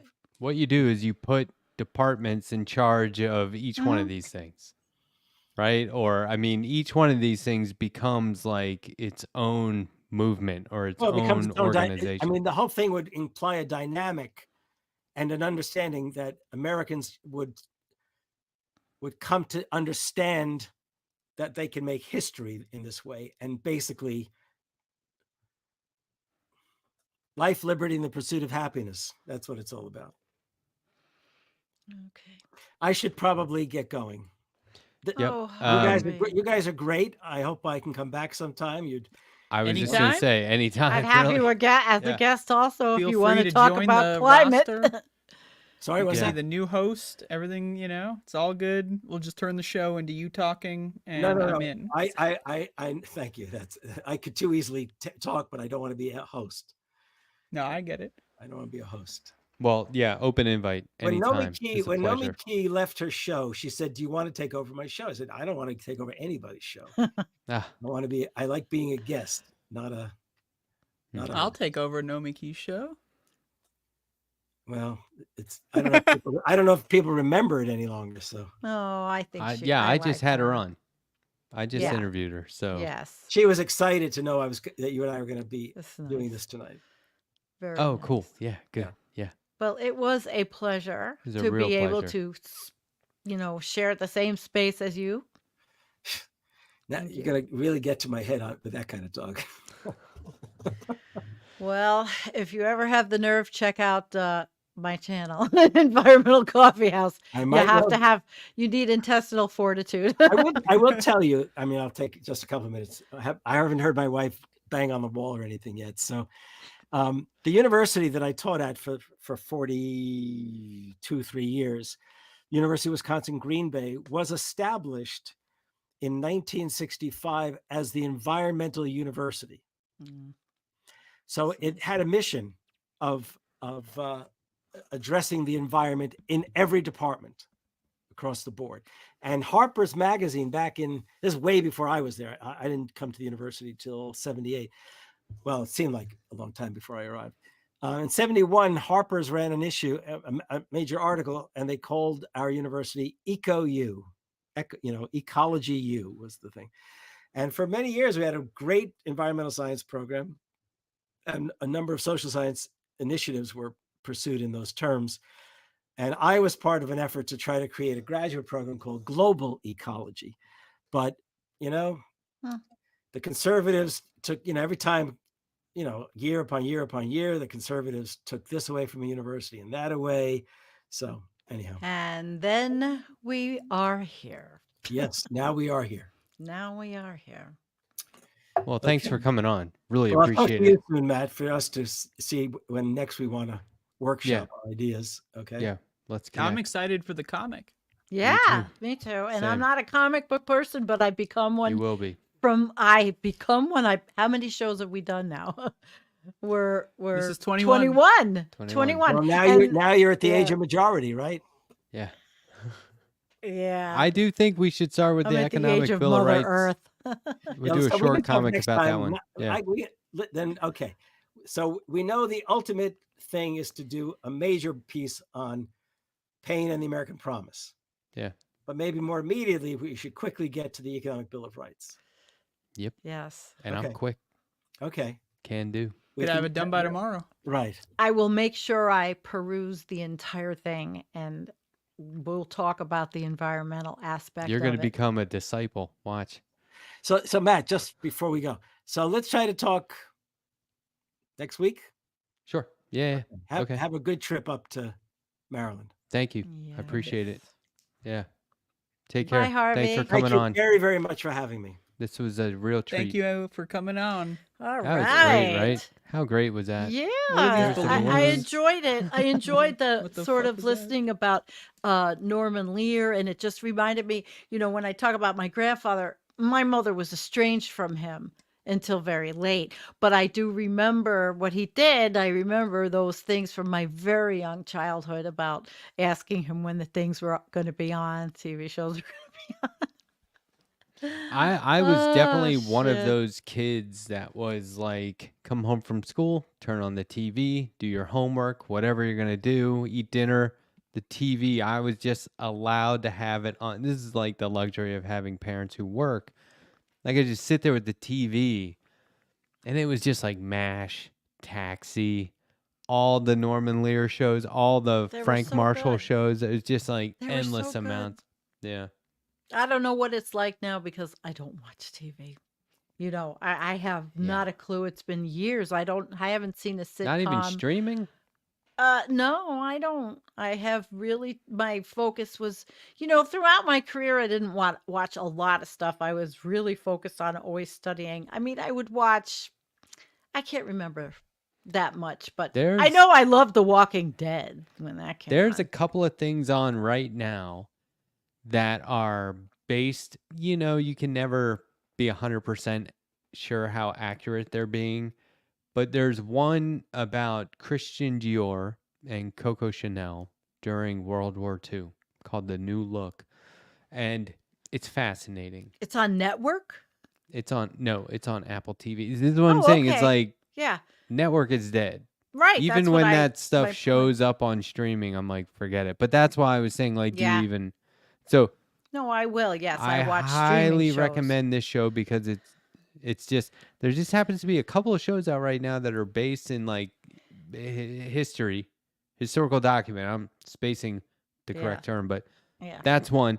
The other one, it's on Hulu. It's about Truman Capote and all the gossip that he would write and publish about these high society wives that he hung out with and went to luncheons with and stuff like that. And it is fascinating. And again, it's like you always have to wonder like how much of this is accurate. But at least with Truman Capote, when he would write this stuff, you would be asking those questions. So anyway, I just think that shit is fascinating. Are you a fan of Truman Capote, Andrea? I don't know. I might be. Breakfast at Tiffany's, In Cold Blood, Oh, those books. Haven't seen them. Have read 'em. you read them? Oh, haven't okay. read 'em. So Truman Capote he was a small man who talked like this. And like everyone, like Philip Seymour Hoffman played him, Tom Hollander's playing him, some other people have played him. And it's always like, how are they going to do the voice, right? Because it was a very distinct voice and personality. But he was very, to me, it's like whatever you think about his how tacky it was that he would do this gossip about people he would call his friends, you know? He would have like a big party and film it. And they'd be like, is this going to be on tape? He's like, no. And then he would look at the camera and be like, yes, it is. Right? Like he was doing that shit back in the, black and white film days. But he was super cool. It was just something about the way he carried himself. It was Yeah. just like he is really, really, really cool. And his writing is amazing. So anyway, amazing. definitely And there's flamboyant. a show about yeah. it. Yeah, it's called something like Truman The Truman Show. Truman Capote Or and there was- no, it's No, like not I love that. the Truman Show. Truman That was Capote something different. versus the Swans or something. It's Gus Van Sant is doing it. It's All right. fantastic because it's like Put a link in our little notes to each other so I can check it out. I will. It's like the women playing. So these are like female celebrities who are trying to hold on to their youth, right? And it's like CZ Guest, who was like a fashion icon. A lot of Susan Sarandon's playing Betty Davis Really? in it. Okay. But like all these people, like Naomi Watts plays one of the main ones, Callista Flockhart, Demi Moore, Oh, they're getting all the big names. Diane Lane, and it's like these women are presently female celebrities who are kind of trying to hold on to their youth, playing these female celebrities who are trying to hold on to their youth. It's very, very well done. It's a fantastic show. Holding on to your youth is not all it's cracked up Surgery. to be. I mean, yeah, like Oh, they do that. Yeah. No, Yeah. I don't. I'll go I'm right in holding there. on. No. I'm not letting go. You can't make me. Oh, your youth is beautiful. okay, Andrea, we didn't get your first concert. Oh, my first concert was Slash. Solo? Really? That's Yep. awesome. Oh, that's cool. I think my kid would have liked that. Yeah. Yeah, she's cool. a music everything her whole entire life. Yes. Cool. Oh, it's called Feud. I was sitting here trying to figure out Feud. the name of that damn show. All yeah. right. All right. So anything happening anybody wants to I- particularly chit chat about tonight before we I end? was hoping to see, well, I'll ask Jake next time. The Nikki Haley dropped out, but she did not endorse anyone. No. I I was did kind not. of waiting to see like what's going to happen there.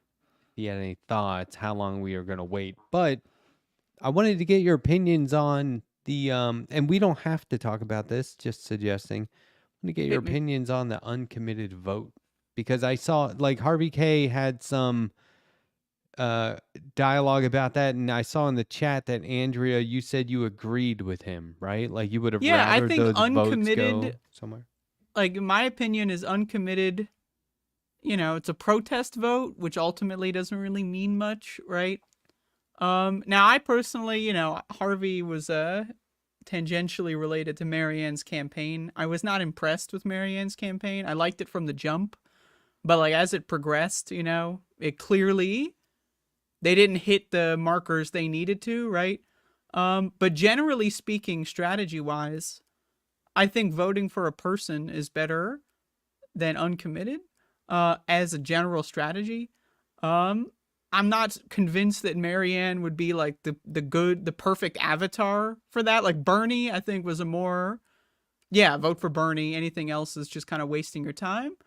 But I don't think Marianne had the energy in order to like kind of take that mantle. Like she should have been going hardcore on the ceasefire since October 7th. You know what I mean? Like if she would have been doing that, just nonstop harping on it, you know, and doing these big, let's say Marianne goes to a protest or like some major event or something. And, you know, then she could have had that energy, but she didn't meet that moment. And also I'm not convinced that Marianne will be, someone moving into the next cycle. I would, you know, I'm open to it, but So generally speaking though, I do like the strategy of voting for a person over uncommitted. okay, that's But- what I was asking. Yeah. The strategy, because I don't think we've seen this. Unprecedented, right? Right. Have we seen this No, sort of? and the thing about the uncommitted was it got attention. Whereas a lot of people, you know, okay, this one voted for that one, but it got attention. like it got the write-ins never attention. get attention because Right. that's Like too because few. you write in Vermin Supreme. I mean, this got attention. Everyone in the world knew this happened. I And don't so know it about that. did I do know I about it. think I see think foreign it's- newspapers. It happened. There was Minnesota, whoever was care. organizing it and trying to get people to vote uncommitted in Minnesota, they were hoping for 5,000 uncommitted votes and they got 45,000. Yeah. So it made it you know, and look, that's why we have the freedom to do those things in this country right now. I think what I hate is the spin that's put on it that, oh, uncommitted, these are all the people who aren't going to vote for you in November, when actually Yeah, that what they shit's should fucking dumb. they should be It's a saying primary. they should be saying these are the people who would vote for you in November. They're making them, they're holding their hands up saying we will vote for you if this, not we're not voting for you. You're going to lose. What they're saying is there's a political Nobody cost. said it. There's a greater political cost at the moment for not course correcting than there would have been if you had at a minimum put conditions on your support for Israel. I agree with you. How do you think this could be used in the future? Do you think people will try this again and then everyone will Yes. be like, darn it, I'm going to do uncommitted this time too," or Yes. what do you Well, think? if Yes. one, if we I have a do. primary in the future, you know, unconfirmed if that's going to happen, I'm hoping that we have a candidate to vote for. You know, next in time, the like future. ideally we're not voting uncommitted. You know, like in a best case scenario, you know, we're rallying behind, you know, an actual human that could win something. Yeah. That We're in a real conundrum, though. You know, we have Gaza, we have a horror going on, but yet on the other side, we have change that we may not be able to come back from ever in the country, where it would take away a lot of our rights.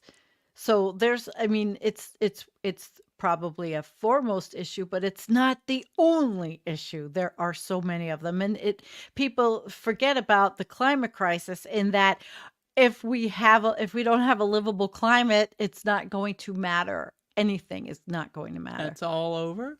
I just want to clarify to the chat. I have a knot in my hair. So if you see me doing this the whole day, you know, that's why. I'm just trying to get this goddamn knot out. So there's people in the chat who are trying to figure out what the You heard it fuck I'm here. doing here. you heard Oh. it here first, folks. Okay. And I You got know- most of it out. So, you know. Sandy, I think All right, Andrea. one major thing Mhm. we need to do is address the mass global denial around climate change, and that it is funded by Mhm. the fossil fuel industry. It sure that- is. And that directly leads to the problematic lobbying industry.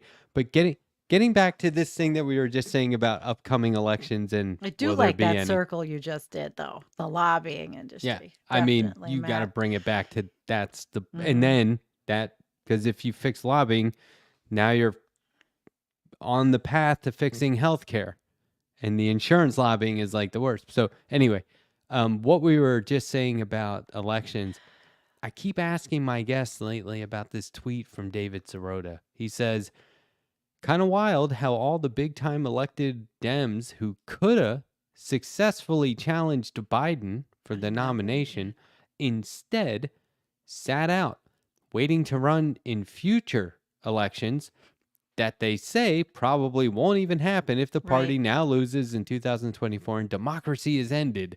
So, like, that I think is, I don't know, you could say it's hyperbolic or whatever, but I think that all these, it does show you the silliness it exposes the silliness in electoral politics where it's not my time to run. Whereas I would like it better. Sure. Like they say, oh my God, look at how many people are up on the stage. This is stupid. And I'm like, no, we should have a room full of candidates. Get fucking everybody up there. I would like Yes. to announce I'm running for president in 2032. That's what I'm talking about. See, it's dumb to have 15 people on a debate stage when the questions are asked by Fox News or MSNBC, and Yeah. and then the It's a ads joke. between the breaks are insurance companies and gas, and you know what I'm saying? It's all bullshit. It's all bullshit. But if it Yeah, was legit, But remember, it's not legit. Remember, the DNC is all powerful, and it seems to me like I don't know what leverage there is, who holds the power to make these people step back.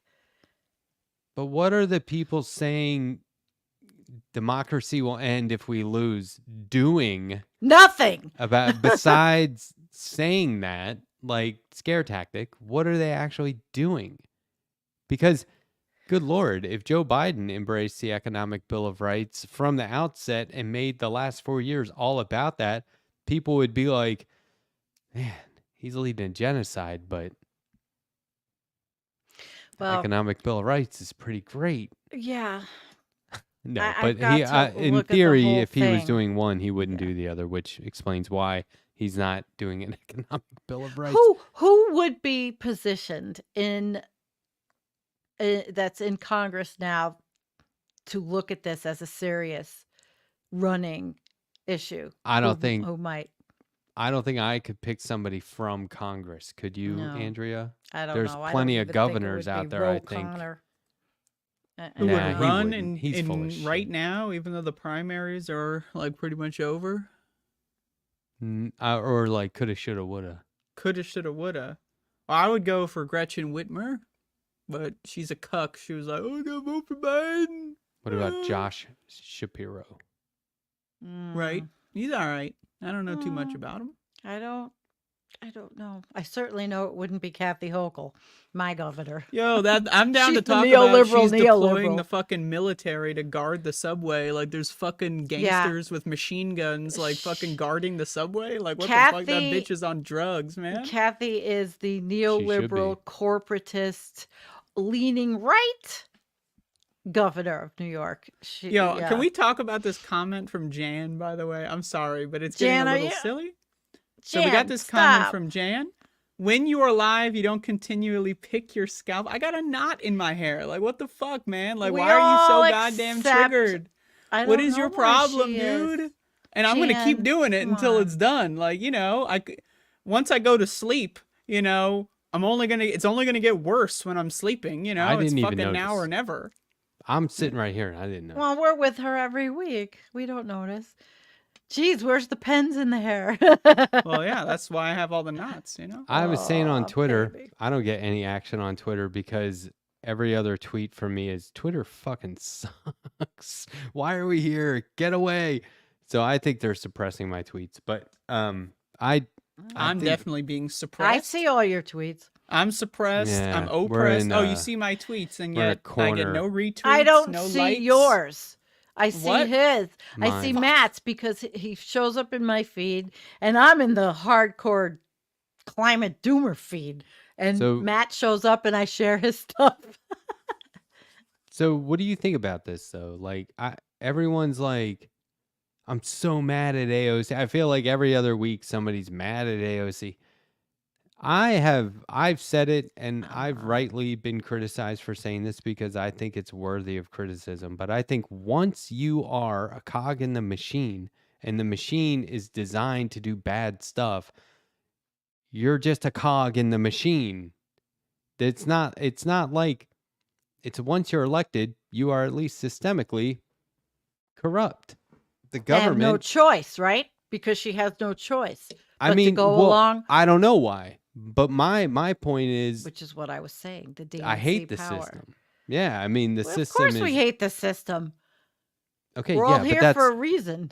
but this is what I I'm think saying. AOC personally has completely and utterly failed to meet the moment that she was given. Like, she became an internet celebrity politician Yeah. and then just immediately was like, I don't want to do this. I Like, I don't never know, man. I had- get it. It's stressful, but like, also, we kind of have no one else. So, can you just kind of put it aside and be Jesus Christ here for a moment? But I never she is had not those that. expectations because once they were elected, I was like, politician. Good luck. We'll see how you do. Probably going to be disappointing. But what we failed over and over and over, no one talks about this, at least not that I see, and I'm talking to a lot of people. It was a grassroots campaign. Mhm. It can be done. Now, what do I mean by grassroots? Me, you, us. We Yeah. are the grassroots. I donated to her when hold- she was going against that fucking Crowley motherfucker. And Ro I don't kind of even live supported there. him, by the way. But this is what I'm. Yeah, Remember he yeah, endorsed Crowley, and we all got yeah. mad, and he was like, "Oh Yeah, no, I Joe- endorse her too." And it was like, "All right, dude." Yeah. But the thing is that we have to remember, we have the power to get people elected without the super PACs and everything. That was forgotten overnight because the mainstream media was like, wait, who's AOC? Or who's Andrea Ocasio-Cortez? Let's call her AOC. And now everyone calls her AOC and they don't even know what her name is. And they don't even know like that she was elected through grassroots funding. You know what I mean? Like that was the message that well, it maybe can be she done. needs to do the message again. No, we should have elected somebody else. Yeah. Get her out. Get somebody I else like in. her. She's a lot better than a lot of others. I mean, in No, I'm that saying- there's okay. you know who's running in that district against her? That's not the point I'm making, but go ahead. I know. No, it's okay. Make your I agree point. with Matt here. I do. I'm not disagreeing. I'm just saying there's it gets overwhelming because there's so much worse out there. And yes, we need grassroots efforts Yeah, completely. that's the lesser of two evils again. I'm sick of it. It never stops unless we That's get rid of the why- things like Citizens United and we Nope. have to overhaul the whole system. If we Whoa. if people, they're always talking about organizing. If you want to organize so much, let's organize around a massive caucus in the House. And you do grassroots, not for one or two, or we'll see we can. I mean, just as Democrats kind of paved the way for this and showed the model, kudos, how'd that turn out, right, for them. But like, let's I just think it needs to be talked about more. That's all. It's that If there's any millionaires watching, that was the experimental aspect of it where it was like, oh shit, it worked. We did it. Okay.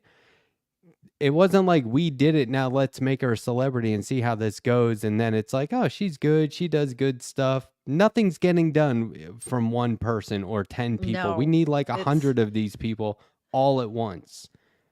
It needs We to be need our own nationwide. tea party. I mean, I just feel like people have forgotten the greatest point about that. The greatest point about that campaign was that it was grassroots, and that was like I remember saying like, this is the new way, and people were like, what do you mean? And I was like, of electing people, Mhm. and if you don't, then do you know what I'm saying? So we have a list of all that are running with grassroots campaign and taking No, no I corporate mean, money. as far as I know, there isn't anything going on. That's my. There's nobody that's not taking. Oh, I mean, corporate there money. is. There that is are- for yeah. sure. But I think that it's all like fucking, different pockets here and there. Right. Like, It's I They think don't this is where communicate people, and share it's information not and a resources. unified force. yeah, and people are like, oh, I'm running third party and I'm not going to be in the Democrats, so we can't work together. Whereas it's like, yeah, you can. I mean, this is silly because once you're in Congress, it's not like you're only like, let's say like there's 2 Green Party candidates in Congress. Do they just vote with Green Party? No. So why did you not campaign with Democrats? Everyone should be it. Here's what I envision. Now this could be naive, okay? And like I said, it's open to criticism, please. But what if there was like, and it's not a party, it's not a political party, but what if there was like, let's just say 100 candidates across the country, all running for Congress at the same time, and they're all saying, I'm one of these 100 people. Here's the list. Hmm. And we're all doing it on grassroots campaign, and we're all in donations, and we're all going to do the exact same thing when we get in office. Let's say like a couple of them are Trojan horses and don't end up following through. If there's 100, I have to assume the majority of them are going to be faithful to their campaign promises. Do you know what I mean? And then that excuse Yes. of, oh, well, once you're elected, Well, that's a good you idea, can't though, do your because, job. That doesn't happen anymore because all those people are like, fuck you. like, Right, they're politics has not going become to, really nationalized, right? Like, it's in the headline, what's the president? No one gives a fuck about local races. So, like, if you ran, like, a national campaign, but, like, that was designed around local races, so everyone's voting for a different name, but it's still, like, a national campaign. Whereas, like, Yeah. you have people in every state pooling resources, they're doing ads and everything in the same, everyone's getting promoted in the same Chris. boat. That would probably actually be an interesting strategy, because local politics is the most important, like dollar-wise. If you're going to be spending money on politics, local races are the best. But also, everything is really hyper-nationalized, right? And in order to get like resources in certain districts and stuff like that, you would need resources from people that may live in like California or something that would want to fund a national campaign that would affect Yeah. people in Missouri, And you're right, Sandy. Like I like AOC too a lot. And I like what the squad does, but squad by definition is a small group of people. Right? We need like a zombie horde in government. That's what I'm looking for. I want to see Rolling Stone covers of the zombie horde, and they have to zoom way out There so you you can't go. tell who anybody is because there's that many fucking people. But they all run for office, and then like, if 100 people run for office and 50 of them get elected and 45 of them are faithful to their campaign promises, I think that feels like a big deal to me, especially if they ran on like doing town halls going, hey, tell your friends and family who live all over the country, we're building a caucus like on the front end. We're trying to get into government with the idea that we're all going to work together in there. So we're working together on the campaign trail. For I you. never see that. Yeah, For exactly. the people. But I never see that. I always see people running as individuals or with the Democrats. And then you get the DNC and all that crap. It's just Yeah. horribly Well, it's skewed. a bottom line getting money out of politics, and it hasn't been done yet. And it's just getting worse, just like Well, all of these things. And like you are. said, Citizens United, this is all bad. But somehow, one or two offs get elected Mhm. anyway. Yes. And I say just use that as the base model for something much, much larger. Well, there is that group, Move to Amend. They've been active for so long, and they try, and they've tried, and they've tried. If everybody joined Move to Amend, that's one step towards Look, getting you rid know of. how, I hate it when people say, MAGA do this well. I hate that, but they're everywhere. School Ugh. boards, they're everywhere. Yeah, that's It what turns I out hate, the like really, locals. really stupid motherfuckers are easy Are to on convince to do school boards. stupid fucking things, know. and they do it like they jump and leap Ugh. at the opportunity to do so. And then Like they in want order to to be a ban MAGA books. person, you have to be a fucking idiot. There's no other way about it. There's no, oh, but my uncle's really cool, man. Like, no, if you No, I vote agree. for Trump, you are fucking dumb. You're a fucking little cuck, beta, simp loser, and you're looking for Big Daddy dick in your face to like walk you around downtown and make you do whatever he wants, right? That's Republicans, right? Leftists, or people like to the left of Adolf Hitler, you know, which is a surprisingly small amount of this country when you really think about it, you know, a lot of people like being led, but it's not that explicit. It's hard to, you know, you can't just have orange hair and like a small dick and then just wave it around and people just give you all of their life savings, you know? And that's a problem, you know, honestly. Like, so that's why, like, anything like MAGA wise, I don't think you can necessarily replicate it on the left. Oh, but on Twitter they call it the blue MAGA. Yeah, I hate that disingenuous It bad is. faith bullshit. But Sandy, I just going back to your point that the way it is there, I'm not saying, like, I don't want to dismiss the good that people do within the system. That's why I say, for lack of a better term, it's systemic corruption. It's like you can't help it. Systemic. Absolutely. And as Harvey was talking about the generations, it's been just roller coaster since the 50s, 60s, 70s, no matter what everybody tried to do in the 60s. In the 60s was really rebelling against the war, and we wanted civil rights. Here's the other And point everyone yeah, makes. I'm sick of that too. yeah. I think that, okay, fine, throw your money away on TV ads. I think Well, there needs to be, we need stop playing their game.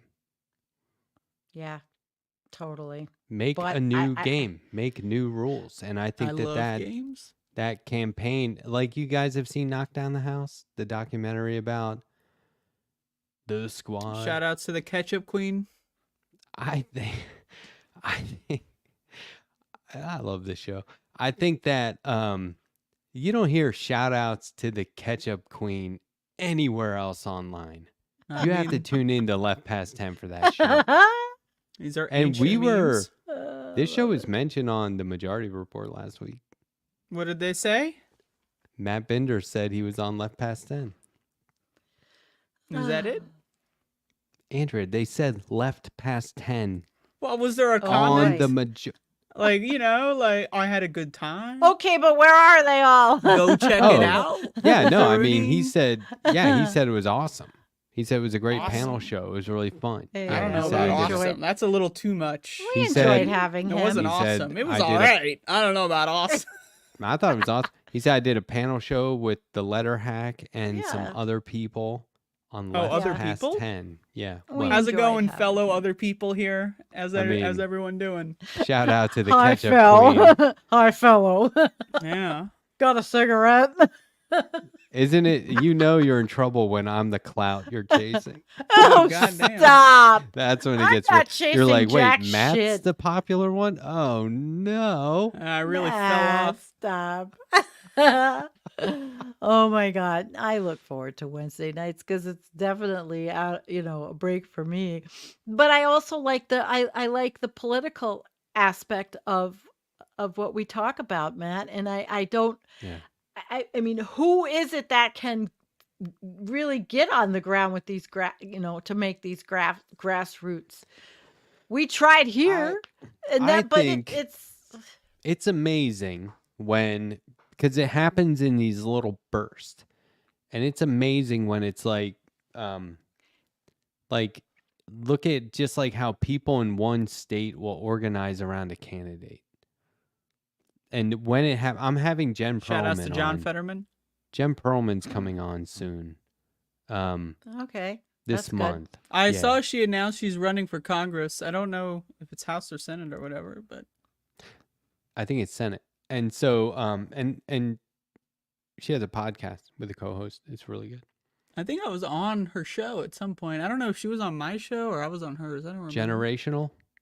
Generational with a J.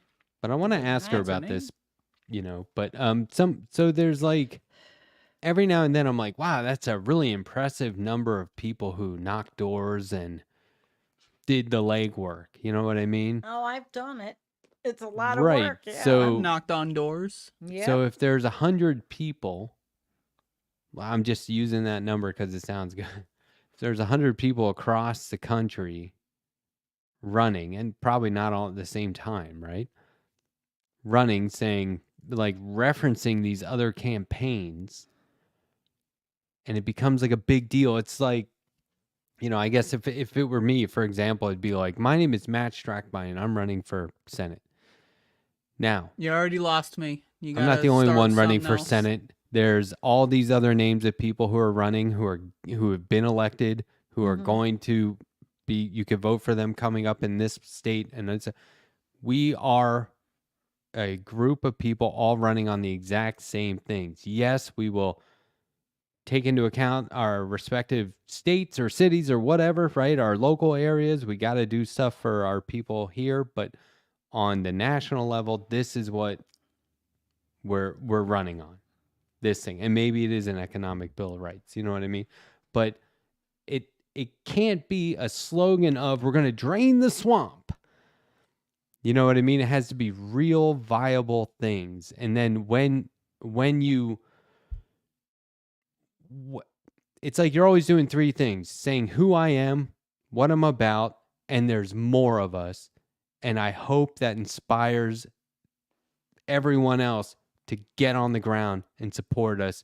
Go to this website, sign up. Mhm. You know how Well- Project 2025's website is basically like conservative LinkedIn? Well, and the Heritage Foundation had a lot of funding behind them you know, from the have fossil you- fuel industry. Well, you've read Project 2025, Yes. right, Sandy? So do you remember on Yes. the website where you could like do like your resume?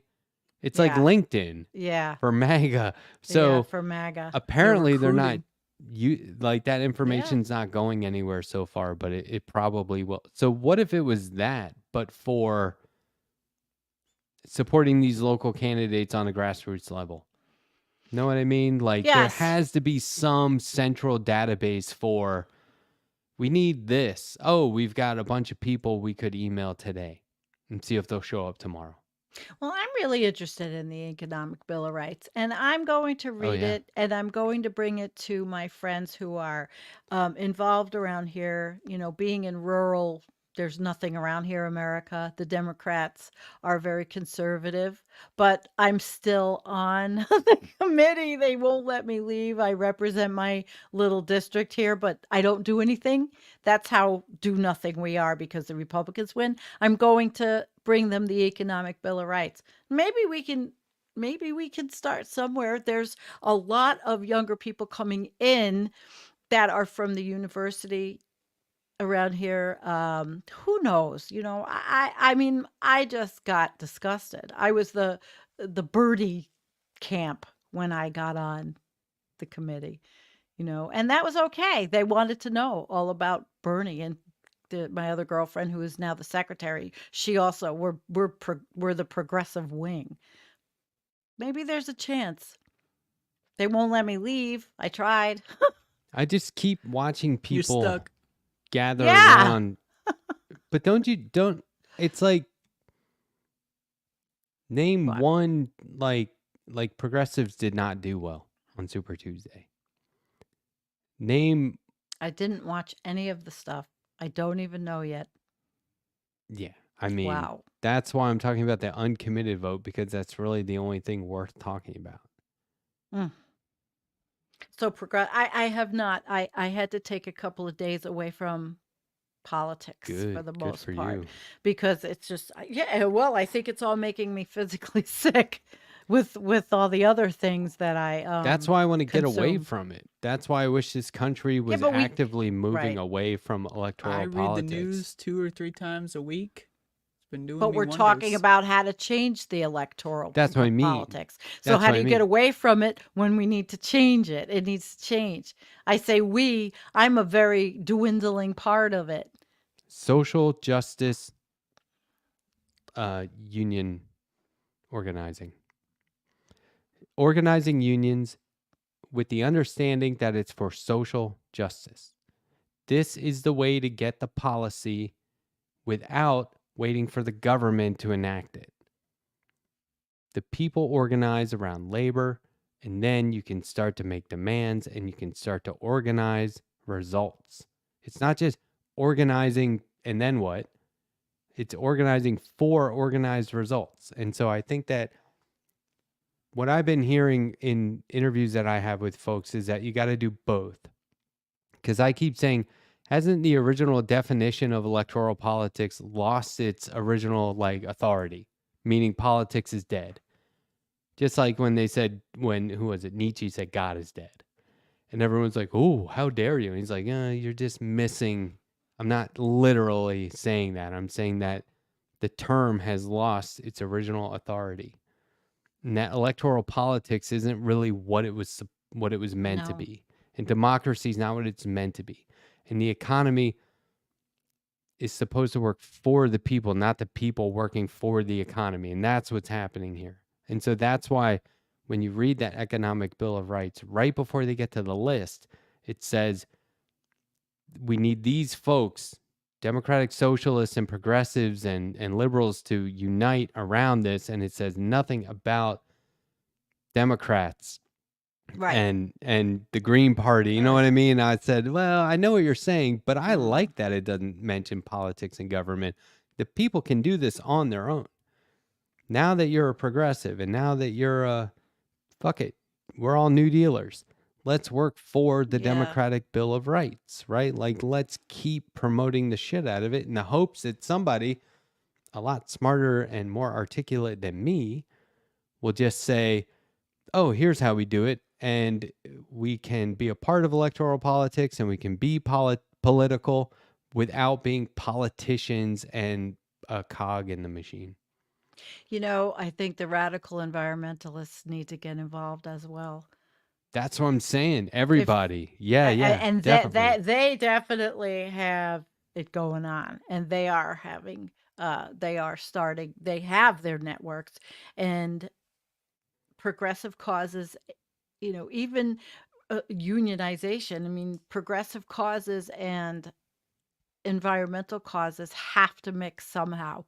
We have to live somehow. Yeah. Yeah. Not I looking like it. good though. What Harvey was saying earlier about back in the 60s and 70s and the 50s, people had hope, Now we call it hopium. I won't Oh, even yeah. I won't utter the word. We got But hopium on sale, 70% off. yeah, well, not to be a downer, but it's hard to have that hopium. But if you are involved in something local, that there is a light at the end of the tunnel, perhaps maybe people can have a little short-term spurt, that, hey, we can do something. Like I just got a little short-term spurt when I get the Economic Bill of Rights, and I'm going to get it to the committee and have it as part of a meeting and have everybody read it, even if Let they us I are know how that'd be that great. goes. conservative Dems. I mean, believe me, these are very conservative Dems, and except for me and my friend, and but you never know. Like I said, I haven't been in a while, and I'm going on the 9th, so you just never know. Maybe I could have them hand them out. Like, it's Slight- also like you need to confront people like, oh, so you don't want people to have like the Economic Bill of Rights? Like, you don't want people to have Yeah, a there you clean go. environment?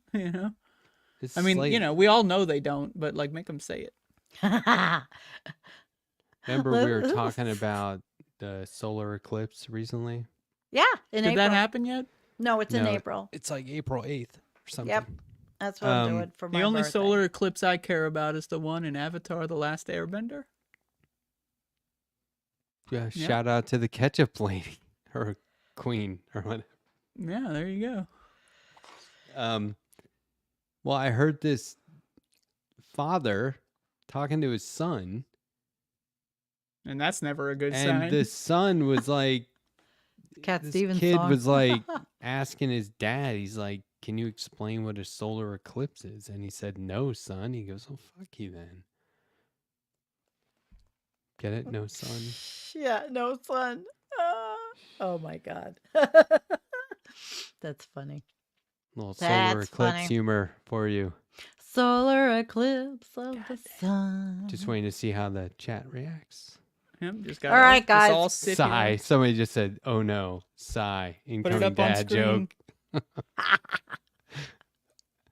Is Sam More like- leaving? Oh Is my that what this is? More like outgoing. No, I didn't leave yet. Not leaving No, yet. you were thinking about it. No, I'm stretching. Gotta get a good stretch in. Look, Yeah. this is the secret. You can never tell when Matt is just setting up a dad joke. It's actually Right. kind of impressive. You've caught me off guard like twice now in the last couple weeks, So most of the time I pick up on it. But that one you got me. I'm not gonna lie to you. I mean, some of the dad jokes, it's like you can see them coming a mile away. That's was not a one, right? joke, Oh, by the oh. way. No. All right. Yeah. I knew that. You wait till you're in the right environment. Like if you're in a restaurant, and you're like, I think I'm going to get this to go. I was in a restaurant the other day and the waiter asked if I wanted a box for my food. And I was like, do we really have to fight about it? Was that it? Was that the joke? Yes. Do we have to fight about it? So the waiter says, "Do you want a box?"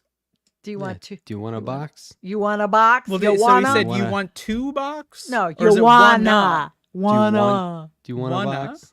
Do you Well, want one a is box? nondescript. It could go either way. But Do it you sounds like wanna? wanna because he's mumbling. Do you Right. wanna? Do you Well, want when you got a touch? Want a mumbly box waiter for you your know, that's- leftovers? You got It's a like, mumbly I'd rather waiter, You wrestle. should be fighting them anyway, just for mumbling. It's like, can we just do rock paper scissors? I once invented Ah, a it's fourth option getting in low. rock paper Oh, scissors. it's getting low. You what? I invented a fourth option. What? Oh yeah, you did. You may have heard of it Punching because it was them. really popular. It's called the gun. You shoot your opponent in the head and then they die. You Oh, may that's have heard very this. I American of you. invented it. I invented it. just Okay, you so all here's know. how that game goes now: rock paper scissors gun. And Every then Yeah. time. I shoot. Very yeah. American. It's that easy. I'm the inventor. I'm laying claim. You may have seen this before. It's possible. That's all me. Well, I have nothing more to offer the conversation tonight. Really, I don't. I doubt it This was awesome, You right? doubt what? that you have nothing more. Oh, I could open up a can of worms, but I'm waiting. no. we'll Are you do it- looking forward to daylight savings? Is that happening? Yes, I like when it's The yeah, I 10th. like when it's lighter, Is longer. it? Are we going forward or back now? We're gonna have lighter, Bring longer, forward. lighter, longer, which is great. So for when I wake gardening. up in the morning, it's going to be It's- dark. Well, maybe at first, but like the thing is you're an hour later now. We're springing forward. So I like gotta I can fucking- still be gardening without lights at 9 o'clock. I mean, it once it'll happen. And that's how like- it should yeah. stay. Yes, Did we it all should vote stay. it should stay I that way? voted yeah, Nah, it's for I'm voting driving. with my middle fingers. For You like the way it is now? Light in the morning. I want to wake up at 4:30 and the fucking sun's coming out. That's Yeah, my but shit. then it's dark at 4:30. I don't give a fuck when Yeah. it's dark in the afternoon. I'm already asleep by then. I don't give a fuck. Okay, that's you're the odd man out here. I Well- vote for it staying. Well, I'm a they gardener. already We want the decided. light. That Who they're gonna, but it's the only reason they haven't done it. Who's they? The United States of America said that they are going to do away with the time change, and the only reason why it hasn't happened is because train schedules happen so far out that they were like, well, it'll happen to your latest scheduling date. I'm All right right. about this, right? Did I chat? don't know. Is this right? Well, the I'm Senate, I sure. know they voted unanimously, and then it got like blocked up in the House. That's what I remember. So I'll I wait thought it for the got almanac to tell me.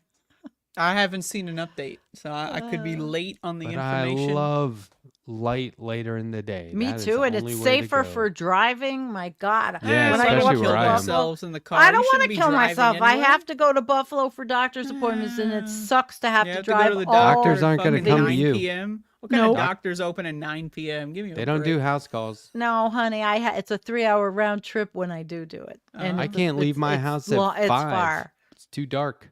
right? No, you There's can't leave deer your house at when you 5? live. Do you not not when have you live- lights? You not have a fucking flashlight? No, Like, it's come on. rural. It's rural. There are deer Check and this out. wildlife all over. I don't drive at night very in the middle of consistently nowhere. either. You don't have Me one of these? too. You never That's seen not- one? It's illegal. You can't hold a spotlight out of illegal. your car unless you're a cop. Well, I'm not, I got a fucking, you can't see, I got a light right here. 24 hours in my town, and Andrea would be like, okay, this is bullshit. It needs to be lighter later in the Yeah, day. right. No. Oh, I wouldn't be I caught hear dead ya. in South Carolina. I've been there once. What about seen the enough. insects?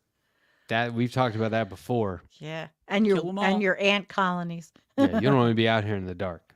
Okay. No.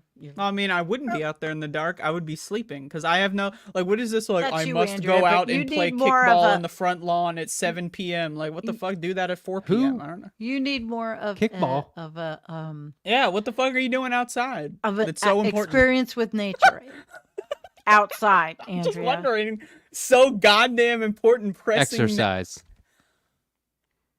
Ooh. Yeah, like kickball. And why can't you do burn. that at fucking 4 o'clock? Are you Oh, playing you mean kickball? tennis? Tennis Do you is kick He in plays tennis? tennis. tennis is way different than kickball. First of all, you don't need teams. You don't need Yeah, teams. in Andrea, my have you kickball ever either? played kickball? Ever? I was bullied in school. They wouldn't let me. They wouldn't let you. No, I was Oh, picked on. No one wanted to pick me. I was the last kid. No one picked me. Ugh. You know, people tried to pick I on didn't me, pick and I me was either. like, one thing you don't realize, I have an older brother. I didn't have an older brother. Don't worry, no, Andrea. You're not alone. They didn't pick me either. What I meant is you can't bully me. I may be a nerd. I may be a little guy, but I also don't give a shit. And I'm crazy. That's What's true. a little guy? I You got are crazy. far that way. They were like, yeah, he could stay. Well, once I moved, like once I got into high school, there's a lot more people in high school. Like I developed the persona of like the person who's going to commit a school shooting at any moment. So like people just avoided me. Wow. I would have been friends with you right away. No. No. When I hung out with my art friends. Shit. Nobody messed with my art friends because I would draw some fucked up cartoons at people too. That was the other thing. I weaponized art early on. Shit. Did you draw like someone getting a wedgie on their locker so they'd go there Worse. in the morning? Oh. I would draw some amazingly horrible things and it would look like them.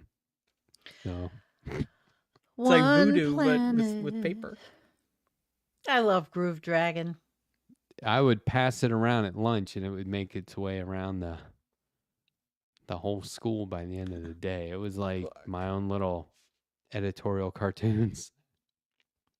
Do we still have any of those? Are Very they archived? interesting. Yeah, people send them to me all the time. My buddy was like, "Look at this one." I was like, "That is messed up." Can you share some? No. Because it was me being So like, that was your protection. yeah, and I also had Yeah, a yeah. huge group of friends, like solid friends. Just so check this out. I'm checking. I always talk about how I grew up in my mother's neighborhood. It's where my mother grew up. And she was born in another part of town and then moved there early on. And anyway, that's where I was raised, the same neighborhood she was raised in.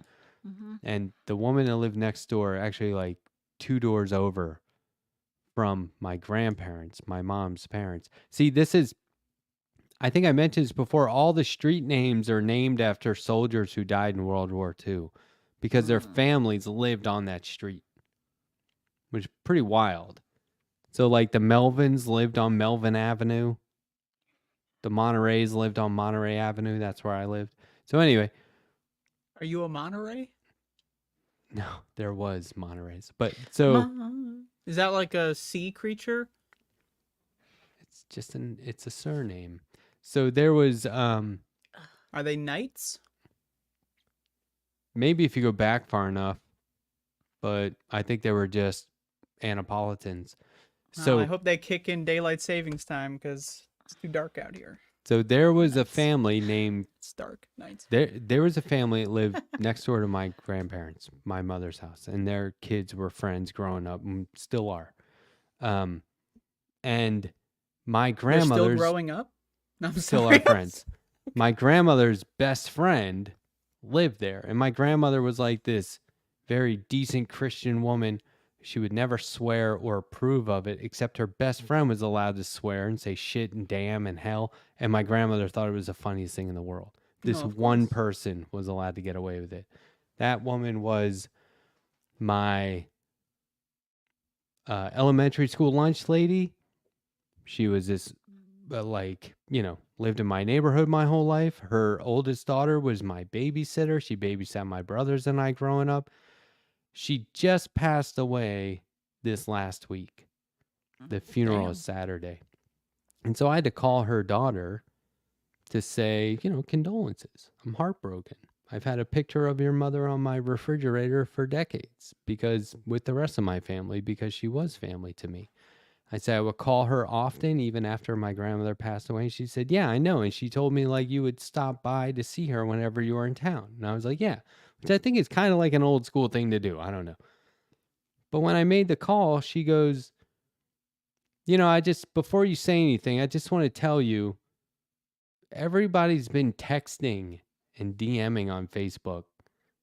You're the only person who actually called. And I was like, I said, well, yeah, I mean, I had to reach out to you like that. Like, I just can't see doing it any other way. Although I get this is how it is these days. So I said, I just want to let you know. This is why I brought it up, because I was talking about all my friends, right? All my friends from the neighborhood. I said, just want to let you know, I told all the guys, all the friends I grew up with, we still talk every week. I let them all know that she passed, and just let you know, because we say it was our neighborhood, but it wasn't. It was her neighborhood. It was our mother's neighborhood, and it was our grandmother's neighborhood. And I was like, this was her neighborhood for decades before I came around. And then, I say it's my neighborhood. So, And then you left. Did I? But in terms You've of like, migrated. I still have family in that neighborhood. But in terms of people, this is my point. And I'm kind of off on a tangent, I know, sorry. Go for it. But as much as there's so much like pain and misery in the world, and I think that and a lot of that is from death and innocence, right? Like, we're looking at what, there's a genocide underway. It's right in our face. It's real heavy. It's hard to deal with. And I think that what I realized is, when you don't have closure, when you don't have emotional peace or emotional closure from death, because I don't know these people. I don't know anyone in Palestine, right? But I can feel it for some reason. So when you don't have that closure, that weight, you don't know what to do with that. It's hard to process. This is just me personally, but I think maybe people can relate Yes, to this. I I'm think an it's expert. it's I'm relating relatable. right now. So I think that when you realize that, here's where I spin it, right? When you realize that that's what's going on, that you're just lacking closure, then for me, I say, okay, well, I'm going to continue to be a force for good in the world. And I'm just one single person. So the next thing that occurs to me is, what can one person do? And is it that big of a force? Well, how about this? I feel this massive heavy weight and loss of life from people I didn't know. So I prefer to, and here's why I just make the universe work for me. I prefer to think of it as, if I feel that massive loss, then I can translate that to, my force for good has an equal weight. Do you know what I mean? Like, why is it? Because I wouldn't feel that loss if it wasn't for my desire to be a compassionate, loving human being. And so when I lose somebody dear to me and like close to me, I realize I got to get closure there. I got to call somebody. I got to reach out. But then we see like tens of thousands of people die, and it's like, well, who do I call? Who do I reach out to? Who do I get closure? Well, it's not about me. Each other.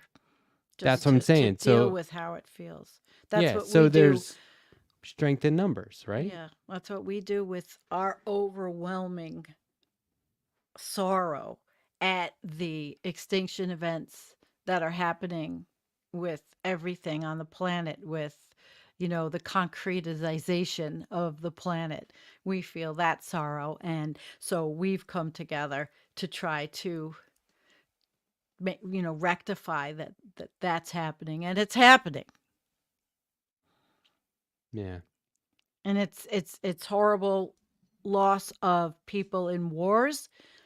But we've been, human beings have been at war with the planet for before the industrialized civilization, even, before industries, we were at war with the planet, but it's just gotten worse. And, with our thinking that we have dominion over everything and that everything is just for us. I also think like it makes disagreements with people real petty. Like, yes, I get pissed off Yeah. when some people who are supposed to be leaders in this movement do the wrong thing and say the wrong thing and keep shifting away from it in favor of popularity or money or whatever. But like, I can also just ignore them. Because it just Powerful makes skill to just ignore the Yeah, but noise. like, It's hard. and this will Unless you wear stay off. offline. Well, this will wear off for sure. But like in the moment, when you're like, wow, somebody's gone, that's huge. Like I knew them my whole life and now they're gone. They're not there anymore. Like that just makes that makes the petty stuff just feel so unimportant. Yep. And just so miserably boring. Like I agree. boring. Like, because the same day somebody said something about this one progressive, and I was like, oh, I could care less. It's so boring. I want to call them and be like, hey, just want to let you know I saw the online left was getting mad at you again, but anyway, you're boring. So who are we talking about? It's obvious. Oh, unless you haven't been online, which I haven't been online good for you. the Good for you in that last case. couple days. I try to log off from like fucking Thursday or Friday Why did something happen I missed? to Monday. Because I've also just kind more of. the same shit. Oh, well, I don't get involved in a lot Would of the I shit. agree or disagree? I watch it, but I don't get involved in it. And the same in our community. There's been infighting in the community, the climate community, the environmental community. Trust me, it's just We had some fucking infighting earlier. humans. Someone was harassing me for my hair care routine. Oh, I don't think she meant all that bad. Really, I don't think she meant harm. Jane I'm is very a harmed. progressive. I'm good. Yeah. I'm so bad Oh, and don't upset. be. I'm here for you. Cry. I want a hug. Reach out and give you a hug. We could literally talk about anything on the show in like a 20-minute span. And we can like cover, there could be like 10 topics. Yeah. Like, I So don't we even just know shift what I from was like just talking fucking about. genocide to like fucking someone being mean to me in the chat. Ecocide. Yes. Well, meanness or Rude, hostile, aggressive, critiquing. angry, Yeah. Yeah. I don't abusive, disgusting, I didn't like other. Am I still having that religion debate with Wireless Michael? Oh, I don't even know if he's with us tonight. I don't know. Bring him I on haven't your show. forgotten. Yeah. I'll Bring him on. moderate on your show. Oh shit. Ooh, yeah, you would be the moderator. You'd be a good moderator. I think so. Definitely. I mean, I would prefer no moderators, but also, I mean, I don't know if it would happen without That's a not gonna moderator. get So, anywhere. yeah. All right, listen, I'm going.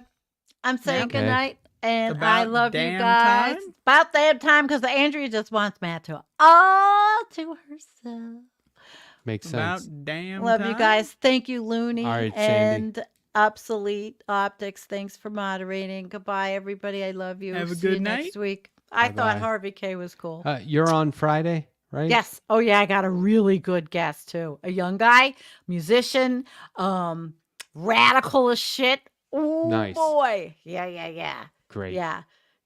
He's Looking called forward to it. he calls himself the End of the World Party on Twitter. You've probably seen him. Oh, yeah. Okay. Yep. Well, he's Cool. gonna be my guest Friday night. So Great. There you just go. wait. All Awesome. right, guys. Love you. All right. Bye. ya. All right. See ya. Remember that, Sam Cedar? Love you. Bye-bye. That's funny. It's somebody got off the phone. A caller was like, love you. And he goes, love you. Bye-bye. Like, didn't skip. a beat. Yeah. Sometimes it's just instinctual and habitual. I think it was the person just was like out of habit. Yeah, So, like who calls someone on the phone unless it's like, your mom or something? love you. Like why, Bye. like that's the thing, like Majority Report, you have to call in on the phone, like I only use my phone to talk to the fucking government, when they fucking Ha- harass me. Have you listened to those calls from Kowalski where they'll click over and they're like, I think I know this area code. Who's this? He goes, hey, it's Kowalski from Nebraska. Actually, I'm out in the field and I was just called in because it's the only way I can listen to the show out here.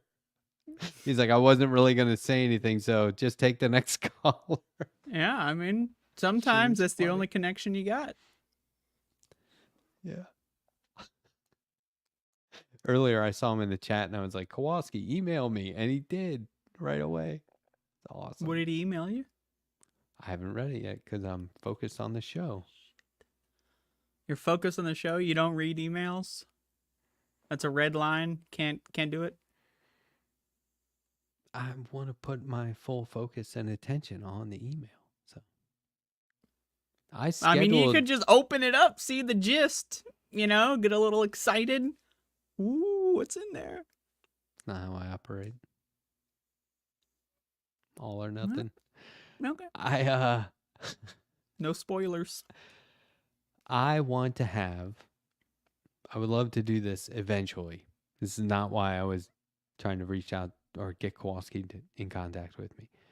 I would love to have on Majority Report All Stars, like that episode, where it's like Dave from Jamaica, Bro Flamingo, John from San Antonio, Kowalski from Nebraska, Teacher Lauren, right? All That'd at once? be cool. Ronald Reagan, yeah, Oh, shit. All right, now we're talking? be cool, right? Yeah, I'm in. Sign me up. It'll never happen. Well, I don't know. I mean, No they do chance. stay on hold quite a bit with the Majority Report. I'm That's asking true. them for literal on-air time. Yeah, like exchange, it's a conversion rate, like 10 minutes of being on hold, give us 5 minutes of not being on hold. I invited somebody on my show and like confirmed the date and time today, and then somebody in the chat was like, "Hey, I heard so and so is coming on your show." So they must already be on their show talking about it. That's what I'm talking about. Who was it? Jen Perlman. What? Jen Perlman Oh, shit. and her co-host. God damn. Yeah. Peter Hager? Peter Hager? Good old Pete. Yeah. Good old Peter. See, you were on that show? Yeah, it's something like it had to have been years ago. Yeah. Maybe we should call that MR All-Star show Not on Hold show. The That would be finally good. off hold. But we have to do it so everyone's still calling in from a phone. So like they sound like fucking dog shit. Because that's part of it, I could just click some buttons on this end and make people sound bad, actually. That's true. You do that to me all the time. Oh, yeah. Oh, yeah. Oh, I've seen All the the tape. time. Oh yeah. Right now. in You've fact. seen the tape. Yeah, you're ruining my appearance right now. What are we doing here? I don't know. Is this on? Is this still on? 12:13 a.m. on the East Coast. Getting later and later. Want to call it? I took a nap today. I learned my lesson. My Wednesday is my nap day. So I'm ready to go. Okay. There was one super chat from when Harvey K was on, and we didn't get to it, but it was for him. Do you want to do it? As in, do I get the money? Jules T, $5. Harvey, how would you compare the civil rights movement of the 60s and now, such as BLM? Well, I think that there's a lot more opportunity to hijack a movement now than there was the civil rights specific. I think they had a lot of opposition but there weren't that many people hijacking that movement. What do you think? Well, there were a lot of wreckers, but I do think that there's a lot more wreckers nowadays, and there's a lot more avenues as well for people. Like, they just want to cause damage, like with the internet, you can just cause a lot of damage without even getting out of your house, to break up stuff. Yeah, and there's a lot of people who are like pro BLM, like corporations and stuff. And it's like, what are you really doing though? You're just using the slogan. And there's a lot of like, we're going to name this BLM Street or whatever. Oh, my favorite example of that is Elizabeth Warren did a video, and she was in like a classroom, and they had like the blocks with letters on it, and like they put BLM on the letter blocks in the background, and that was her like virtue signaling. She's on your side. Like that one, that blew my mind, because it was so like, you could not write satire like that. It would just be impossible. Who could come up with something so ridiculous? My God. You think she'll ever come back and run for president again? Elizabeth Warren? Yeah, absolutely. Absolutely. She's got that narcissism complex. So I think she'll be back. Do you think Hillary Clinton's going to run for president? I hope. I'm on her team. You're with her? I'm with her. Absolutely. I am withering as we speak, just thinking about it. Remember, she wore all white to that debate, and people were like, oh, shit. She looks fierce. And I was like, what? Just let's hear them debate. This should be on the radio. What's going on? Do you think we're going to have the Trump versus Biden debate? Just one. I mean, we had two last time, but I don't think we'll even get one. You will. You think so? Yep. It is going to be... I hate when people are like, yeah, I want Trump to be president. All that comedy gold. I hate that. It was a lot of comedy gold, though. But the only silver lining I can see between these two guys running against each other... They might get so hopped up on the debate stage that they could both die of a heart attack at the same time. Am I allowed to say that? Whatever they give them. But yeah, no, I mean, I not talking about the silver lining between them running, but just the silver lining of these two exact people running against each other, I think could be a debate between them. Like, I mean, I'm definitely watching that. Well, last time Trump tried to assassinate Biden with COVID, they tested positive that day, and then they hid the result. That was always that was great. Yeah. And then Trump pussied out of the next one. Oh man, I'm still pissed off. We need 4 debates this season because we got fucked last time. There's no way they have energy for. I mean, Trump does these rallies, but that doesn't mean he has the energy for them. Do you see that super cut of him slurring words and not knowing what he's saying? And just to be clear, Reflect the Sun, I am not in favor of Hillary Clinton. just to be 100% honest, apparently sometimes my sarcasm doesn't go through, but I only support Hillary ironically because I think it would be funny. So have you ever watched Fargo, the TV show? No, I have not. Season 5 was one of the most blatant commentaries on the current state of the U.S. Is this a show from the 90s, 80s, 2000s? Do you know Fargo the movie? The Coen brothers? I've heard of the movie. I've heard of it. You haven't seen it? Haven't seen it.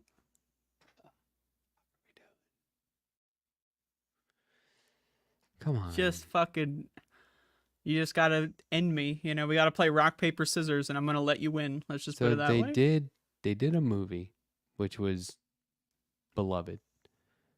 And then, now they have 5 seasons of the TV show, and you can watch any season. It's not like you have to watch them all. Season 2 is kind of a prequel to season 1, but believe me, you don't have to watch them all to know what's going on, okay? Billy Bob Thornton is in the first season. It's amazing.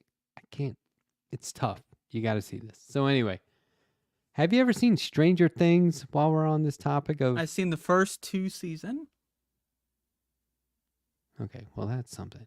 So anyway, this real blatant... I got something. It's this real blatant commentary in season 5 on the current state of the U.S. And it wrapped. This is not a spoiler. Don't freak out, everyone. There's a scene where it's a lot like the, what's the guy's name? Bundy's? The ranchers? Oh, yeah. It's a lot like that, and they start playing the YMCA. And at first I was like, why are they doing... Oh, right. This is the rally song, and they're rallying the troops. They play it at the beginning of every Trump rally, right? And he comes out like doing his stupid rock'em sock'em. So good. It's so good. And it's like, why man. are you guys listening to this song? Do you not know what this means? It's so hilarious that they still use that as their anthem. So they were using it in the show, and I was like, oh, yeah, this is a blatant commentary on the state of the U.S. It's ridiculous. Anyway, I mean, you would like that show. Watch season 5. You would dig it. Well, I'll watch. I can't watch season 5. I'm a staunch. you You gotta don't watch need- it in order. I know you're telling me this. I Okay. understand. I get it. Nonlinear storytelling, whatever. I got a disease. It's terminal. It's actually metastasized my whole brain. I gotta watch things in order. Well, you will burn That's why I through it. haven't watched Star Wars, because there's no original film. They don't print it anymore, so I can't start the series. I've never seen Star Wars. Never seen a single film. Can't start it. They won't let me watch the first one. It's not out anywhere. Disney Plus. Well, that's they changed it. Oh, so it's a purity thing. Okay, well. Well, I want to watch the original. I am under the impression that they changed the story in the remaster. That's what people told me, that they changed the story. Look, take it from a rabid Star Wars fan. Yes, I'm glad I have the originals to watch, but You have the you'll originals? be fine. Yeah, but you'll be Could fine. you mail it to me and then I'll mail it back? We're going to have to sign a piece of paper that if you don't mail it back, you owe me. What format is it? DVD? It's like you said. You can't Well, you get can just 'em. rip it. Just rip it and send it to me illegally? Should we not? That's illegal. Are you pirating? Well, yeah. Well, then you don't need I don't need to sign papers, You don't need to send anything in the mail, You don't need to drive outside Andrea- in the dark to go to the fucking post office at 3 o'clock in the afternoon. And it's so dark outside. DVD piracy is not a victimless crime. That's true.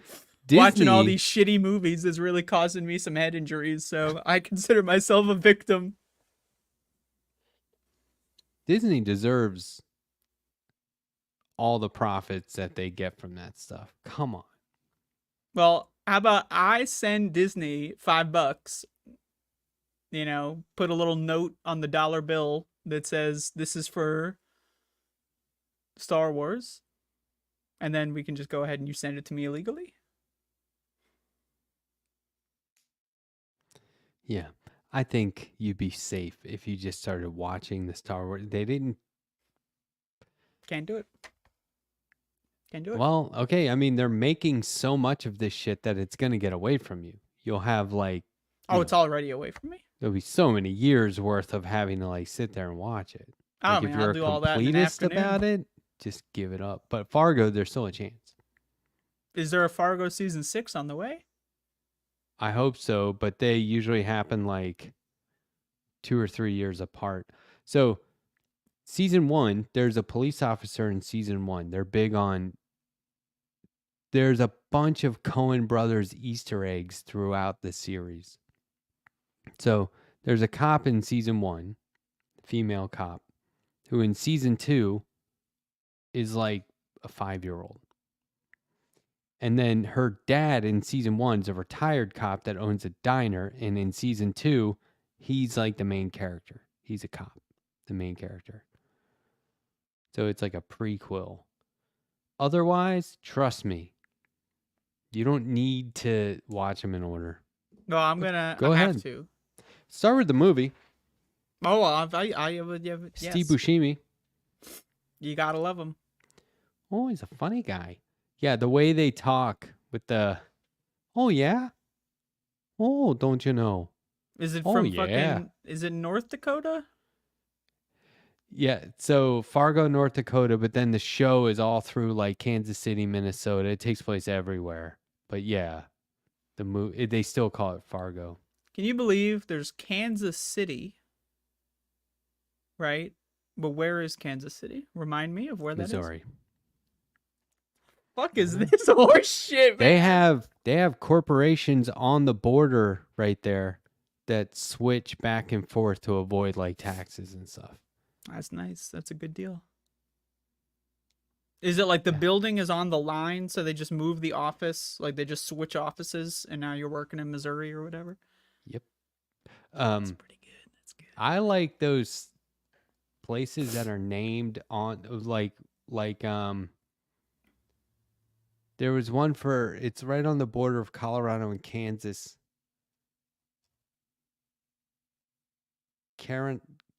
Canorado or something. I love those. Like it's always when you're navigating a road trip and you see them on the map, you're like, what the fuck? Oh, they're just merging the two names.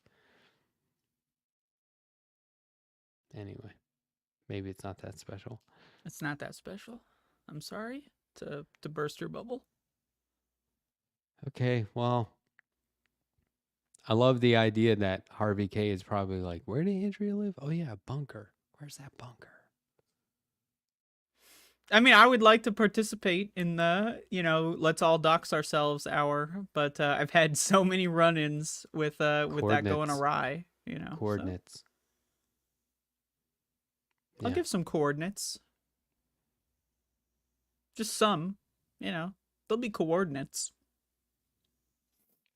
I had an idea, a design idea, when I worked for this ski company called Spider, where on the label on the inside of the ski jacket, we would put Morse code. And it was just like sewn in. It was embroidery, just little dots. People might not even know that it was Morse code. But if you could translate the Morse code, it was the longitude, latitude for where the office was. So if, you know what I mean? Like you could Google it, or I just thought that was kind of neat. Like if somebody's like, the fuck is this? And somebody's grandpa was like, that's Morse code. And then you're like, oh, what's it mean? Oh, It's like the start it's of like one of longitude, those latitude. like fucking little scavenger alternate hunt. reality games, like in the coordinates lead to there's something buried under the fucking old wood panel in the porch, you get there's a little box, and what's in the box? Cassette tape. What's on the cassette tape? Some muffled voice telling you to go to fucking some road somewhere. But it's not called that road anymore. They changed the name, so you gotta like look up what road used to be called like shit fuck road. Now it's fuck shit road, Then you go to shit fuck road, and then what's underneath the road sign? Another box. But wait, where was the road sign in 1979? Because they move them around every once in a while, so you got to find out where the road sign is. But don't worry, the diner down the street has some photographs, old-timey black and white photos that will show you where the road sign is. And then is that it? I had this, I had the luxury of vinyl records when I was a kid. I know people still have vinyl records, but they're like more valuable and more collector's items. When I was a kid, we had no bones about playing them backwards and like manually changing the speed so we could hear hidden messages. Oh yeah, you gotta fuck with it. Did you ever do anything like that? Well, I had my my vinyl the records or Beatles. CDs, but Right. not for music. CDs for video games. And sometimes this is a trick you can do. You put one CD in your PlayStation, right? Okay. You switch the CDs, and it starts playing music from another game. And then it loads assets from another game. And then you're like playing two games at once, and then the game breaks, and then it's over. Huh. Okay. Do you know the Paul is dead conspiracy? Paul died? McCartney? Supposedly, he died in a car crash, and they replaced him with a guy who had won a look-alike contest. His name was Benny Shears. That's why on Sgt. Pepper's they say, "Now I want to introduce to you the man you know for all these years, the one and only Benny Shears," right? Or Billy Shears. I can't remember now. That's weird. I guess I haven't listened to that in a while. Anyway, there are all these clues in the songs. If you know anything about how the Beatles wrote songs, I don't know much. they fucking did. Well, that 70-hour, not 70-hour. It's pretty long. That documentary Peter Jackson put out a couple years ago, amazing, about Let It Be, that album. Anyway, you see how they wrote songs. They were literally just kind of like goofing off, messing around, and then it would come together over a period of time. It wasn't like they'd say, "Hey, I wrote lyrics for a song." You know, sometimes that would happen, but it was rare. So, I'm gonna sneeze at some point. Just okay. throwing that out there. So you could listen for clues. You could see clues in the album covers and stuff like that. And there was this one radio show that was on in the middle of the night one night that documented all of the clues. And what we did was we had a cassette tape recording of that, and we passed it around for years. And I finally came by every single album. And so I knew there were all these albums out there. I had Beatles tapes, but no albums. And we didn't have CDs yet. And so I would play the albums, I'd find the album, and the first thing I did was not oh, it's a really valuable Beatles album. It was oh, we could play this shit backwards. Right? Oh yeah. I mean, what else are you gonna do? That was, to me, that was those moments where you hear what it is that it's supposedly if you go to this song right at this point and play it backwards, you'll hear, they say, "Turn Me On, Dead Man." And when you Did you that hear it? shit, yeah. It was there. It's real. It's that song Number 9 where it goes number 9, number 9. You know that song on the White Album? Number 9. If you play that backwards, he says, One of "Turn me these on, days. dead man. Turn me on, dead man. Turn me on, dead man." You know what I'm thinking now is I could probably YouTube somebody playing all this shit backwards. I'm going down that rabbit hole later. Oh fuck. Yeah, one of these days I will undergo my Beatle education. Hold on a second. Let me try something. Beatles Secrets Radio Show.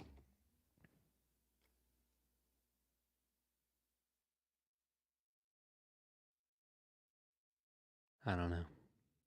So you got to find your cassette because it's lost media, and then you can upload it. I know who has it. You got to upload it. It's lost media. You got to make sure that the world knows.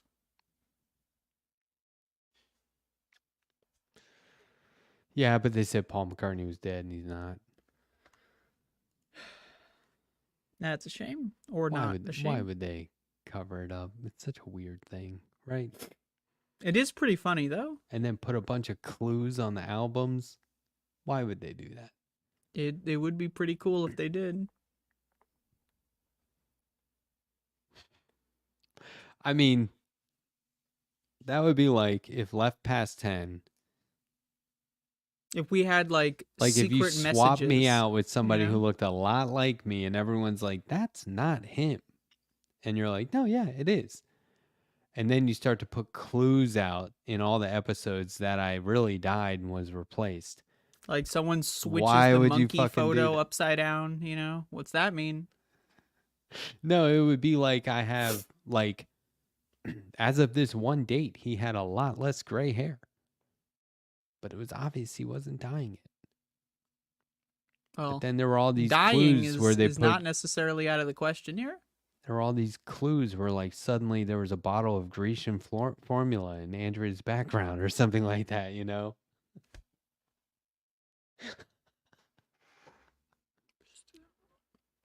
I didn't know that was. What? Grecian I didn't- formula? It's not. Nope. It's like old school hair dye. It's not there. Well, great show. You ever look at these nostrils? Like, what's going on in there? I take one close look every day at my Really? face, and then I walk away. Yep. You say anything? You have like an affirmation, like you are gonna kick ass, you know, and like those things. You doing that? Mm-mm. I play fishbowl. Know what fishbowl is? Watch. No.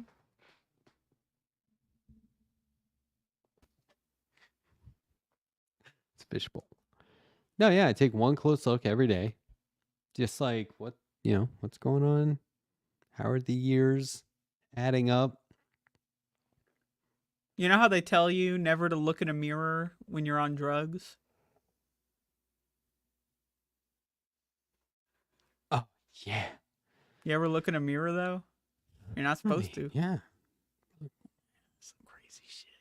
I have two Some- mirrors that like they're on like 90-degree perpendicular, you know, like there's the two walls and one mirror's on both, but they like you can like because they're medicine cabinet, right? So you can extend them outward. So I was playing with the mirrors and I was like looking at the multiple versions of myself while I was on drugs one time. Needless to say, I woke up in a ditch somewhere. I didn't know what happened. Oh, wow. There's a couple times where that happened to me. I'm looking in the mirror and it's just like, can't look away. Who is that? That's not what I look like. And then you're like, this is boring. Morbius Dragon, thank you for gifting 2 Letterhack subs. Thank you. How come I don't Pen- get any? Pendulous Dragon says, I imagine Matt being like Fonzie looking in the mirror. Do you know what he means by that? Oh, I know. He means like I go to comb my hair and I go, perfect. That's not what I do. Now you need one. This is the thing. One time somebody saw me like looking at my reflection and they were like, you look fine. Don't worry. And I was like, I'm not checking myself out.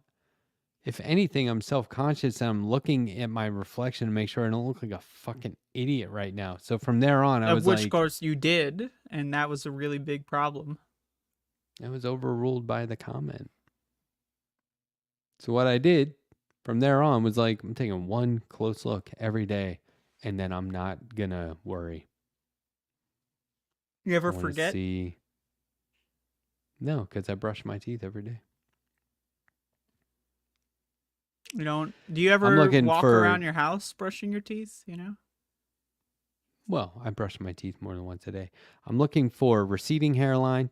I don't care. I'm just looking. Receding hairline, gray hair, wrinkles, signs of cancer, What would those signs be? Like, what would like they look like? moles and stuff, and liver spots, and I have freckles. So like, I don't want, I count the freckles in number 586, 587. I got freckles. That's not a freckle. You know what I mean? How do you know what a freckle is and what's cancer? Because I got a lot. Like, look at this. I got. That's what I'm saying. Just look Look close. at that. Can you see these? I mean, No, they're really yeah, you're small. fine.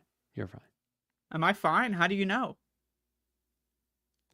You would know. You'd be like, that wasn't there. Sometimes I find a new freckle on me. It happens once in a while. My Like chin this beard. one. This one's not here. Or this one. Look at videos from like this one wasn't there. Can you even see this? Nope. My it wasn't chin there. gets this patch of white right here. And it looks like my chin just has like it's protruding right there. Right. But actually it's just white hair. Yeah, it does Just kind of look one like that. little, right? It's like a mutation of some kind. It's so annoying. It's so fucking annoying. Sandy's in the chat.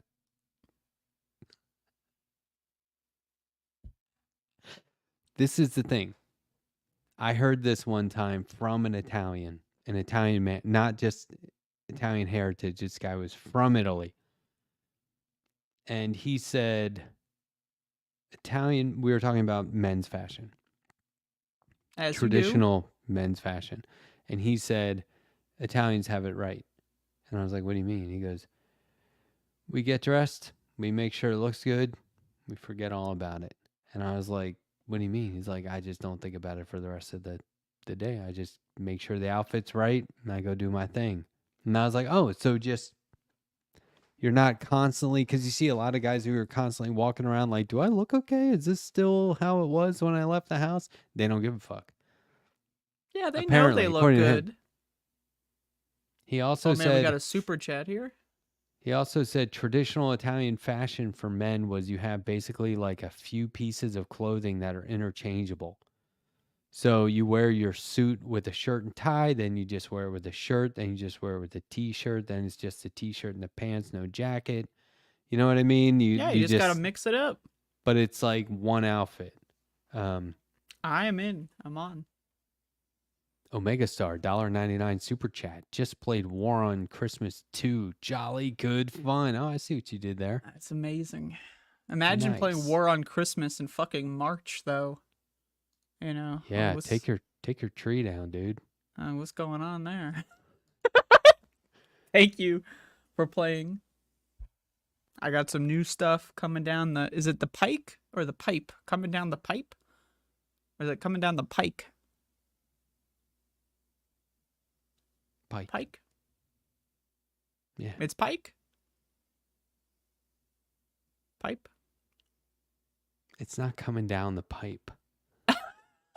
Well, then what is it? Is It's pike. Could be like a body of water, like a billabong, right? So it's not coming down the pipe. But pipes have water?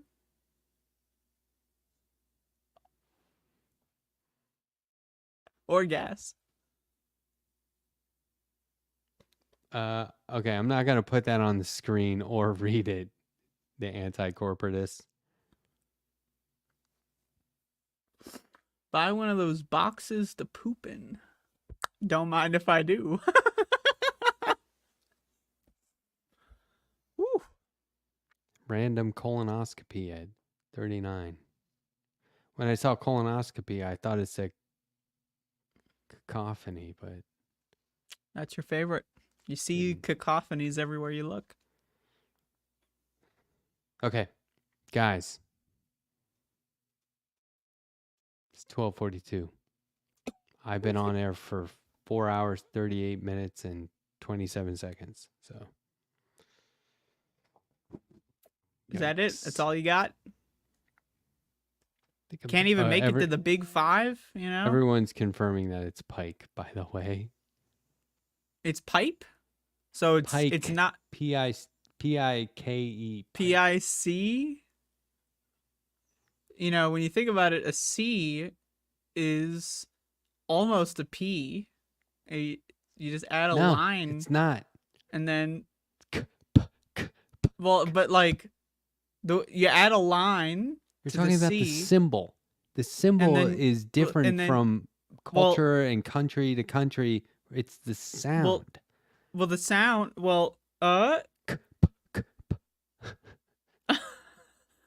I just don't know what it is. So it's not coming down the pike?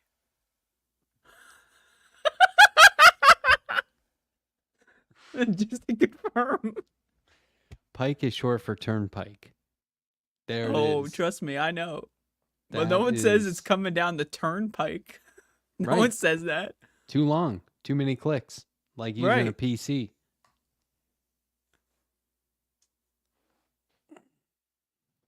Too many clicks.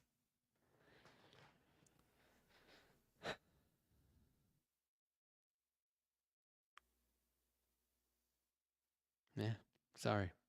PC hate. My bad. So it's not coming down the pipe. There's 84 people. One person just tuned in like, oh, let me see what's going on here. Yeesh. Oh, wow. Mistakes were made. I have a new lie detector test that I'm writing. Have you watched my lie detector episodes? I watched the first one. How many have I done? 2? I know that Anyway. there's a second one, but I don't know if there's a third one yet.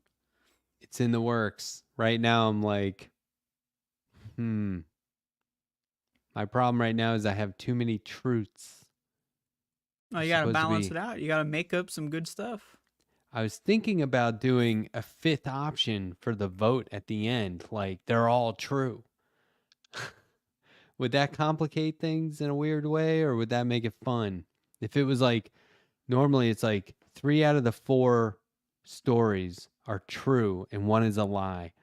Or they're all true. Like, I don't know. What if they're Like- all lies?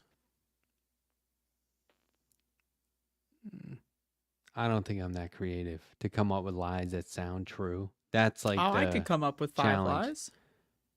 Well, I could lie about just random. I could say, like, I have 18 pairs of Adidas. I could say I have 19 and be like, that's a lie. But- Yeah, you could say the phrase is coming down the pike. That's a lie. People could look that up. You can't anymore. Google's ruined. You can't look it up. You gotta stop saying that. Search engines have died. Can't look up anything. If I look up coming down the pipe, I'm gonna get coming down the pike, and that's not what I was looking for. You ever do this? Do what? Just like Do you ever just hit the light? oh. Hold on, I I'm got gonna it. look at it.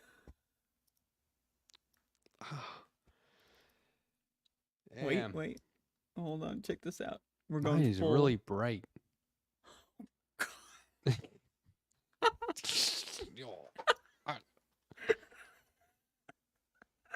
What the fuck is happening?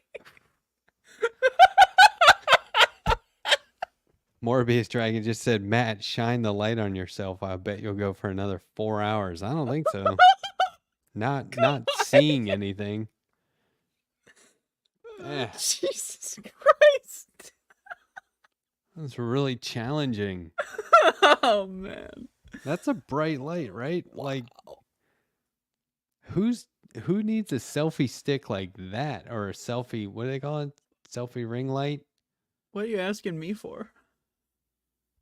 Do I look like I would know what that fucking shit is? Selfie ring light. What? That's That what sounds like a everyone sex uses. toy. I don't know what the fuck you're talking about. No, everyone uses those circular lights that you can put your phone in the middle of. Why would anyone use that? You'd have to be insane to like stare down a fucking bright ass light on your phone. You'd have to have fucking like some mental disorder. Well, you can adjust the brightness or the dimness. You can make it a cool light. You can make it a warm light. There's in-between settings. But then this one I have, look at how bright this shit is. Who needs this? Jesus. So that's like an external light. Oh my God, I just thought of what that looks like from outside. I probably Aliens. think I have like an electric chair in here or something. Or that, or electric chair.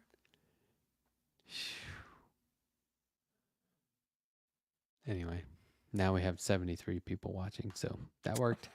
Okay. We're wrapping this up. They folks. couldn't This take it. was- Coming This down the was pike epic. was fine, but the light show, sorry, I can't have the light show. Well, it's also almost 1 a.m. People got stuff to do. This No, was they don't. great. This was a great, fantastic evening. I had a good time. This was fun. Yeah, you I haven't needed gotten this. out of your chair in 4 hours, 5. I really. Well, you took a needed break this. in the middle, right? Yeah, I had to run and get some refreshments. Hopefully, it wasn't too dark.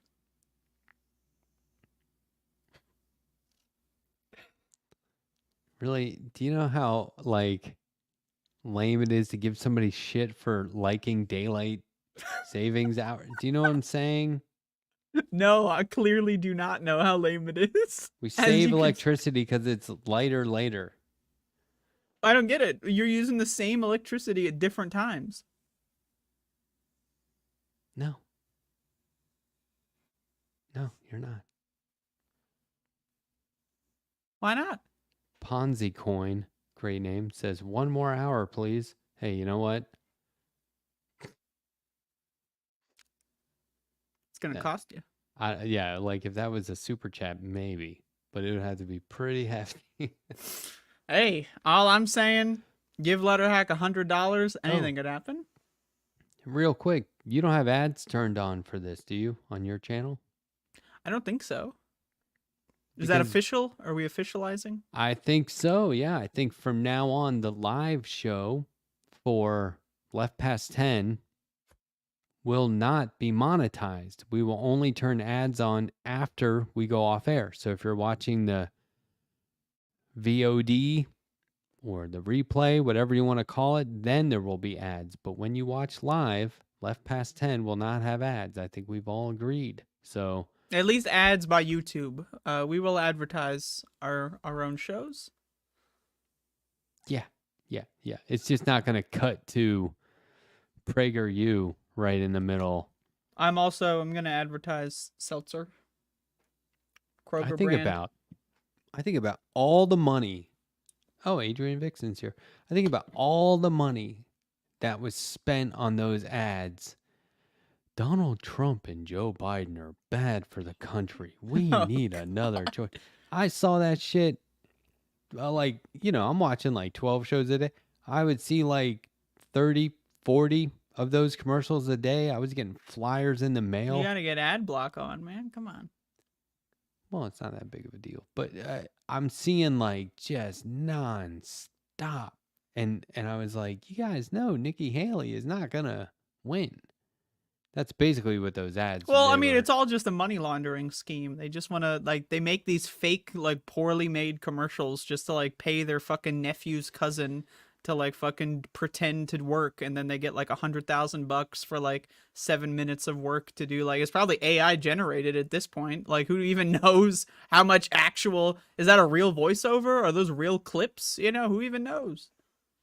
they were replacing a fence at a local park, and somebody was like, "There's nothing wrong with the old fence. Why would they do that?" And he was making a pretty good argument, and I was like, "Hey! It's somebody's nephew owns the fence company or whatever." And he was like, "Oh, right, fuck." And I was like, "You're just too nice of a guy not to cut right to that." You're sitting here trying to make the case for the fence had a few more years left in it.